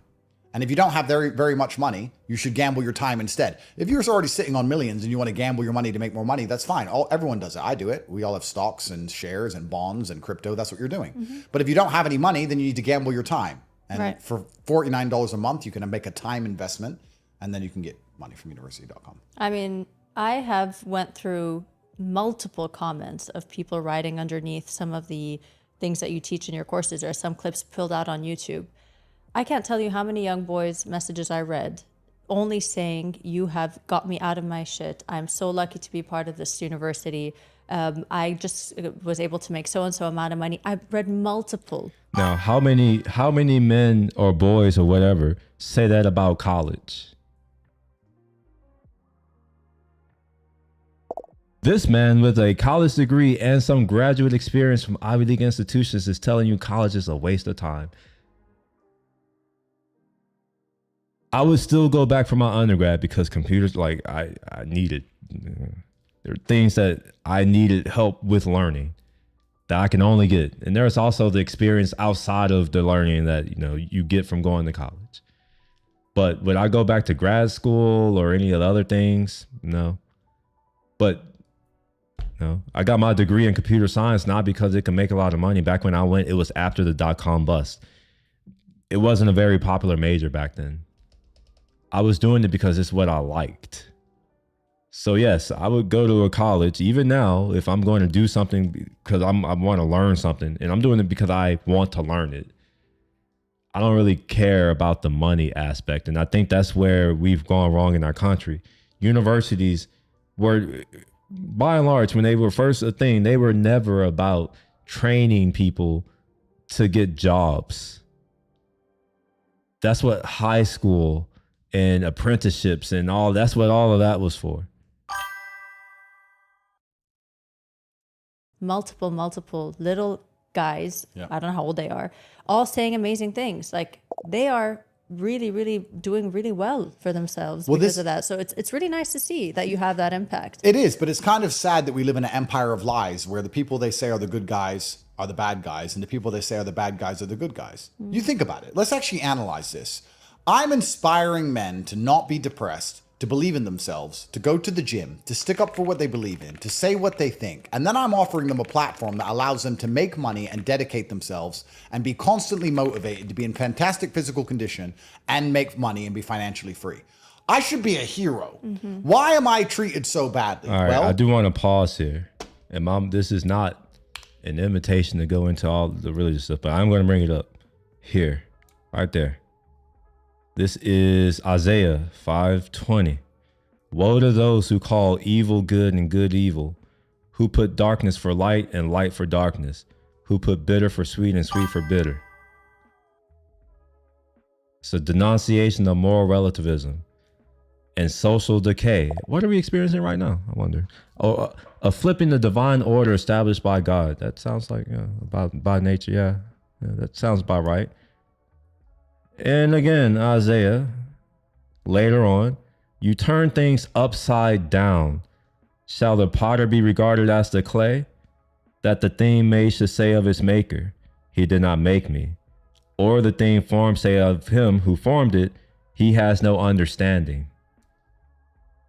Critiques humanity's arrogance in rejecting God's authority and design, particularly in trying to redefine truth or morality. Those seem prescient, so I just wanted to share that. It's not really we're not about to go to religious. I'm not religious, but I just wanted to throw that out there because this old ass book seems to have some wisdom that these idiots in our society who are ruining it don't seem to have. They reject it, and it's like, well, you haven't built shit. You don't get the right to reject something.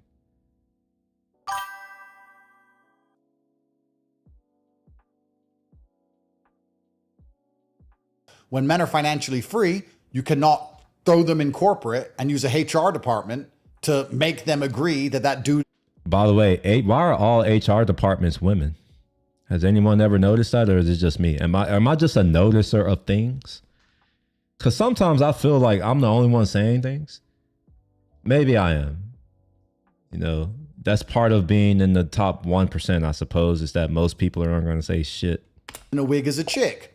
So they don't want men to be financially free. They want you to be a tax slave. If you're financially free, you leave the West and move to Dubai. Who doesn't? They don't want that. They want you stuck in London corporate. So I've been thinking about moving too, but I got Roscoe. I can't leave until he's not here. So I'm stuck here for now. Young men make money is a problem. Why don't they want me to make men physically strong? Because if you make men physically strong, they say the triangle is blue. They don't want that. You have to say the triangle is blue, is green. So that's a problem. Taking money away from big education, which is a racket and a scam, that's a problem. Making men say what they think and think what they say goes against all of the programming they're trying to inflict on everybody because they want you to just turn your brain off and accept the slave mind program. So again, it's a problem. So by trying to do the right thing, I've ended up public enemy number one because we live in a world which is upside down. We're looking through the wrong end of the telescope. And this is the world we live in. So I am flattered that you said you saw all these positive comments. I've seen hundreds of thousands of positive comments, but the BBC will not say a single nice word about my school. In fact, they're just going to wait for once a year for there to be an opportunity like the Rainbows to run double page spreads and put me all over the Rainbows. news that I'm a terrible, evil person who is behind everything bad that has ever happened anywhere ever. And this is actually a life lesson to everybody who's watching this. If there's a person that everybody is saying is a bad guy, like Trump, he's often the good guy. And if there's a person everyone is saying is a great person, like Obama, he's often the bad guy. I'm not going to pull it up now because I'm trying to focus. I'm trying to make sure I don't lose focus like I normally do. But Puff Daddy, P. Diddy, Diddy, the Diddler. A lot of people were talking about how he's such a good guy and all this kind of stuff. And now look at what's happening. That man had the keys to the city of New York. Do y'all remember the Vote or Die campaign? I'm curious. Do any of y'all remember the Vote or Die campaign? Who was he pushing people to vote for? Specifically. No, y'all don't want to have that conversation. I know. We don't want to have that. You need to if you're not smart enough to do the research, then what you should do is just invert it. If you're not smart enough to do the research and work it all out and do the details, here's a simple formula. Whoever they say is good is bad, and whoever they say is bad is good. That's literally how upside down it is. People are waking up now. I mean, especially with what has happened with Israel and Palestine, with how much the media twists the truth and how much it enraged so many people. If that is not a lesson for you to say, maybe not everything the media says is right, why is that applicable when it suits you and your narrative and something you want to defend, but it can't suit something that you know, maybe it's not part of your circle, maybe it's not part of what you're trying to defend. But I think the same thing as you. I mean, Kanye West, I think it's a very good example. They want to take him down for everything he's talking about. Yep. Justin Bieber now, let me see what they're putting out on him. Yep. Making it seem like he's going he's going through a crisis and he's losing his wife, and they're making his wife look like she's just like all over him and trying to like keep their marriage together when it's not working out. All of these things just to hurt him because he's standing up and speaking, and you know. Right. So and the media, another trick they do, and this is something else you have to be very, very careful of. A lot of people don't do this often enough. It's not only what they say, it's how they say it. And this is so important. And we can talk about tone Israel policing. The tone policing. I've been criticized for it. It's never about men who say that. It's, well, bitch ass men, sure. But generally, it's mostly women. I don't like what you said. You said it. It's like, shut up. Nobody asked you what you like. Why do you assume that I care about how you feel or what you like? But it's normally them who are like tone policing. I can say a 100% verifiable fact. I don't like how you said that. Bitch, I don't care. I don't like how you look. You don't hear me going out, just coming out of nowhere, just saying, I don't like the way you look. Your face offends me. I don't go out saying those types of things. So what gives you the audacity, like what gives you the right or even the audacity to come at me and tell me what you like or don't like as if I'm supposed to care? I don't know, man. As you mentioned it's a perfect example. When Hamas and the He is a Palestinians bad person. defend themselves. A lot of people in the music brutal industry are massacre. bad people. When Israel murders innocent civilians, They're controlled too. Honestly, so here's the thing. Yes, they are bad people, but they are actually controlled. They are subservient to someone else, which is why I think a lot of them have to do these humiliation rituals. I think we're going to be getting some news pretty soon that Will Smith was in fact taking it up the rear. He's lied about it a lot. You know, this came out years ago. It was a rumor. It went away, and now it's like he's been named in this Diddy case, and there's some things. I mean, you look at his son and how he kissed him in the mouth, and how his son wearing dresses and got boyfriends and weird shit.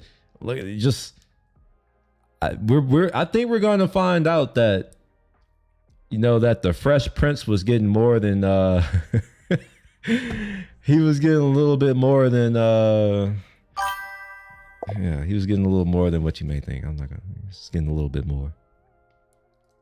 strike. We can't. Those differences in languages: brutal massacre, tactical strike. Now we know that a tactical strike is a collapsed building on top of children. We know that there is missing limbs and dead women, children, and men. We know how brutal it is because we can now see the video.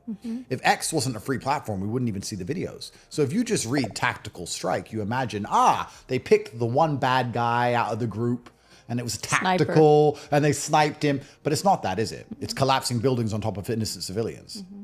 But when Hamas defend themselves, even if they're killing other soldiers, which is the basic prerequisite of war, it's a brutal massacre. So when you're listening to what the media say, it's not only what they're saying, because sometimes they're unfortunately forced to tell some version of the truth. You have to listen to the rhetoric. And I guess a lot of people just don't have critical thinking skills or understand rhetoric, but you have to, Mama, you would probably call this play word games, but I don't see, you have to read what they say.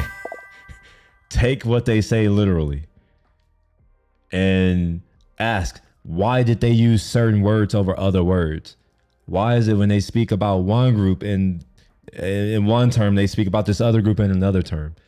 I'm intimately familiar with it because I grew up here in America and I'm black, believe it or not. Like I fuck identity. I am black. So like I grew up black, and as far as I know, the people around me were also black. And I also think the community around me was also black. And one of the things I noticed was black people who were on the news for whatever reason, they would be described in a certain kind of way for certain types of crimes. And I would notice that If another kind of person did the same crime, it was never discussed or described in that same way if it was brought up at all. So from a young age, I was very familiar with how the media can distort things to establish a narrative or an agenda so that one group or a specific person or whatever, so that they are seen in a negative light. I've been affected by it. I'm still affected by it to this day. Around the world, and I mean, obviously there's some reasons for it, and we're going to probably get into that after this live stream. But around the world, African American or black people, we don't have a great reputation. Well, why? Well, look at what gets propagated outside of our borders. Look at how we're portrayed in media. It's the same thing here. So it seems like all the people who are like, oh, there's none of that, we don't see it. I guess now they're starting to see it because they give a shit about these people and not the people who are in their own country. Then what they do is they say it in a particular way, and they lie by omission. Mm-hmm. And by omitting certain parts of by omission, but there's also something called the lie of commission, for what it's worth. This is rhetoric stuff, but I guess most people don't really think about that. Story, they can tell the truth while also lying. Correct. This is very, very common. They do this a lot. In fact, they usually do it when they attack a man's reputation. So I can talk about this from personal experience. What they'll do if they want to attack a man's reputation is they would call 1,000 women who know him. And 999 would say he's a great guy. And then they'd find the one who says he's bad. Give her a microphone. And they'd only mention her. Mm-hmm. They don't mention the 999 who say he's good. Even if those 999 say the other one's a liar. They don't mention them. They omit it. They only show that one. And they say, oh, we're telling the truth. This is what she thinks. This is what she says. But they cut off so much of the story that they're not telling the truth. And this is what the media does with absolutely everything. Because the primary objective of the media is not to inform you. Think about this if you're watching this at home. Think about this. Why do the people in charge of the world want you to know anything? Who are you? Get over yourself for a second. They don't give a shit if you live or die. You could die in a car crash right now. You think they give a f- about you? They don't want you to know anything. They want you to believe things. And they want you to believe that's a powerful insight that I wish more people would recognize. Having been a part of organizations, we don't want anything coming out. We keep things, and we have PR departments and marketing and all these things to craft a message around what we're doing, and that's what we put out. You don't hear about any of the other stuff. And he's right. People who have power and control, they don't want you to know anything. Just like me, there's a lot of stuff that I'm not willing to talk to y'all about because who are you? Why would I don't want you to know at all. Why should you know that I might be the one who's going to take something from you? I don't need you to know that. I don't want you to know that. This is actually a really good point. I'm surprised you brought it up. Things that suit their agenda. They don't want to educate you ever. They want to propagandize you. It's kind of amazing how arrogant people are, where they go, oh, well, I read this, I saw this, I'm informed. No one's trying to inform you, friend. You're not important enough. You don't get presidential briefings. Nobody gives a shit about you. You're another nobody cockroach in traffic. So no one wants to inform you about anything because you have no power or capability. Nobody cares about you. They want you to believe certain things so that you'll continue to waste your life energy. They want you to believe certain things so you'll continue paying government taxes, even though they hate you. They want you to continue sitting at home. That is indeed true. They do hate you. And I know this because I'm closer to that than I am to the opposite side. And I'm growing resentful of those people too. I ain't even gonna lie. Most people I hate. I'm not the only one. I know other people are just like me. We talk about it behind closed doors. A lot of people, we're just like, we need workers. Miserable and depressed, believing your life is worth living long enough for you to build the roads and build the bridges and then end up jumping off of one of them. That's all they want to do. So it's kind of amazing. And not complain where your tax dollars are going. Absolutely. This is the thing. So it's kind of amazing that people who watch the mainstream news or interact with it at all are arrogant enough to believe that the BBC are building this whole big studio and hiring these professional presenters and getting these very nice cameras and putting together these video presentations because they really want to inform this nobody about how the world works. Like, get the Mass over yourself. psychosis, though. Yeah, get over yourself, Yeah. people. No one, they don't care about you knowing anything. If it was up to them, if they could click and make you believe what you need to believe, there would be no news. There'd be no news at all. In countries where the people are already doing what the government wants them to do, there is no news. They just get rid of the news. Well, we don't need the news. We need to tell anyone about the news. No one needs to know what's going on in the world because they're already doing what we want. Right. And the less people are doing what they want, the more news there. This is true. However, it's not just them. That's the thing, is it's not the left or the right. It's the people in power. Both ideology, wherever, however many ideologies there are, it doesn't matter. They're both the same. There is no difference. Don't make the mistake of believing that the left is bad and the right is good. It's not. The left is no more good or bad than the right. They're both the same. At the end of the day, it's about people, specifically men in power, who want to consolidate their power, who want to maintain their power. And they'll do anything they need to do to make sure that they maintain their power, including telling you what you want to hear. We live in a society that values feelings over facts, which is why politicians know and understand that they can tell you what you want to hear. You're going to feel good. You'll vote for them. And once you vote for them, they don't need you anymore, which is why often it's the case. Once people get into power, they don't do the things that they said that they would do. Because why? They don't have to. What are you going to do? You can't get them out of office. They're there. It's not the left or the right. It's just people in power. Either you're someone in power or you're not. What I've decided is I don't really care about the sides. I will just make sure that I get into power and I'm going to do the things that I want to do. Like, the sides don't really matter, in my opinion, because the sides are going to, they're going to shapeshift. Both sides have done that. Neither one of the parties, in my opinion, are recognizable from just a generation ago. Even more so when you go even more generations beyond that. Night and day difference. So no, it's not the left or the right. It's them.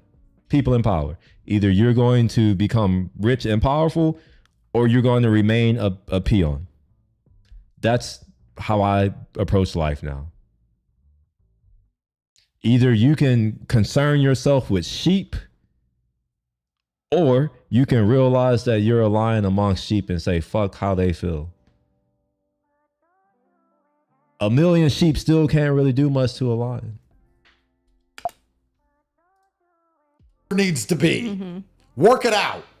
It's a setup. So you were on Piers Morgan on October 9th, Yeah. if I'm not mistaken. Yep. And before then, I mean, that's when you really spoke out about Israel, Palestine. And Got me in a lot of before trouble. then, yeah, you had a lot of conservatives on your side only because that you kind of spoke the same language, you had the same ideologies. I know Yep. that you don't identify as a conservative per se. Yeah, they were just trying to ride his wave. That's what they do. They'll find anything that's remotely, in their interest, and they'll try to take that and co-opt it. That's what they all do. But they shared a lot of your point of view, so no one really attacked you. No one really cared about the things and the things that you were saying.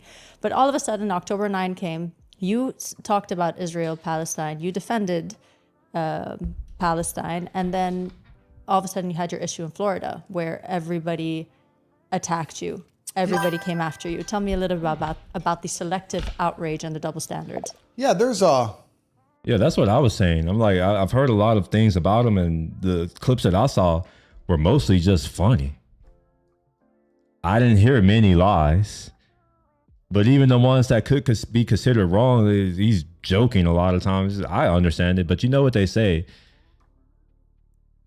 You have to be intelligent to understand humor. And most people aren't intelligent. interesting conspiracy theory that there's a particular group of people who control the world, and they control the media, and they control the money, and they control the banking. And if you speak against their interests, you pay the price. It's an interesting Weird. conspiracy I've never theory. heard that. Yeah, very strange. What? First time. Yeah, they were actually on my side. And then, as you said, I on October 9th, which was very soon after October 7th, called what Israel was doing a disgusting genocide. And I said it before anyone else did. And I said it against my legal counsel's advice. And I said it because I thought it was the right thing to say. And at that time, nobody else had really understood quickly enough that the beheaded baby story was a lie and that Israel were being disproportionate in their response. And as soon as I did that, all of these other influencers on the conservative side, plus a whole bunch of bots, all of this started to just whip up a storm trying to damage my reputation and damage my name. And primarily they were just saying that I was, you know, the usual things, anti-Semitic, and I was a bad person. And then they tried to attack me because of my history of owning a webcam studio, and they said that I'm bad. I obviously made it clear that OnlyFans donate millions of dollars a year to AIPAC, which AIPAC, of course, are the Israel lobby, which are heavily involved in American politics. And OnlyFans, who's owned by a Jewish man, donates millions of dollars to this day. Isn't that interesting? I wanted to, you know what? This is an exercise for all of you. I'm not going to do it on my live stream. I know the answer. I don't care if you know it, but you should go and figure it out for yourself. Figure out who owns every porn site. Figure that out. Who owns most of the labels? The music that's going out there and corrupting our youth. Who owns that? It's important to know these things. I would encourage you to go and look. But they don't care about that. They care about supposedly something I did 15, 16 years ago for some reason. Anyway, very strange coincidence, all of this.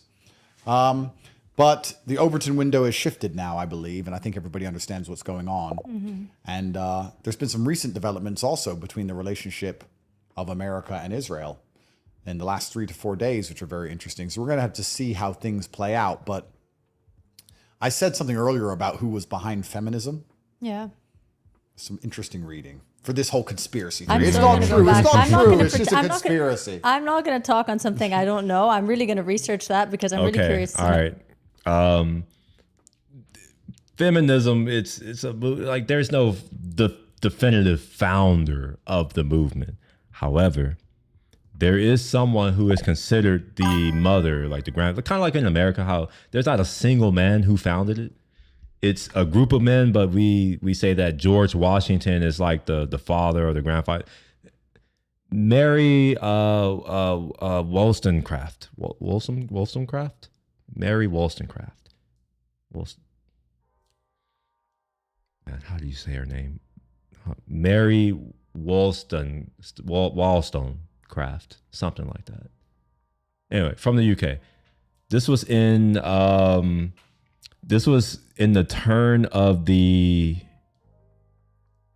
19th century, around the turn of the 19th century.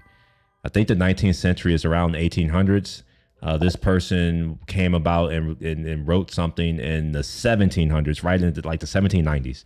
So right at the cusp. Now, it didn't really start to become more of a more organized movement until Susan B. Anthony. If y'all have heard of it. And that's here in America. The Susan B. Anthony is here in America. Mary Wollstonecraft. I don't know how you say her name. I'm sorry. Wollstonecraft. It's a British name. She was in the UK. So it started in the West, UK. The largest empire, the most richest empire. It started there. And then it, kind of migrated over to here. So yeah, there's the origin, and then there's the first wave, there's the second wave. We're currently in third wave, if I'm not mistaken. We're probably in like the third wave right now, or maybe not. Maybe there's more than one. Maybe there's more than 3 waves. Maybe there's 4 or 5. I don't know. We're like third or fourth wave. I'll just leave it at that. Let's keep on. What you're talking about, Yeah. unless you want to share now, but I could look into it later. So I have a question for you. What makes a man more enslaved? All right.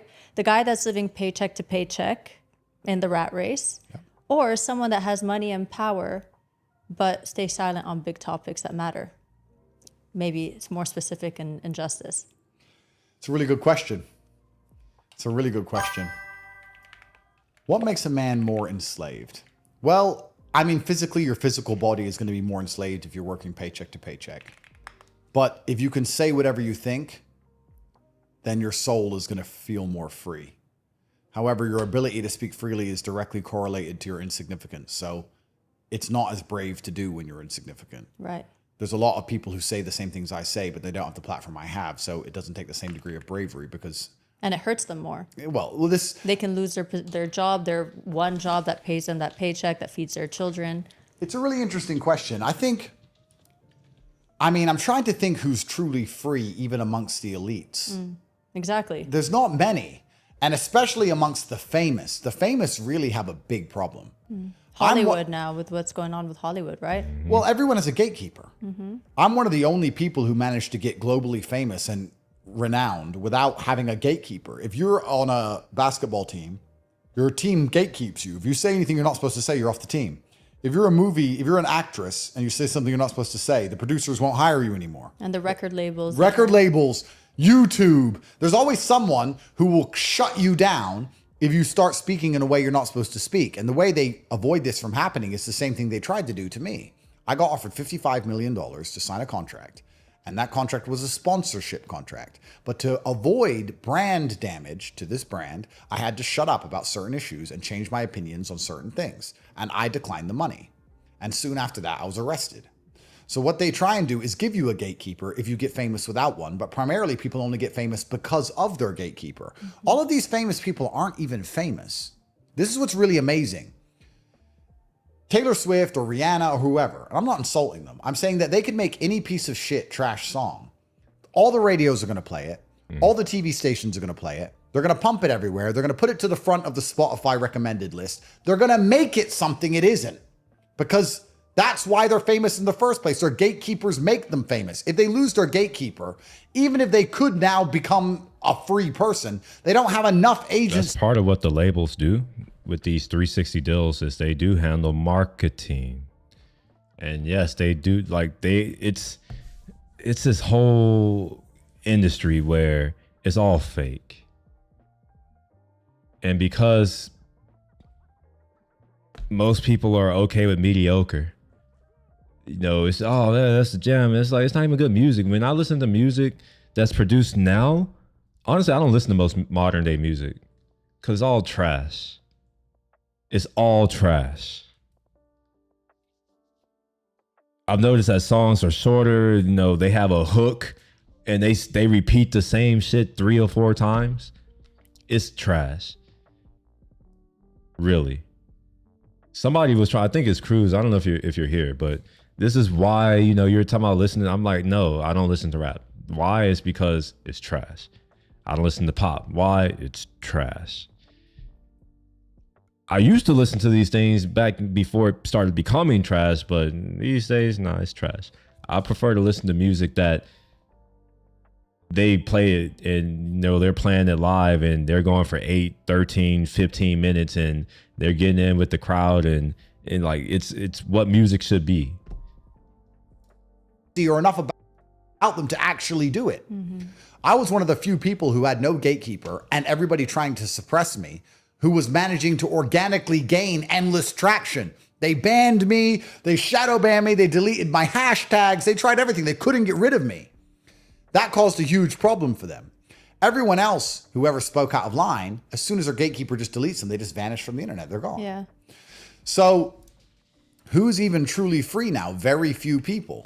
I wouldn't be saying, if I would have signed that contract I signed and we were still doing this podcast, I wouldn't have said 95% of the things I've said. I wouldn't be allowed to say them, but I would be also rich. you wouldn't have agency anymore. You can't really make your decisions. So that's right. You know what I mean? You would maybe take a back seat because you're depending on someone to do the work for you. And then a year goes down the line, you're no longer putting in the work yourself, and that person doesn't want to represent you anymore. And you're like, shit, what do I do now? Well, you sell your soul. Yeah. You sell your soul, you lose your edge, you shut up, you sell your soul, and then you end up needing your gatekeeper. So my gatekeeper, let's imagine I would have signed that contract. the gatekeeper would have prevented me saying certain things, but that would have also made my content far less engaging. Right. So I would have been far less famous. So I now need them to promote me to keep me famous, which is going to give them even more control and more power over me till I eventually start trying to convince people at home to chop their balls off and wear a wig, which is how it all works. Because most famous people don't want to lose being famous and go back to getting a fucking job. Many of them aren't even that talented. You see this all the time. You'll see an actor in a Netflix series. I'm not even going to say his name because I don't want to give the guy credit. There was a Netflix series and I watched it, and the guy played a gangster. And it was a good series. And I watched him. And then by coincidence, I was like, what else is he in? And I looked him up. And 6 months after the end of the series, he's dressing as a woman in GQ. And I'm like, so basically he was an actor. He did a series. He wanted more acting jobs. He doesn't want to go work in Starbucks. Everyone recognizes him. It's going to be very embarrassing to go back to Starbucks. He has no money. He needs acting jobs. And his gatekeeper said it would be good for his career if he dresses up as a chick in GQ magazine. And he sold out. And then guess what? He's in another series. That's how it works. You have to sell your soul. They have to have control and power over you. They cannot allow you to be influential if they don't control you. That's what Epstein's Island was about. That's what my criminal cases are about. That's what all of this is about, because I am massively influential and they don't control me, and it bothers them to their core. This podcast will be watched by government agencies. They will watch this. They will analyze with a psychiatrist me, you, how I talk, my body language, the things I say. They will take certain excerpts of it and give it to prosecutors. They will try and drum up charges, all of it, because they're afraid that I influence people in a way that their mainstream media garbage cannot. The entire world is a battle for influence. And if you're influential, they need to get you under somebody. Kanye. Before he goes into Kanye, which he just brought up, that's actually what this TikTok thing is about. It's a threat because they don't control it. It's a Chinese platform, and China can't be controlled. No, we have our white people here who believe that they're the superior beings and all that kind of shit. China's like, no, fuck y'all. We can do whatever the hell we want, and they are doing whatever the hell they want to do. That's what TikTok is about. China created TikTok. Well, it was created in China. It's their thing. It's popular here. Millions or maybe tens of millions of Americans are making a lot of money supporting themselves on TikTok. People are addicted to it because honestly, we have a dumb population. You just give them anything and they'll just fucking idiots. TikTok is about that. Our people who are in control, which I don't think is our government, but the people who are really in control, don't have control over China, and therefore they don't have control over TikTok. Meaning that if China wanted to, at any point, they can influence people to be for or against the state that they're living in, to be for or against the people who are really in power, who are controlling their lives. That's really what it's about. That's it. He had somebody, I'll let you look this up. I won't say the guy's name. Kanye had a personal trainer. You know all about this. Story, yeah. That's right. A gatekeeper. Funny. He was the same personal trainer to Britney, I believe. Funny how they all go crazy. All These of them. people. Isn't this weird? Mental illnesses, all these crazy celebrities. Isn't this It's so strange? crazy. Isn't this strange? The ones who don't say what they're supposed to say end up with the same I person. think the Britney he's talking about might be Britney Spears. Just saying. Personal trainer and end up having mental illness. Isn't this odd?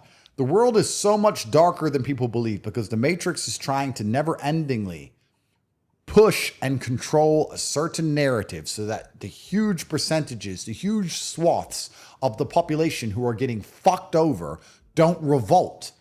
Think about it. We're in Dubai. We're going to go home in nice cars. We can go on a boat this week. We have big houses. We have nice food. We have a maid. We have a cleaner. The average person's life, especially in the West, sucks. And they have to prevent a peasant's revolt. And they do that by making sure there are no influences other than their own. That is very important. It's not about black versus white.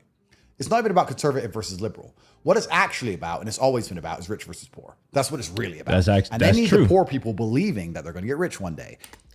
I've talked about this in several streams in the past, but there are more poor people than rich. I didn't say poor or rich. I said it's a class thing. same thing, kind of. The upper class, rich class, those people, much smaller group. They are very well aware that they're in a precarious position.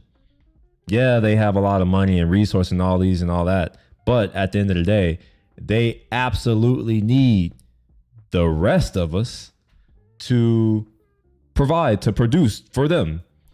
And they also need to make sure that we don't see them as the primary problem, which is why in our country, we don't really talk about the fact that why do we have a billionaire class in our country? Anytime that kind of anything about finance, I mean, that starts coming up, we need to try to shift the topic. I've noticed this in our news cycle when that kind of stuff pops up, all of a sudden, all these other things start happening to distract you from what's really important. It's a divide and conquer technique. Divide the masses so that we can now attack them in their smaller groups and they can never beat us. I understand it innately because I happen to use that technique. It's called divide and conquer. I use it in computer science. However, it is it's a technique. It's a not a technique. It's a gosh, what is it? I don't know the right word. I'm gonna use the word technique. It's a technique that has a 100% success rate. It never fails. Why? Well, because humans are dumb, emotional. The second that you fall into your emotional way of thinking, you've lost. And that's what makes it dangerous. And that's why there's a certain group of people who should never be leaders because they can only think about things emotionally. That's not to say that men aren't capable of thinking about things emotionally too. A lot of them do too. It's a minority of men who don't get into their emotions when confronted with things. But yeah, absolutely the case. If they just shut up and work their ass off for 80 long years. And the truth is, they never, ever are. And they can't let people wake up to that reality. Yeah. They sell it in the US that America is the land of the free. And if you're interested, you should go and look for something called, like, we have this thing called Hollywood. But you should do a little research into what Hollywood really is. Wood is that, we know what wood is. It comes from a tree. Holly is a type of tree. Oh, what's special about these trees that were in that region, specifically like Lebanon, Iran, Persia, like the cradle of civilizations, a lot of the civilizations, like a lot of the Abrahamic religions, it came from a certain region. What's significant about those trees? What did they make from those things? What do they write? They write scripts. Scripts contain words which we spell, their spells. We spell out scripts for Hollywood. That's a tangent. I'll go back to here. it's the land where you can get rich, right? This is the American dream that doesn't exist anymore. You get rich in Dubai, you don't get rich in America. Exactly. And as for free, I think America has more laws than any other country on earth. It also has a larger do. percentage of its population incarcerated than any other country on earth. We do. And America is a police state. We are. And I'm in Dubai. And you could argue that Dubai has very stringent laws and could be called a police state. They but do. Dubai offers me safety. And Dubai also offers me massive opportunity. America's a police state where I have no safety and no opportunity. So I have to be afraid of the government and the criminals, and I'm broke. Yeah. So what am I there for? Absolutely. Well, you're there because of patriotism. America. Don't go over to the Middle East. They're all ragheads. That's bad. Yeah. Bomb them. Baghdad. Shock and awe.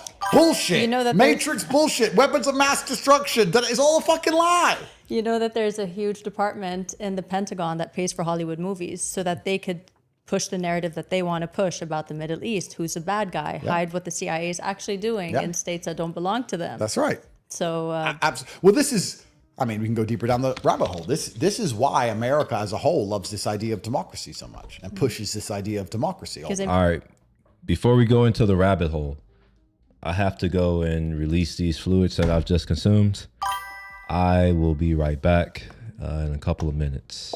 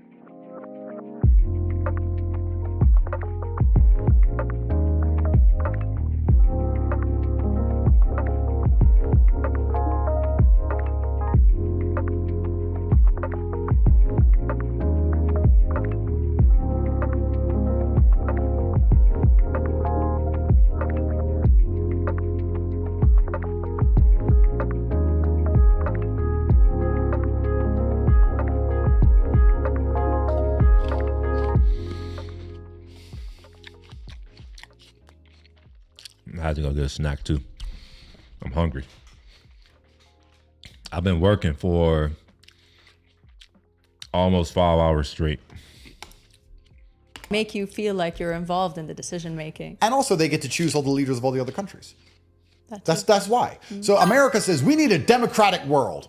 We're going to go to war to ensure that there's never any sovereign leaders of any nation. We need democracies. Why does America even hate Russia? Let's talk about this. Russia was our ally in World War II. They were. We've never had a halt. You know what? The only reason why Germany was defeated was because of Russia.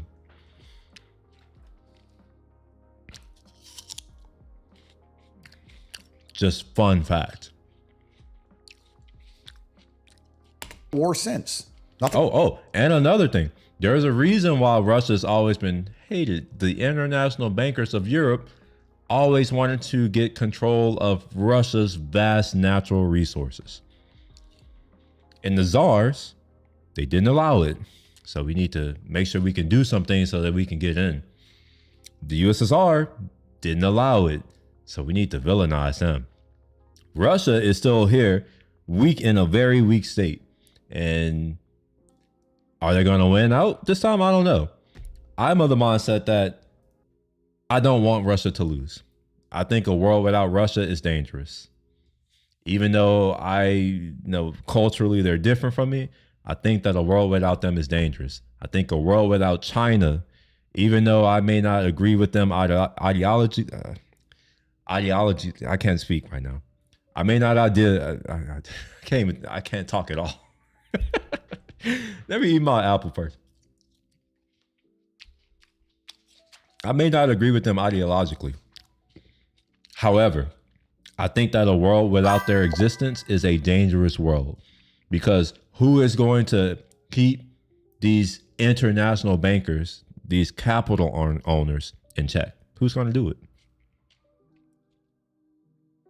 We've already seen that it's not going to be our government because, well, they're in cahoots.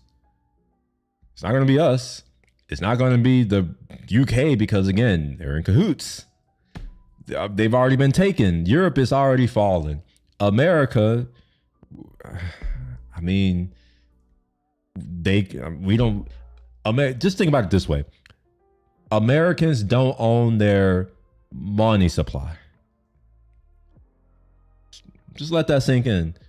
We are a sovereign country, yet we don't even own our own monetary system. You can't be free if you don't even control your own money, which we don't.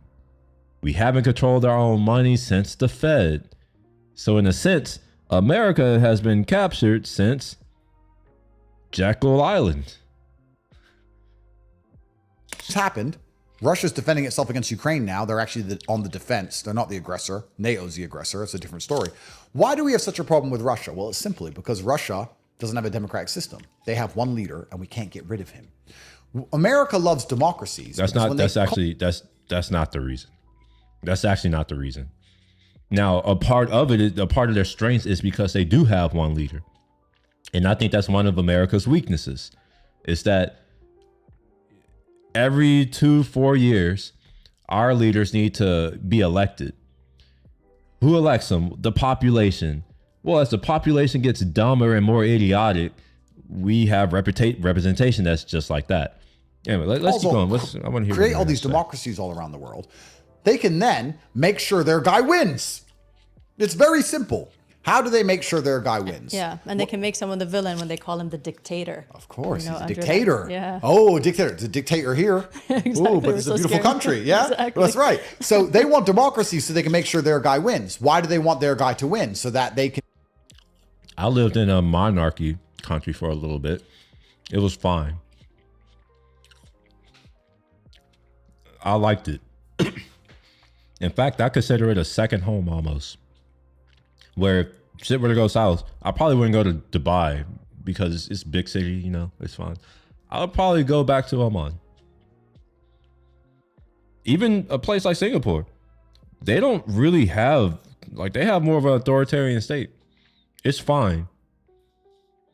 UK, all of Europe almost, in fact, they all had that, but they need to get rid of those types of people because international bankers cannot subvert a country if there is strong leadership. So what do? You get rid of that leadership, and over time, you weasel your way in. You get elected because people are going to vote for whatever makes them feel good, not what is good. Become an American vassal state. America doesn't have allies. America has bitches who work for America, so they can dump an American military base right in the middle of the country, and it just becomes a American vassal state. What happens if their guy doesn't win? Well, then there's an organic protest, and then another election must be held. And of course, all the elections are fair. I mean, of course they're fair. You don't think Zimbabwe has fair elections? Of course they do. Naturally. They must do. Of course they have fair elections. I mean, we know the American election's never been rigged. So I'm sure all the African elections are never rigged. Like, it's a setup. It's all a lie. And all of these things tie into one another. All of these things tie into one another. It's really interesting. Why do they push feminism so heavily? Why do they convince women, and they have campaigns specifically about this, to vote against their husbands? Here's the true red pill of it. It's not because women voting against their husbands will vote in the way the Matrix wants, because they can't psyop enough women to defy their husbands to affect the vote. It's to convince the population at home that they can psyop enough women so that when they rig the election, they can blame it on something else other than the rig. When Trump lost in 2020, everyone knew it was rigged. And I said, this is a rigged election. And they go, yeah, but women, immigrants.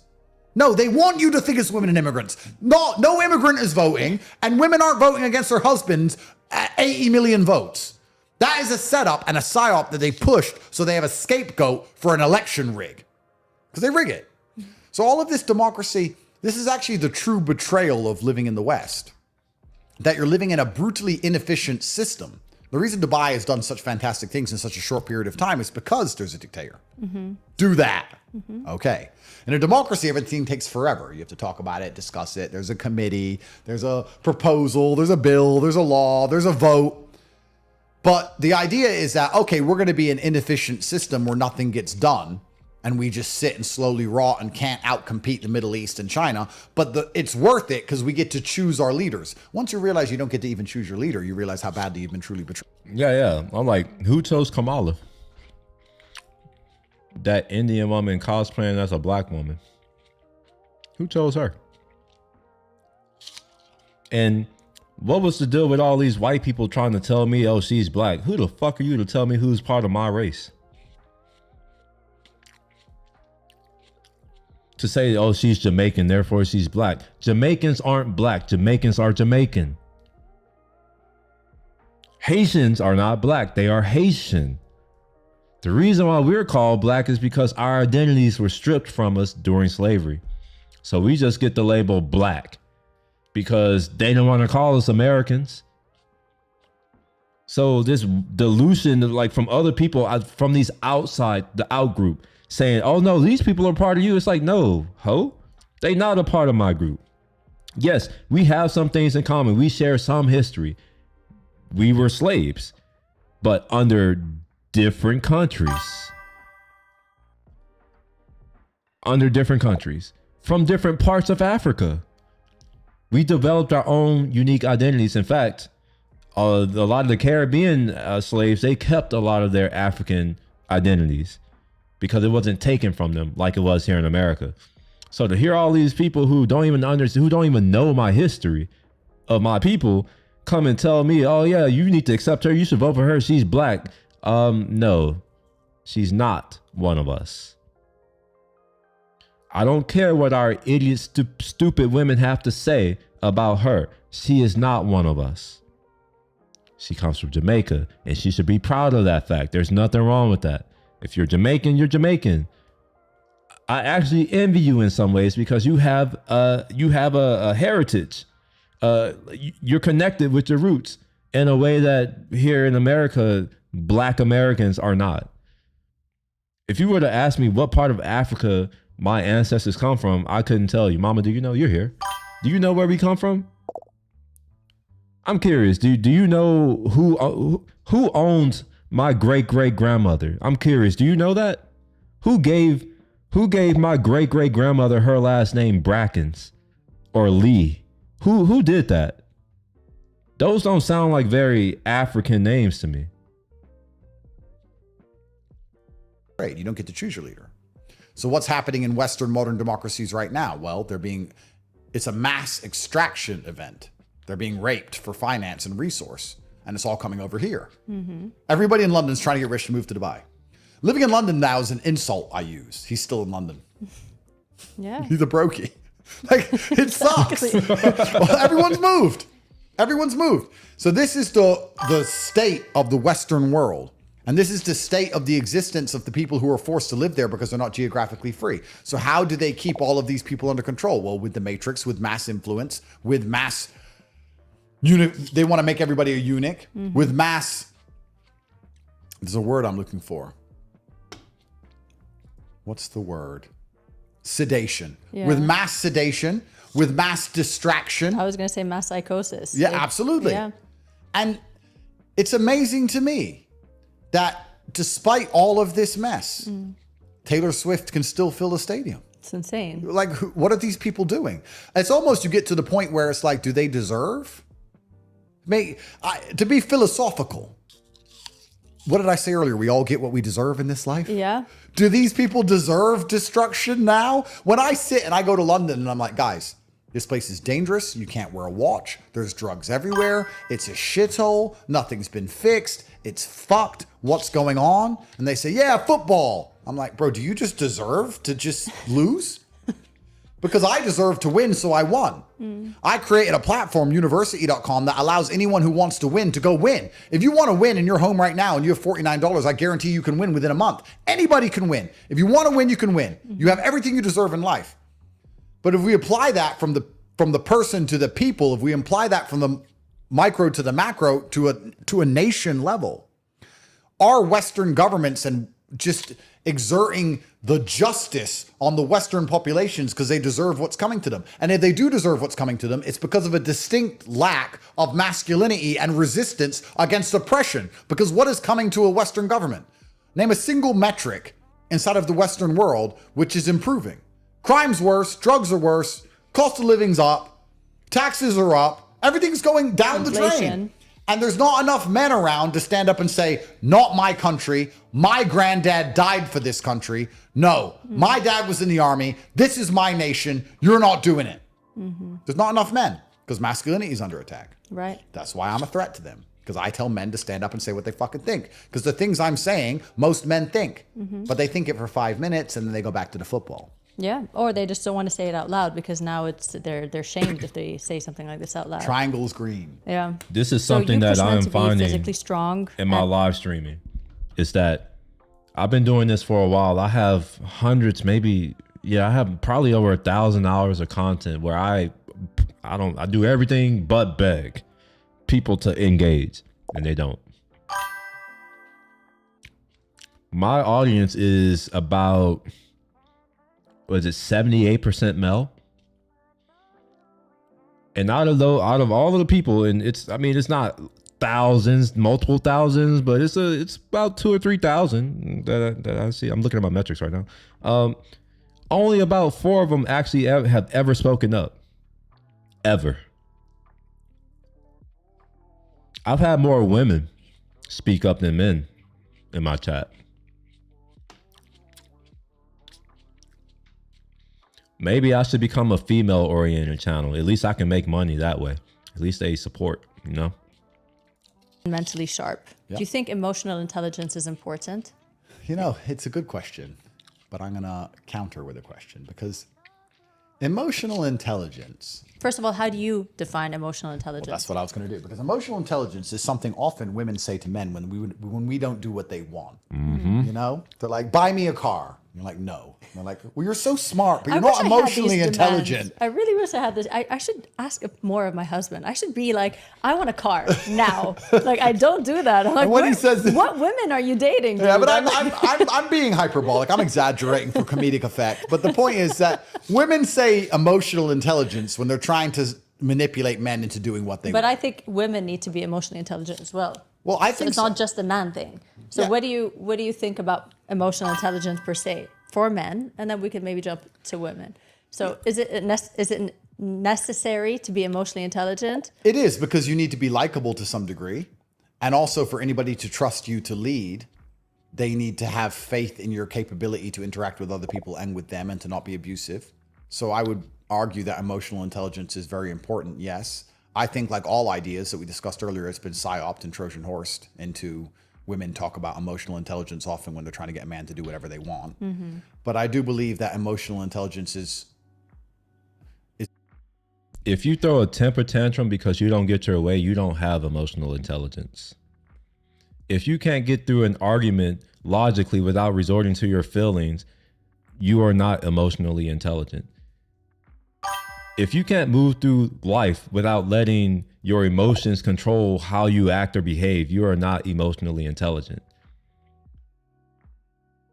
You're closer to a child at that point, in my eyes. very important. However, apathy can be weaponized. Like apathy can be a dangerous thing. So you, as men, sometimes we come across as very cold or uninterested, or we come across as people who do not understand a woman's emotions. Even though we do understand them, we do have the ability to understand it. We just see a picture perhaps bigger than they do sometimes.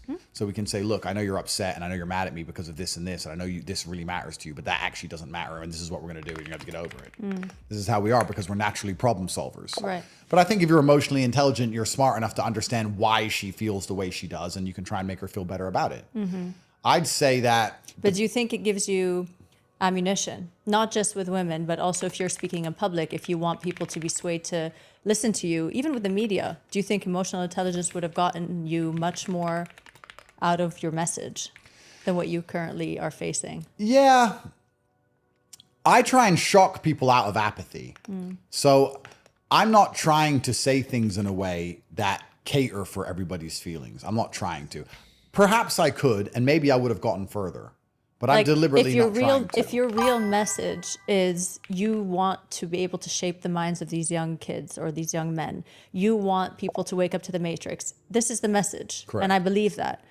Do you think people would listen more? I mean, I don't think anybody, at least I didn't know you had Hustle University. I think many people that know you, and they're a lot, half of them probably don't know that you have something like Hustle University. Yeah. And it would be really good for them to know. I want people to know this. I want people to know what your real message is. And aside from the gimmick and the noise, I find most of it funny. I mean, because I have a sense of humor. So I just don't, and even if I don't agree with a thing or two you say, I'm just like, whatever, that's his opinion. I mean, like I would with any lunch or dinner that I have and I'm disagreeing with somebody.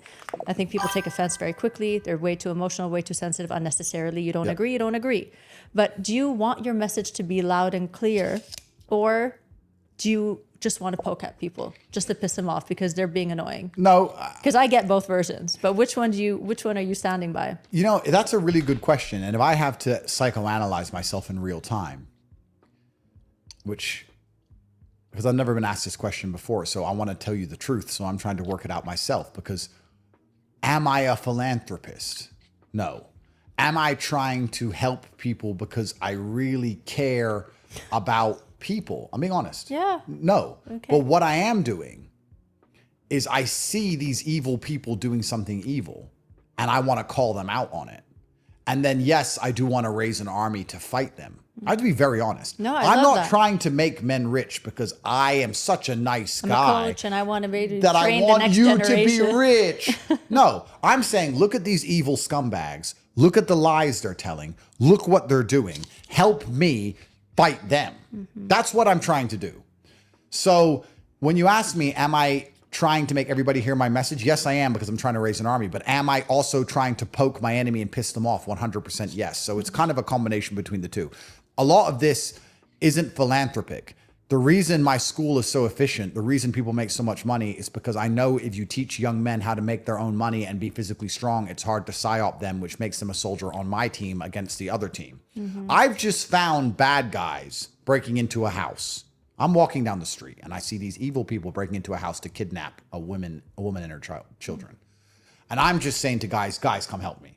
I'm not trying to turn them into heroes. I'm saying, let's just stop this. Let's stop this. They'll become heroes by extension, but my motivation isn't making them a hero. My motivation is stopping that. Am I making any sense? 100%. That's what I'm trying to do. So yeah, do I like to antagonize my enemy? Yes.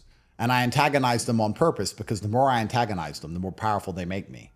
I'll give the secret away. Hello, MI6, because I know they're watching this. Hello, guys. Hello, BBC. You're going to take parts of this and you're going to chop it up and you're going to say, I said bad things, which is why I said them in the way I said them, so that you would do that. Because you can buy advertising, but you can't buy the BBC. But I get the BBC. Then everyone will watch this. And then people will say, you know what he says is actually pretty smart. And then I become more powerful than ever before. But these jackasses can't help themselves. So they are my brand. My brand is the hate. That is my brand. You need hot and cold air to make a tornado. You have to have the pro and the con, the light and the dark, the yin and the yang. My brand relies on hate. If my haters disappear, it becomes a lot harder for me. So I have to sit here and say certain key things that will be taken out of context so I can be attacked with them, because I don't care about going to jail that much. The triangle is blue, I'm afraid, and I'm not afraid to say it. And I'm not afraid of the guys you're going to send with guns to drag me to jail. And when you drag me in and out of that police van, I'll smile like in every other picture. And I don't care, because I want to have a life story which is interesting. And a lot of men want an interesting life story. They want an exceptional life story. That's actually interesting that he said that, because I've said this to several people myself, that ultimately having an interesting life story is more important to me now, given that I can't have the life that I want. I'm like, well, if I can't have that, I will at least have an interesting story. Because some people are asking, why do I do certain things, or why did I go here? And it's just like, it seems like it would be interesting when I look back on it. And it may have been the right move, because y'all may not know this yet, but I am a fairly interesting person. I've done things that most people on earth have not. And sure, to some people it may come off as bragging, and if so, that just means that you're probably a loser. I'm sorry for you. But I have done things and experienced things and accomplished things that unfortunately most people have not. And I didn't know that I didn't know that at the time most people don't accomplish these things. It wasn't until after I'm out here and I'm talking to other people and I realized that they have very boring lives. They've never done anything, that I realized, oh, it's actually not that common. And then I start meeting more people who are like me, and we have conversations, long conversations. And I start to learn that their experience is not that dissimilar from mine. That, they had this idea that, there's that there are a lot of people like them. And then over time they find out, no, it's not. And I think that's one of the reasons why I have such an international network that's fairly tight, is because it's hard to find people who are similar to you, who resonate with you, especially if you're a certain type of, if you're average, it's easy for you. But if you're above average, well above average, it's very hard to find people who have things in common with you, who have similar values as you do. Because I'm gonna be honest, some of my values changed as a result of who I became. The biggest mistake these people make is they think an exceptional life is only the exceptional good, not realizing that exceptional means deviation from the norm, whether it's good or bad. Yeah. I enjoyed a Romanian prison cell just as much as I enjoy a Bugatti and a private jet, because it is unusual. I am contemplating. I know I am deciding on whether or not I am going to choose just be homeless here, or just leave and go somewhere else. Cause I have enough money to live somewhere else, but I don't have enough to not work for another year here and live here. And I was thinking, I'm like, I could just leave. Where would I go to? I don't know, anywhere. It doesn't matter, because wherever I go, it'll be interesting. Because how many people say, you know what? I don't want to work here, and I'm willing to give up living here so that I don't have to work. I'm just going to take my money and run.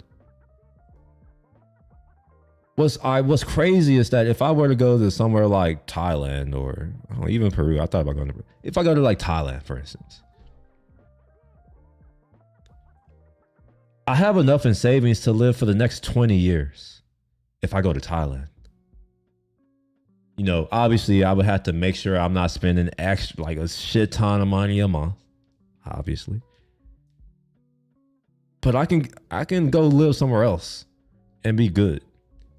It's only here where I'm stressed, where the damn near $5,000, $6,000, $7,000 a month of like that I have to pay to live here. I don't have to pay $5,000 to $6,000 to $7,000 a month to live in Thailand. I can get the same lifestyle I'm having here for $1,500. Why would I move? Well, I think it could be an interesting life story. That's it. It's an interesting life story. It doesn't matter if it's positive or negative. It's different from the normal. I don't want a normal life. This is all I'm looking for. So I don't really care if it goes right or it goes wrong. Maybe I'm a suicide soldier. Maybe. Never know. But I don't really give a shit because I enjoy it for what it is. Yeah. It's not about winning and losing. It's about fighting. They're different things. Are you afraid of anything? Yes, I am afraid of things, but it wouldn't stop me doing anything. Like on an ideal day, I don't get in the ocean. I don't like the ocean. Oh, wow. I don't like Like it. fish? Like I'm the same Flounder? way. I just think the ocean is just, I don't need it's to a be in big the ocean. psyop. I There's don't need to be in the something weird water. going on. unpredictable. Yeah, I can't see. There's no control there. Huh? There's no control. My life's extreme enough. Like I have a hard enough time. If I get in and out of the car to and from a restaurant without getting killed, I have a sigh of relief. Like I have an extreme life. I don't need to do extreme things. I don't need to jump out of planes. I don't need to go in the ocean. There's fish in there, you know? And they're saying that whales are mammals. No, they're not. They're fish. And there's just a whole bunch of lies around the ocean. He said, no, they're you not not that heard, fish. like, Jellyfish things. hurt. Jellyfish. Yeah, they they're killed not Steve fun. Irwin. No, man. You know, like, I just think they're lying about the ocean. Yeah. To be honest with you, I think they're lying about the ocean. Like, Not climate change. It's the ocean itself. Like if we it was don't up know to it's me, if it was up to me, we'd get to the bottom of this. I was saying that we should basically just nuke all the dolphins the other day. And someone said we can't do that because dolphins are mammals. True. No, but they're not. They are. They live in the ocean and they have fins. They must be fish. There's no mammal. That's not a mammal. That's a fish. And I Mammal's said, like a why? lion. But here's the psyop. Why are the fish we're supposed to like, whales and dolphins, called mammals, but the other fish are just fish? It's a setup. It's not a setup. It's a setup. They're all fish. A dolphin has never paid my rent. There's too many fish in there. I don't like any of them. I don't trust any of them. I don't go in the ocean. What's something you wish people would ask you? Just ask me this one question so I can explain. Not justify yourself, but why don't you ask me this instead of asking me 100 other things? I wish people would ask me. You know, actually, I'm not sure. You ask me very good questions that I have to genuinely think about. I'm not sure what I would like people to ask me because I'm really not in the business of explaining myself too much. Yeah. I feel like my image is actually a fantastic test for me to get a read on others. It's actually great for me. I would hate to explain myself. If I walk in a room and I can see who likes me and dislikes me instantly, that's perfect. I like that. It's like a instant test of who's a moron and who isn't. So I kind of like my image. I would hate for someone who I don't want to like to convince me to like them because somehow they didn't give me an honest perception of how I'm viewed. If this makes sense. When I walk into a room and there's 10 people and 2 of them go, "Did you see what they said about him in the news?" I'm like, good, okay, don't talk to them. They're losers. So I don't know what I'd like people to ask me. I'm really not in the position to explain Is there myself. that thing that you'd be like, I wish you would just ask this question and then you would understand You kind know, of a I'm thing? going to be honest with you because I like to consider us friends now. I have a problem with questions. Like outside of podcasts. Wow, we just spent 2.5 hours of me No, asking. but I understand what he's saying. I hate being questioned. I don't like people asking me questions. Now, I'm fine with it when I make a space for people to do it. And this is that space. But outside of this, don't ask me shit unless you're going to pay me money. I don't want to be asked questions. I'm not here to answer your questions unless I'm here to answer your question as I am right now.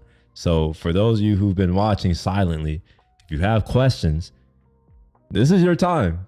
You know, you get to ask a man who hates being questions, and I might answer it. A high likelihood I would answer it. this is a podcast. This is professional work. But I'm going to say something from my personal life.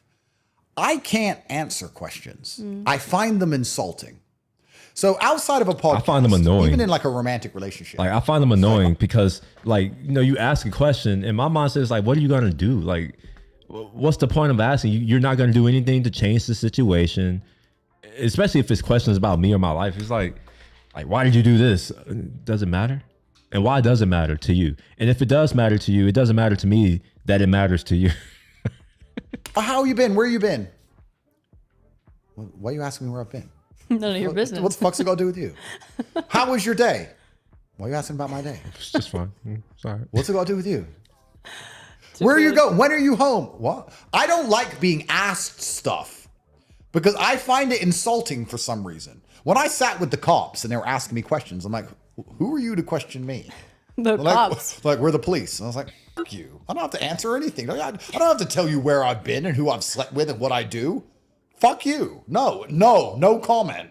I don't answer your question. I don't like questions. I find it swear to God, insulting. this is weirdly familiar, not as aggressive, but my husband hates it if I say, what are you doing Saturday? He's like, why are you asking? Yeah, that's right. Just tell me what's up. You don't need to ask me something first. Or if I tell him, we're going to do this. No, wait, no, we're not. Yeah. Why don't you ask me? I'm like, okay, what the do you want, right? Well, I agree with him. I agree with him. I hate being asked questions in general. If someone were to come up to me and say, hey, can I ask you? No, you can't ask me. You can't ask me my name. You can't ask me where I've been. Maybe I'm just paranoid. I don't want to answer anybody's questions about anything ever. I would be paranoid if I were There's you. women I've been with for years who never knew my job. They just knew I had money. Because they asked, what do you even I do? don't think they care. The money's there. I'm not telling you. Don't worry about it. Yeah, I don't like questions. For some reason, I find them insulting. I also find phone calls very insulting. I hate phone calls too. No, but someone who thinks they can demand my time instantly because they want to talk to me. I am that person. I am 100% that person. I am that person. And it's for the same reason. It's like you believe that, I don't know, text me. No, you have to. There are only a few people who are, I'm okay, they'll call, I'll answer, but most people don't call me. Text me. You can ask in the text message, hey, what are you up to? And then I respond, do you mind if we hop on a call? Yeah, sure, I'll hit you up. At that point, we're good. But don't just call me out of nowhere. Only a very select few people get that privilege. Message me and ask and beg. Please, can we speak? You can't just say, I want to talk to him now, so his life is now mine, and call my phone. If anyone calls me unprompted, I block them. Yeah. They're blocked. Even if I've known them for years, I'll block them and they have to contact Tristan. Why am I blocked? You called me. You can't call my phone. I don't like it. It's insulting. If you had to leave one legacy out there that has nothing to do with your fame and your money and what you do, Yeah. you want to be known for something. Yeah. What is it? I want to be known for making the brave choice. I think that's an important thing. I want to be known for saying exactly what I mean and for being honest. Whether you agree with me or disagree with me, you know who I am. You know what you get with me. I'm transparent to a degree. And I think being known for being honest and being brave is enough. I think those are the two qualities that most men need to try very hard to elude and exhibit into the world. I think that when I imagine the kind of men who don't do those things, I imagine snaky men. It's actually funny because, I have these accusations of rape and garbage, all this lies. And they do this to attach heinous accusations to my name so people will ignore my ideas. They don't want to say, Andrew Tate, have you heard what he said? They want to say, Andrew Tate, did you see what they accused him of? It's an ad hominem attack. You never attack the person's argument, you attack them. And it's something that unintelligent people do, as well as something that unintelligent people fall for, which is why it's done so often, because it works. Just keep in mind, people will not do things that don't work over and over and over and over again. These people who are controlling things, they are very smart. Very smart. And they understand that most people are not smart, and they take advantage of that fact. Because they're afraid of my ideas. How could I be a rapist? Let's analyze this. I'm the most honest, upfront man in the world. Hello, you are beautiful. Oh, thanks. I want to take you to dinner. Okay, we'll go for dinner. That's not a rapist. A rapist is, hi, I just want to be your friend because I'm not brave and I'm not honest. The two things I just talked about. I just want to be your friend. And yeah, you can hang out with me and you're safe with me. Let's just drink some alcohol. We're just having some fun. Ooh, let's drink. Yeah, you can stay at mine if you want. That's a fucking rapist. Not me. I'm straight to the point. I'm like, come to my house. You know, like I'm very clear about my life. So if you imagine a man who is not honest and not transparent and not truthful, those are actually the snaky ones, the male feminists, the little weaklings. Those are the ones you got to be afraid of. You haven't got to be afraid of a man who's very up to the point. You're beautiful. I'm not interested. Very nice to meet you. Goodbye. Because I ain't got time to waste and neither of you. So goodbye. So just relating that to my story, but being known as brave and being known as honest, I think those two things alone are very important to the masculine imperative. And when I imagine men who are dangerous, they are men who are not those things. A rapist is not brave enough to talk to a girl and have her like him for who he is. And he's not honest enough to be clear about his intentions with her. I think all these little weak men are dangerous. Weak men are dangerous, not strong men. Imagine a pedo. Is he a good looking, big, strong, rich man? No. It's some fat. Sometimes. Well, you got Epstein, but that was a psyop. That was a psyop. Yeah. But in general, it's some fat fucking nobody sitting in his room. Yeah. Like it's men without options that are dangerous. It's not men with options that are dangerous. It's men without capabilities that are dangerous, not men with capabilities. Weak men are dangerous. Who's the school shooter? Is it the jock or is it the nerd? True. It's the nerd. Weak men are dangerous.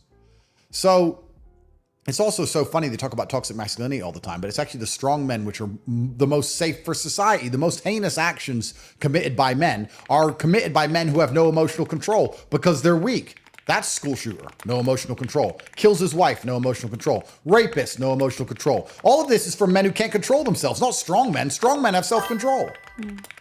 Where are you at on the allegations? If you don't want to go into detail, I'd understand. But I know, I mean, read through them. I saw everybody that spoke out. Yep. I even saw the people that were part of the allegations, the women that supposedly were the victims saying, please don't put me in this. I am not a victim. Yep. I've watched all of it. So I'm quite shocked that this is happening to you. Yep. And I'm sorry. I think that sucks. But it does happen to people of your status. Yep. What's happening?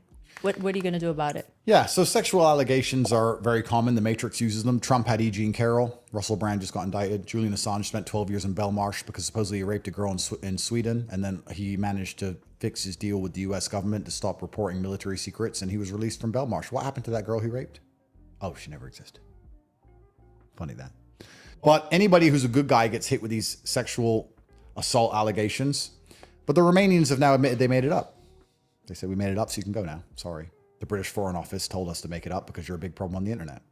So for everyone who's ever sitting watching it going, oh my God, Andrew's abusive, let me make this very simple. The UK Foreign Office wrote to the Romanians and said, we have a guy on the internet who's a problem who's living in your country. Who is he and why is he there? And the Romanians said, well, what do you want us to do about it? He's not Romanian. We don't care. He's British. And the Brits said, fix it. And they said, well, sure. So they accused me of it and threw me in jail and locked me in my house. And then something changed in the global political landscape. Everyone can work out what it is. One question was asked, show us evidence. And they said, we ain't got any evidence. The Brits told us to. I know what that is too. And the Romanians, who were guns for hire, said, the Brits told us to do it. And the other guys were like, well, then stop. I'm like, okay. Because it was all made up.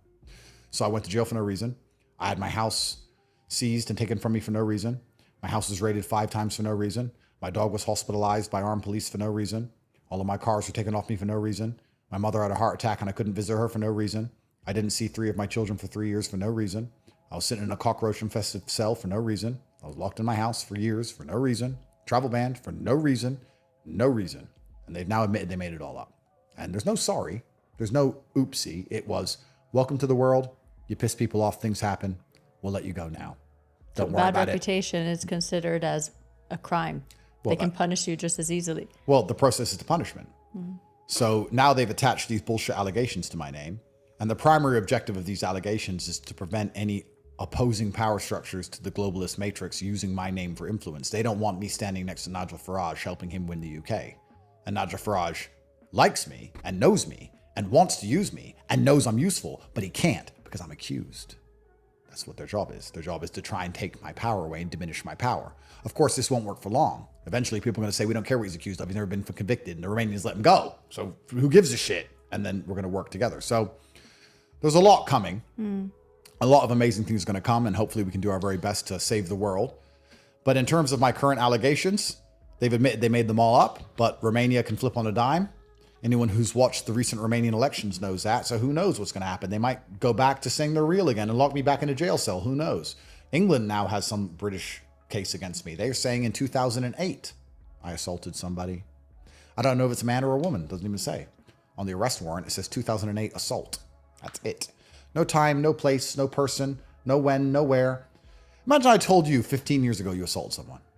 And you defend yourself. Like, did I? No, well, you're like, who, where, when, what? But you know what You I find? don't even have a clue what they're talking about. What's problematic is that I think everybody made mistakes. Everybody isn't really proud of certain things that they've made in the past. This is the point of humanity, of how we are as human beings. We learn, we evolve, Of course. we do better.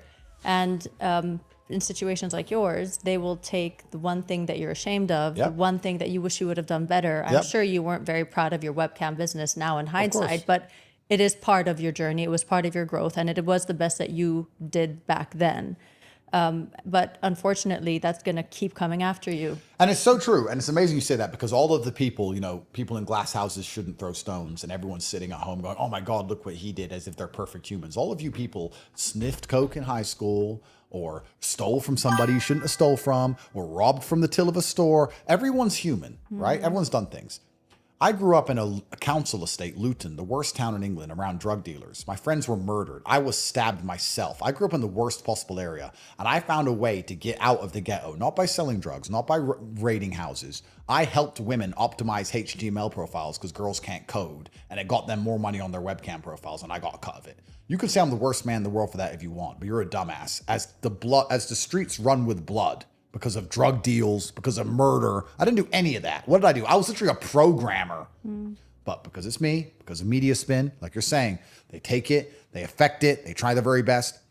And the people who are going to sit there and pretend they're squeaky clean and never done anything wrong in their lives are not only disingenuous, but even if they are telling the truth, Well, maybe they've not done it. well, then you don't know very much about life. Because I've seen the ups and downs of life. I've seen the dark of life and the light of life. I grew up very disadvantaged in some ways and very advantaged in other ways.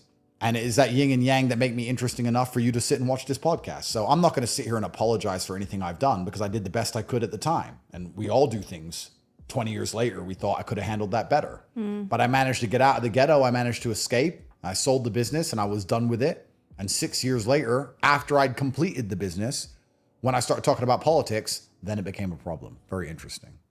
You always say that the best version of a man is a man who struggles with good parents. Yep. Do you believe that? I think the best version of a man is a man who's born with no money and good parents, which has me very concerned about my sons, because I've got a lot of money. It's a big problem. It's a problem. Got a lot of money. How many kids? Do you want to say? I never answer that question. You don't have to. I never answer it. But I'll die with 50. What? I'll die with 50 children. Oh, like an army. I want an army, yeah, of course. My security team in 20 years will be my sons. There'll be 5 Andrew Tates. There'll be 5 Andrew Tates. I really want to see that. No, I'm telling you, 100% guaranteed that's what it's going to be. And I'll die with 50 children, because that's my new current objective to life now, is just to have as many kids as possible. I think children are beautiful, and I think there's no better use of time. You think you can be a good father with that many kids? Easy. It's just organization. People, I think, look, when you have money and you have the facility course. to facilitate things, it's different. I mean, you see the poorest countries in the world having 10 kids, so I'm pretty sure that you can manage. Absolutely. You yourself. just have to have a regimen. But you don't believe in a intact household with the entire family sitting around the table. Well, I do believe in that. Do you not want that for yourself? Well, no, actually, I'm more of a family man than people who believe in the nuclear marriage and the traditional relationship, because I still live with my brother, my cousin. I'm like a clansman. I like clans. So like the tribe raises. I'm a tribe guy. That's how I like it. It's like me. Kids are raised by a tribe, That's not right. by. That's right. So there's me, my cousin, my brother, all of our 3 women, all the kids. The women are with the kids. Us 3 guys are smoking cigars somewhere else. The women and the kids are over there. We see them a bit. Like, I'm a tribe. I live with 30, 40 people. I like the idea of family, but not just 2 people. I like the huge families. That's actually how I approach it. So I'm not against living with a woman. I'm just against living with only a woman. I also want to live with my brother and my cousin and the people I work with. And I like living with lots and lots of people. If I live with only a woman, for some reason, I feel like I lose my competitive edge. Whereas if I live with guys as well, one day they'll wake up and do 500 push-ups and I'll get mad and I'll do 600 and then he'll do 700 and then we'll do push-ups all day. That doesn't happen when you're home with your wife. You end up eating cake and watching It's TV. true, actually. So that's it. Yeah. Actually, you know, I mean, it's different to what I would want, but it is common. I mean, you see this amongst a lot of the shuyukha here in the Middle East. I mean, they like to live in big groups. They like to have, you know, many kids. And I mean, it's just a preference, I guess. So I don't condemn So I'm that. in the right part of the world. Yeah. There we go. I get a nice big house. Yeah. There we get all the wives, have all the kids. And you also are a faithful man. Yeah. You have faith in God. Oh, absolutely. You have to have faith in God. If you believe. That's probably the one thing you fear, I would say, aside from fish. Well, I did say earlier, fish. The ocean, not the You fish. I said just don't like the fish. something. No, to be honest, Cosmology. I said earlier about taking cosmos. dirty money and how the universe is all balanced in the that. end. And I think that shows a healthy respect. Cosmic is what he said. And that in the end, everything works out, everything balances out. And I like to believe that every single thing that happens to us is a test from God. I think that you become closer to God during struggle. I think he's watching during struggle. Did you get closer to God in your struggle? Yeah, I think that it was simply a test he gave me to make sure I deserved what I had. You don't get to become a symbol of resistance and a symbol of masculinity and then never get tested and never resist. Imagine I was saying all the things I was saying and I just got to continue living in mansions and flying around on private jets and having a great time. Well, how would that even work? Let's even imagine that scenario. It even seems counterintuitive to imagine. It doesn't work that way. If you're a symbol of resistance, then people need to see you resist. So God gave me a can platform. lead by example. That's right. God gave me a platform and said, let's see if you deserve your platform. Or if you're going to fuck it up like Peterson did, because Peterson started taking drugs, became a drug addict as soon as his life got hard. So he put me in jail and he put me through all this Romanian crap. When I was in there was one time I didn't sleep for 4 days. They tried to medicate me. They tried to give me drugs, sleeping pills, and I wouldn't take them. They told me I had to take them. So I had to pretend to swallow them, spit them out again. So they tried to medicate me like they medicated Peterson. So all these things have been tried on me, and I resisted all of it. I wonder what Peterson is he talking about. Is he talking about Jordan Peterson? I said no to their medicine. I said no to everything. So God gave me a test, and when I was going through it, even though it was difficult, I knew I was being tested, which gave me a huge source of strength because I knew he was watching. I knew I got a chance to prove myself, and that is why I now get to drive around in one of my 4 Koenigsegg Jescos, and because I deserve everything I have, and I earned it, and I deserve it. And there's no such thing as light without dark. And if anyone out there is watching this and believes that they're going to escape the matrix or escape their struggles or escape their pain and one day end up rich and have no struggles and no problems and everything's going to be perfect and life's going to be sunshine and rainbows, it doesn't work that way. There's always a problem. It's never going to end. War is forever. So you may as well get good at fighting. And that's what I've done. The show is called What They Don't Tell Us. If there's one thing, one message that they don't tell us that you know of, please share. What don't they tell us? The primary objective is not for you to ever be happy or content. The primary objective is for you to make them happy and them content. And when you understand that lens, to view all events, to view all of the education, all of the things we're taught, all of the things we're told to do, when you understand that the rules are made for the benefit of the people who make the rules, everything makes sense. Thank you, Andrew. Thank you very much. Thank you. That was an excellent interview, and I somehow managed to turn a 2.5 hour interview into 5.5 hours. I definitely want to go over more than just one video, so I'm not going to leave, even though it's Heard of almost a 4-time world Even though I've kickboxing been here champion, for a while. self-made Why- multimillionaire turn this off, entrepreneur, turn this off. internet phenomenon with billions of Safari is being slow right now, or YouTube. It's only YouTube that's slow. I think about it. Okay, so before I jump into the next video, what I'm going to do is go and empty out the last bottle that I just drank. This is bottle number 8 right here. So I will be back in a couple of minutes, and yeah, I'll sit back, hang tight, drop some comments. You know, if you've made it this far and you haven't liked, you should consider tapping the like button. It's not that hard. It helps me too, and I would appreciate it. Anyway, I'll be right back.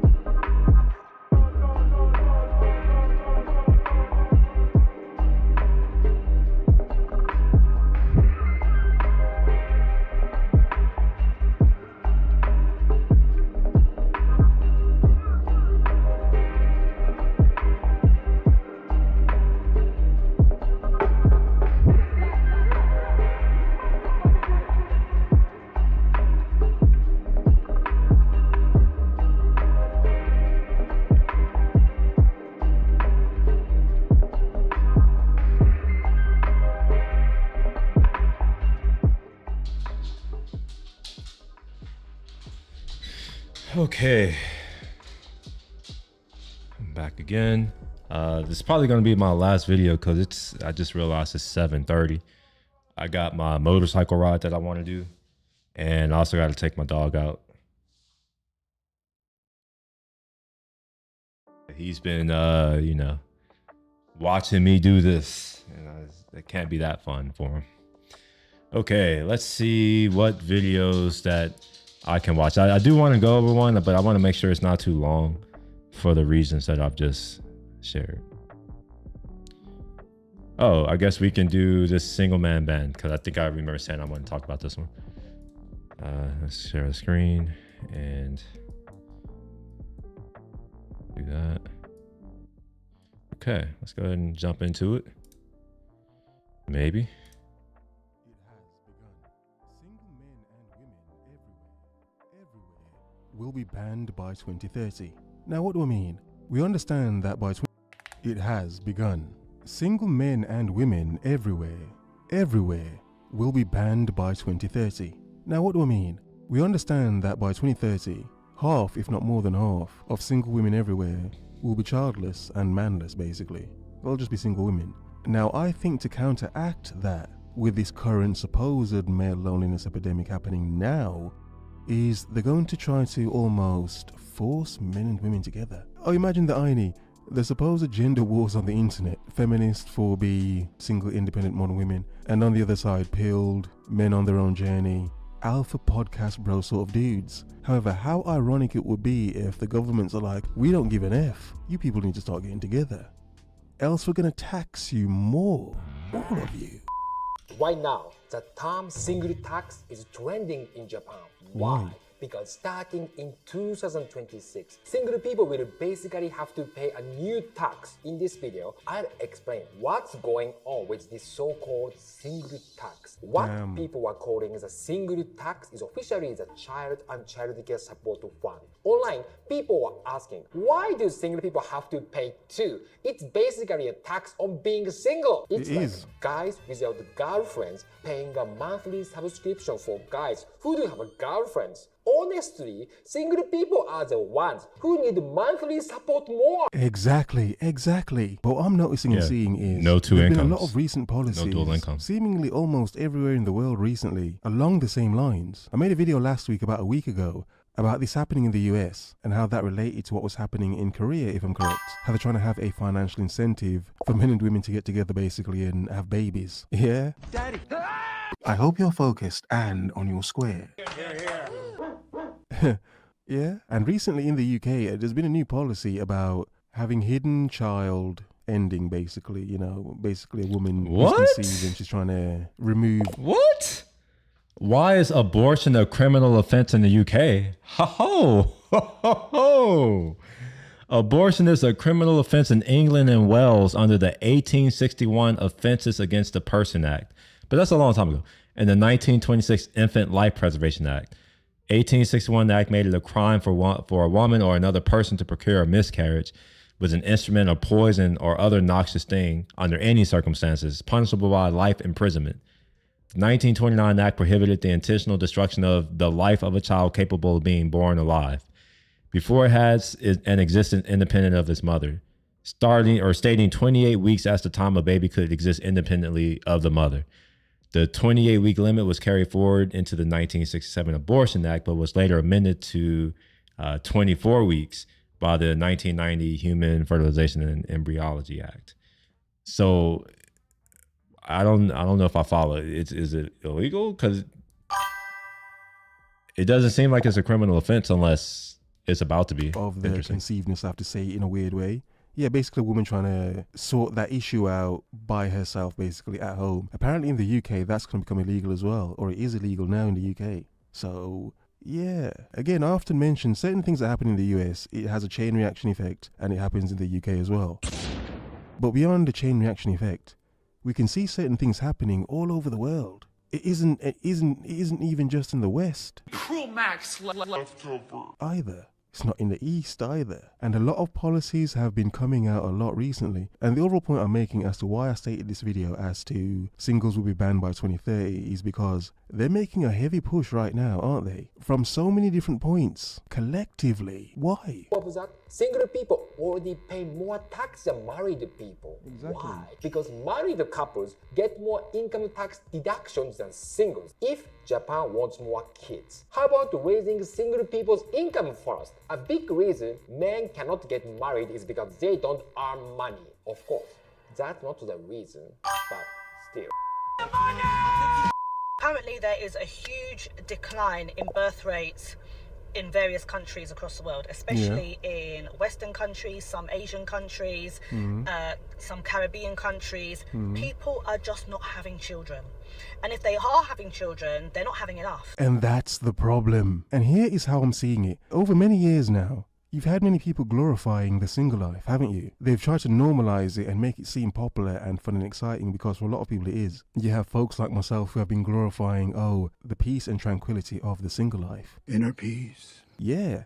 Bachelorhood, to be a single bachelor man. The freedom to do whatever you want to do. I cannot disagree with what he just said. As a single person, one of the things that I, like, after I became newly single, one of the things that I realized immediately is how much more money I had. I was working, slaving away, trying to make more money. And then when all of a sudden I don't have her, I have a lot of money. I have like, what do you mean I have $7,000 left over at the end of the month? What am I supposed to do with this? I just saved it. And then eventually it's just like, after a while, it's like, well, I have money burning a hole in my pocket. I guess I'll go buy a motorcycle.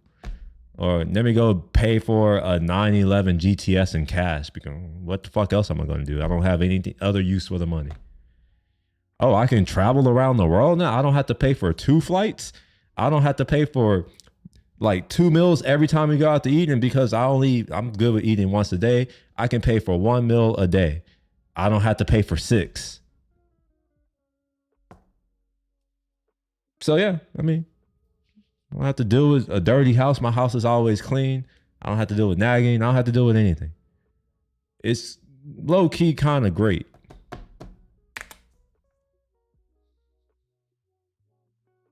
People that want it so much, the people that actually want it, not the people that are, in a situation where, they maybe want to find someone but they can't. I think that's a different perspective, because those people would obviously benefit off this, a sense of being forced together.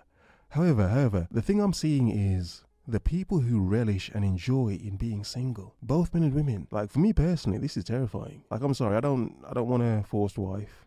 I'm good. I don't want a wife I can get myself, or a forced one. I'm good. I'm content. See, what he's not thinking of are loopholes. There is a loophole. I know a lot of men, honestly, a lot of men may take it. A lot of these types of policies that get put in place, they always have unintended consequences, the second order consequences. Here's what I think could happen just based off of what I would do. I'm going to have to pay more in tax if I don't have a wife. Well, I understand that the only tax I pay is on my income. Oh, okay. All right. So now that I know that taxes on income, okay, I just won't earn income then. How about that? What's 20% of zero? You want to increase it to 50%? Okay, take 100% of zero. What's 100% of zero? Nothing. That's an unintended consequence that I can see happening. It's happening in other countries where the men are just saying, screw it all. Fuck this society. We don't care. And they're going and living in caves or living with there was this band of brothers, not technically real brothers, but like men in China. They decided that they were done with that shit and they decided to go live in the woods. They got a tent built up, some shit, and they don't really need much because they're men. That's the thing that's gonna fuck it up, because the people who are putting these things in place, chances are they're thinking like women, that we need all this comfort. And I think what a lot of folks don't really understand is that, yes, it could suck for a little bit, but we get along just fine. It's just like if we had to go to war. War sucks, but they generally make the most of it while they're there. Even then, there is some joking, there's laughing, there's all that kind of stuff, even in war. And they don't have all that. comfort that we have here. So if they were to do that, I see that as being one of the second order consequences that will basically blow up in their face, because you're putting this tax on to like either incentivize people to have children or hook up or whatever it is, may be the case, or like pay more money. But there's certain individuals who will say, well, I just won't make money. And yeah. And if you have more and more people doing that, then there's still going to be less and less children being had, because it's not men who have to date up or on their level. That's the other side. So that's part of the problem with fertility. We have women in the workforce. They've doubled the workforce. Salaries are not high anymore. And now many women are out earning men. And they don't want a man who earns less than them, while a man is fine with having a woman who earns less than him. So I don't see it working, but honestly, I'm happy. Like, yeah, let's speed up the destruction of these societies so that we can move on and we can replace it with something that works for me. Being by myself, but I'm a problem, aren't I? A lot of you listening, you're a problem, aren't you? You enjoy your single life too much, you bastards. But the chain reaction effect, the ripple effect it's having is, because a lot of people aren't getting together because they can't or they don't want to, obviously it's going to have a drain on the resources. In the government's case, resources being us, people, reproducing. Babies, basically babies. We're not making babies. They're not having enough. And no. Think of how many future predictions based on money and finances are going to be based on the predictions of people reproducing. Yeah? Future plans on, we're going to invest this much money because we know this much future people are going to be there to either work there or buy this product. But too much people are enjoying the single life, aren't you? And that's why I think by 2030, being a single person is going to be a lot more difficult. Some have no choice. But for the ones who enjoy it and relish in it, I think they're going to make it a lot more difficult for us, for you. That's sort of terrifying, isn't it? It's like, you've got no choice. You've got no free will. Interesting. And they're not having them in sustained, positive relationships where the marriage or the relationship is lasting for more than 10 years. It's just not happening anymore. Damn. And when they are having children, they're having one or two. And again, many of these children are unplanned. There's an automatic breakdown, so on and so. So you get the picture. Accidental babies. They want things to be more structured. They want the families. They don't want the abandoning of, let's use the term nuclear families. They don't want people to abandon that. Even though, to be honest, the nuclear family in modern times, it's not that it can't happen, but I mean, the cost of it. That seems to be the common question worldwide for everybody. Doesn't matter where you are in the world, everyone's saying, but the cost of it though. Bruh. The cost. That's why they're having to have financial incentives, because everyone worldwide is saying the cost. Because even if you... Yeah, it seems like, obviously the media, our mainstream media, our propagandists, they will never say that. They won't say that. They'll beat around the bush and blame anything else and everything else, blaming not the real problem. It's multifaceted, of course, but one of the problems is what he's saying, the cost. I am in a 1-bedroom apartment. I pay $3,600 a month in rent for a 1-bedroom apartment. I want to say the average rent for a 1-bedroom apartment here in Houston now is over $2,000. It may be $2,500. I don't know what it is, but it's over $2,000. I'm curious how many people make enough money where they can literally just spend $24,000 after tax a year just for a place to live. That's not including all the other expenses and necessities of life. Yet, for whatever reason, all these old ass boomers in office, and it's not just here, but around the world, they can't seem to understand why people aren't having children. It's not just the cost, but it's also this toxic society that we have with this culture where if you can't produce a happy population, why would they reproduce? And also, why do governments give a shit? If we were so free, like in that what bodily autonomy, I can't speak right now. Bodily autonomy. Isn't that what that is? My body, my choice. So I need to be, It's fair to tax me, a man who wanted children, who was with someone who didn't want children, and who knows, maybe, I have no idea, because her body, her choice. Does she have to tell me if potentially she was pregnant at some point and maybe she aborted my child? That's her body, her choice. And so why am I being taxed for her body, her choice? Tax her. She makes more money anyways. Tax them. It's her body, her choice. I don't have rights to my own children if I were to have children. So why would I have children in this country where they can become slaves to this country? Fuck that. I'm good. Can't afford to have children. They're still expensive. And beyond children, just even getting married, dating, for flip's sake. Everything's expensive. And one of my favorite recent sayings, there's nothing more expensive than the modern woman. To this day! Interesting. We're not creating positive nuclear families leading to more children being born in Britain and multiple countries. Now, nearly 38% of people born in the UK are born to non-British born parents, and this is set to only increase. Wow. Now, this is unverified. The Japanese government have not released a statement, but a Japanese commentator said that Japan is thinking of applying a tax to single men to encourage them single to get married men and have children at earlier stages in their life. And if they don't, single men single men. Oh, yeah, the world hates men. As far as I know, I don't have a biological clock.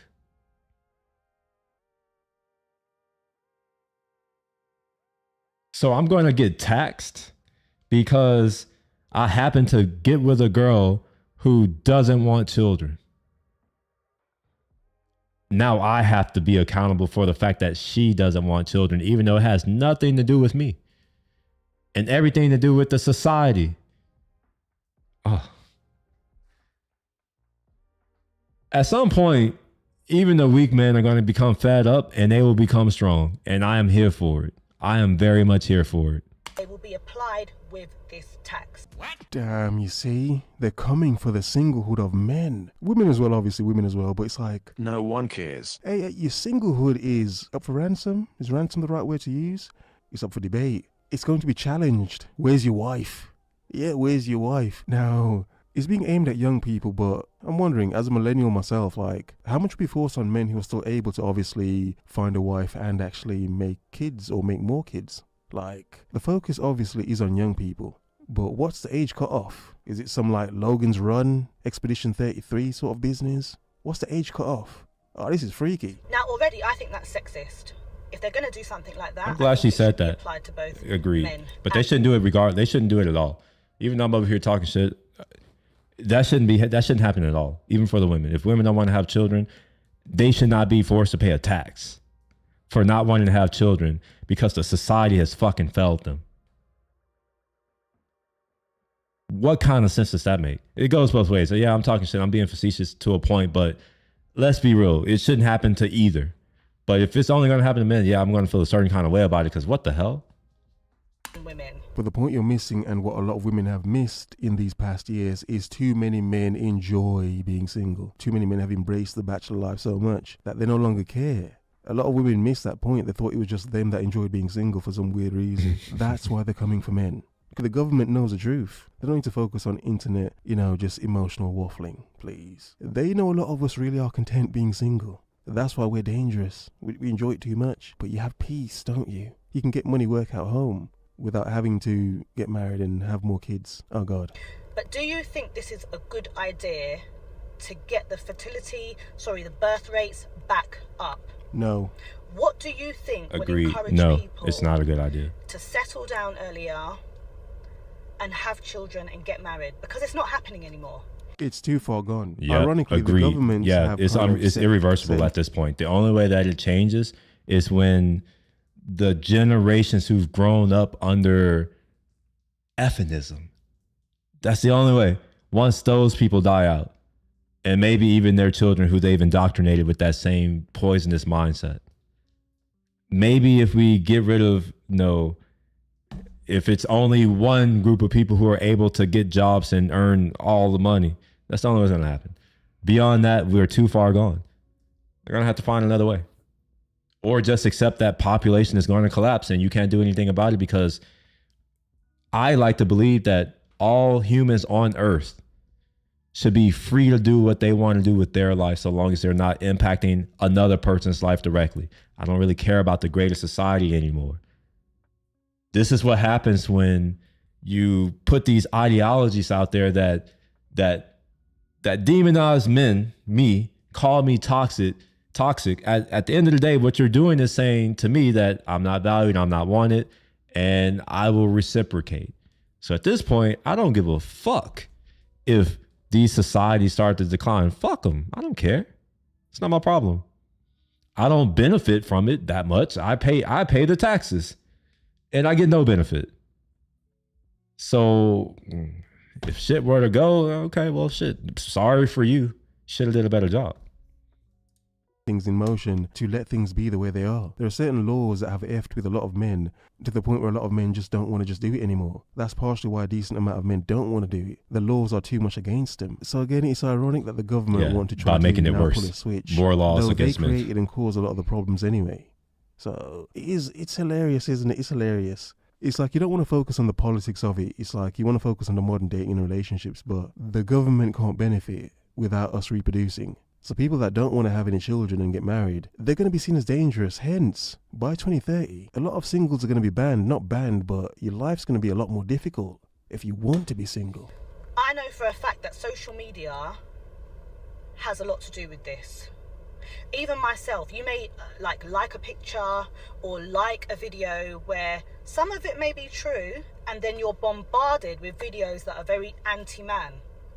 And we don't know subconsciously what that's doing to us. So if you're a man and you're subjected to video after video, and all these videos are sent in the group chat that women ain't shit, they're not traditional anymore, they're gold diggers, they're take. Just like a woman. Yeah. I mean, all of that isn't necessarily fully true, and there are extremes. Not all of them, obviously. Yeah. Take.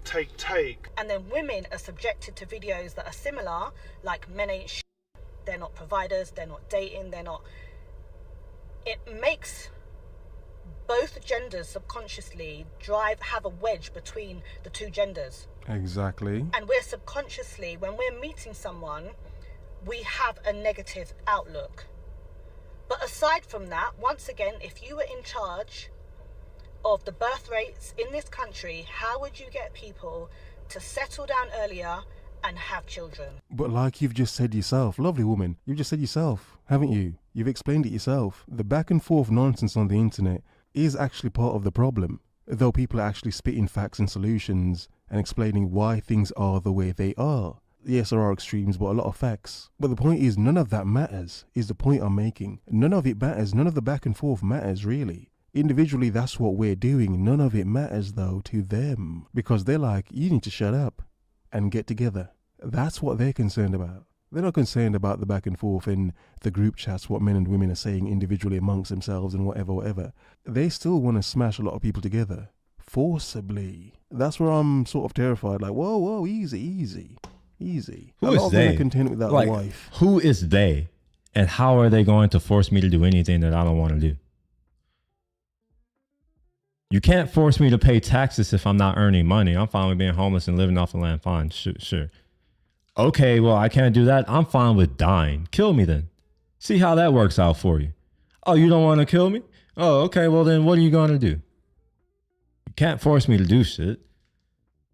And the only thing that you can dangle over, the carrot that you have is, oh, well, you won't have a comfortable life. Okay, sure. Noted. I understand. I won't have a comfortable life. All right, sure. That's fine. All discomfort is only temporary. All discomfort, no matter what, because all humans die. Don't try force wife upon man. It's like you try to go buy a car. Where's your wife? Yeah, you can't buy a car without your wife. Oh my God. That's terrifying. Imagine that you can't buy a car without your wife. Bullshit. When we have a society with no accountability, guess what? It just repeats the cycle. And then the daughters grow up the same exact way. We're teaching our daughters how to be queens instead of being wives. So let me ask you this. How is this going to balance out? Okay, we're teaching young men to be gentle. I'm a boy mom. Teaching young men to be gentlemen, to be providers, to pay for everything, to open the doors. Meanwhile, we're telling our daughters, know your worth and never settle. So one side's learning selflessness, the other side's learning self-prioritization. Yes. And even as grown men, we've seen this manifest in modern day. I've seen it and felt it myself. Instead of being wives. This is one of the basic points a lot of men make. It's all about her. We have to be the best man for her. It's like we have to fight amongst ourselves as men to be the one to pay her bills. Yeah, it's odd, isn't it? Oh, I'm gonna battle other men to get to this woman to pay her bills. It doesn't sound appealing. It doesn't. You're just jealous. But that's what a lot of men deal with nowadays. But here's the overall point. Forget what this conversation's even about. Forget what point she's making and the points I'm making. None of it matters, really. Because even in understanding why a lot of modern dating is as odd as it is for men and even for women, the overall point is they want to overlook all of this. All of this should be overlooked. Yeah? Oh yeah, as a man, you understand and see the reality of modern dating culture. Therefore, you realize a lot of things aren't good for you. Thus, you don't want to participate and partake. Yes! Yeah. None of that matters though. They don't give a damn. They don't give a damn if you understand a lot of modern women nowadays are just difficult because they were raised in the way this lovely woman's saying. Queens. As you know, as a boy mom. So she understands a certain degree. None of that matters though. None of it matters. This is why in some sad way, settling is so big nowadays, because even if you can see the problems, issues, the disparities, if you will, in modern dating. Trash already, trash. Especially as a man with a certain court systems and whatever. It's like they almost want you to just ignore it and settle. Take it as a man. Oh my God, run for your lives. But unfortunately, little girls are taught what do they deserve versus what do they also bring to the relationship. And I'm raising a protector and a provider, and the last thing I want is my son to end up with your dusty daughter. Damn. Thinking that shots being fired. submissive to a good man is oppression. Last I checked, equality doesn't mean that women get to wear the crown while men get to carry the cross. Exactly. So women, a lot of this is directed towards you. So before you come at me, don't be out here listening to reply. Listen to what I'm saying. Have some accountability, and then come at me. You see, as men, we can complain of the lack of accountability nowadays. However, that does not matter. Yeah, this seems like a growing problem if governments are thinking about that, how much longer is it before it starts becoming a thing here in America? Probably a little bit longer because we are importing migrants into our country. So we're able to backfill our population needs. But, how long is that going to last? As America begins to decline, how many people are going to be interested in coming to America to start their lives? I don't know. A lot of people come here and they've realized that America is not what they grew up watching on TV and on the movies. It's completely different. So a lot of that is to do with, it's our leaders, our leadership. You're not building a country that's worth reproducing in. It's not my fault. Maybe it is. I guess, I'm gonna wrap it up. I'm gonna link it to what I said at the beginning. Everything is men's fault. It's my fault that we are suffering this, and I will do my part to see what I can do to try to change the situation, even though I don't think it's possible. And the unfortunate truth is that I cannot force a change. It requires other people to change their minds and to actually do the work. All I can do is point the finger and say, these are the problems, and I can give solutions. But as they say, you can't lead a horse to water and make him drink. That's going to be the end of today's live stream. If you enjoyed today's live stream, I would appreciate a thumbs up. I've been here for goddamn 6 hours, over 6 hours, mostly talking to myself and my mother. But I hope that y'all at least give a thumbs up. It's the least you can do. If you want to see more content like this, feel free to subscribe. You can follow me on Twitch. You You can also go and check out my Linktree, and you can follow me on all the other social media places from there. Until then, y'all have a good rest of the weekend, Saturday, and I will see you all in the future. Peace.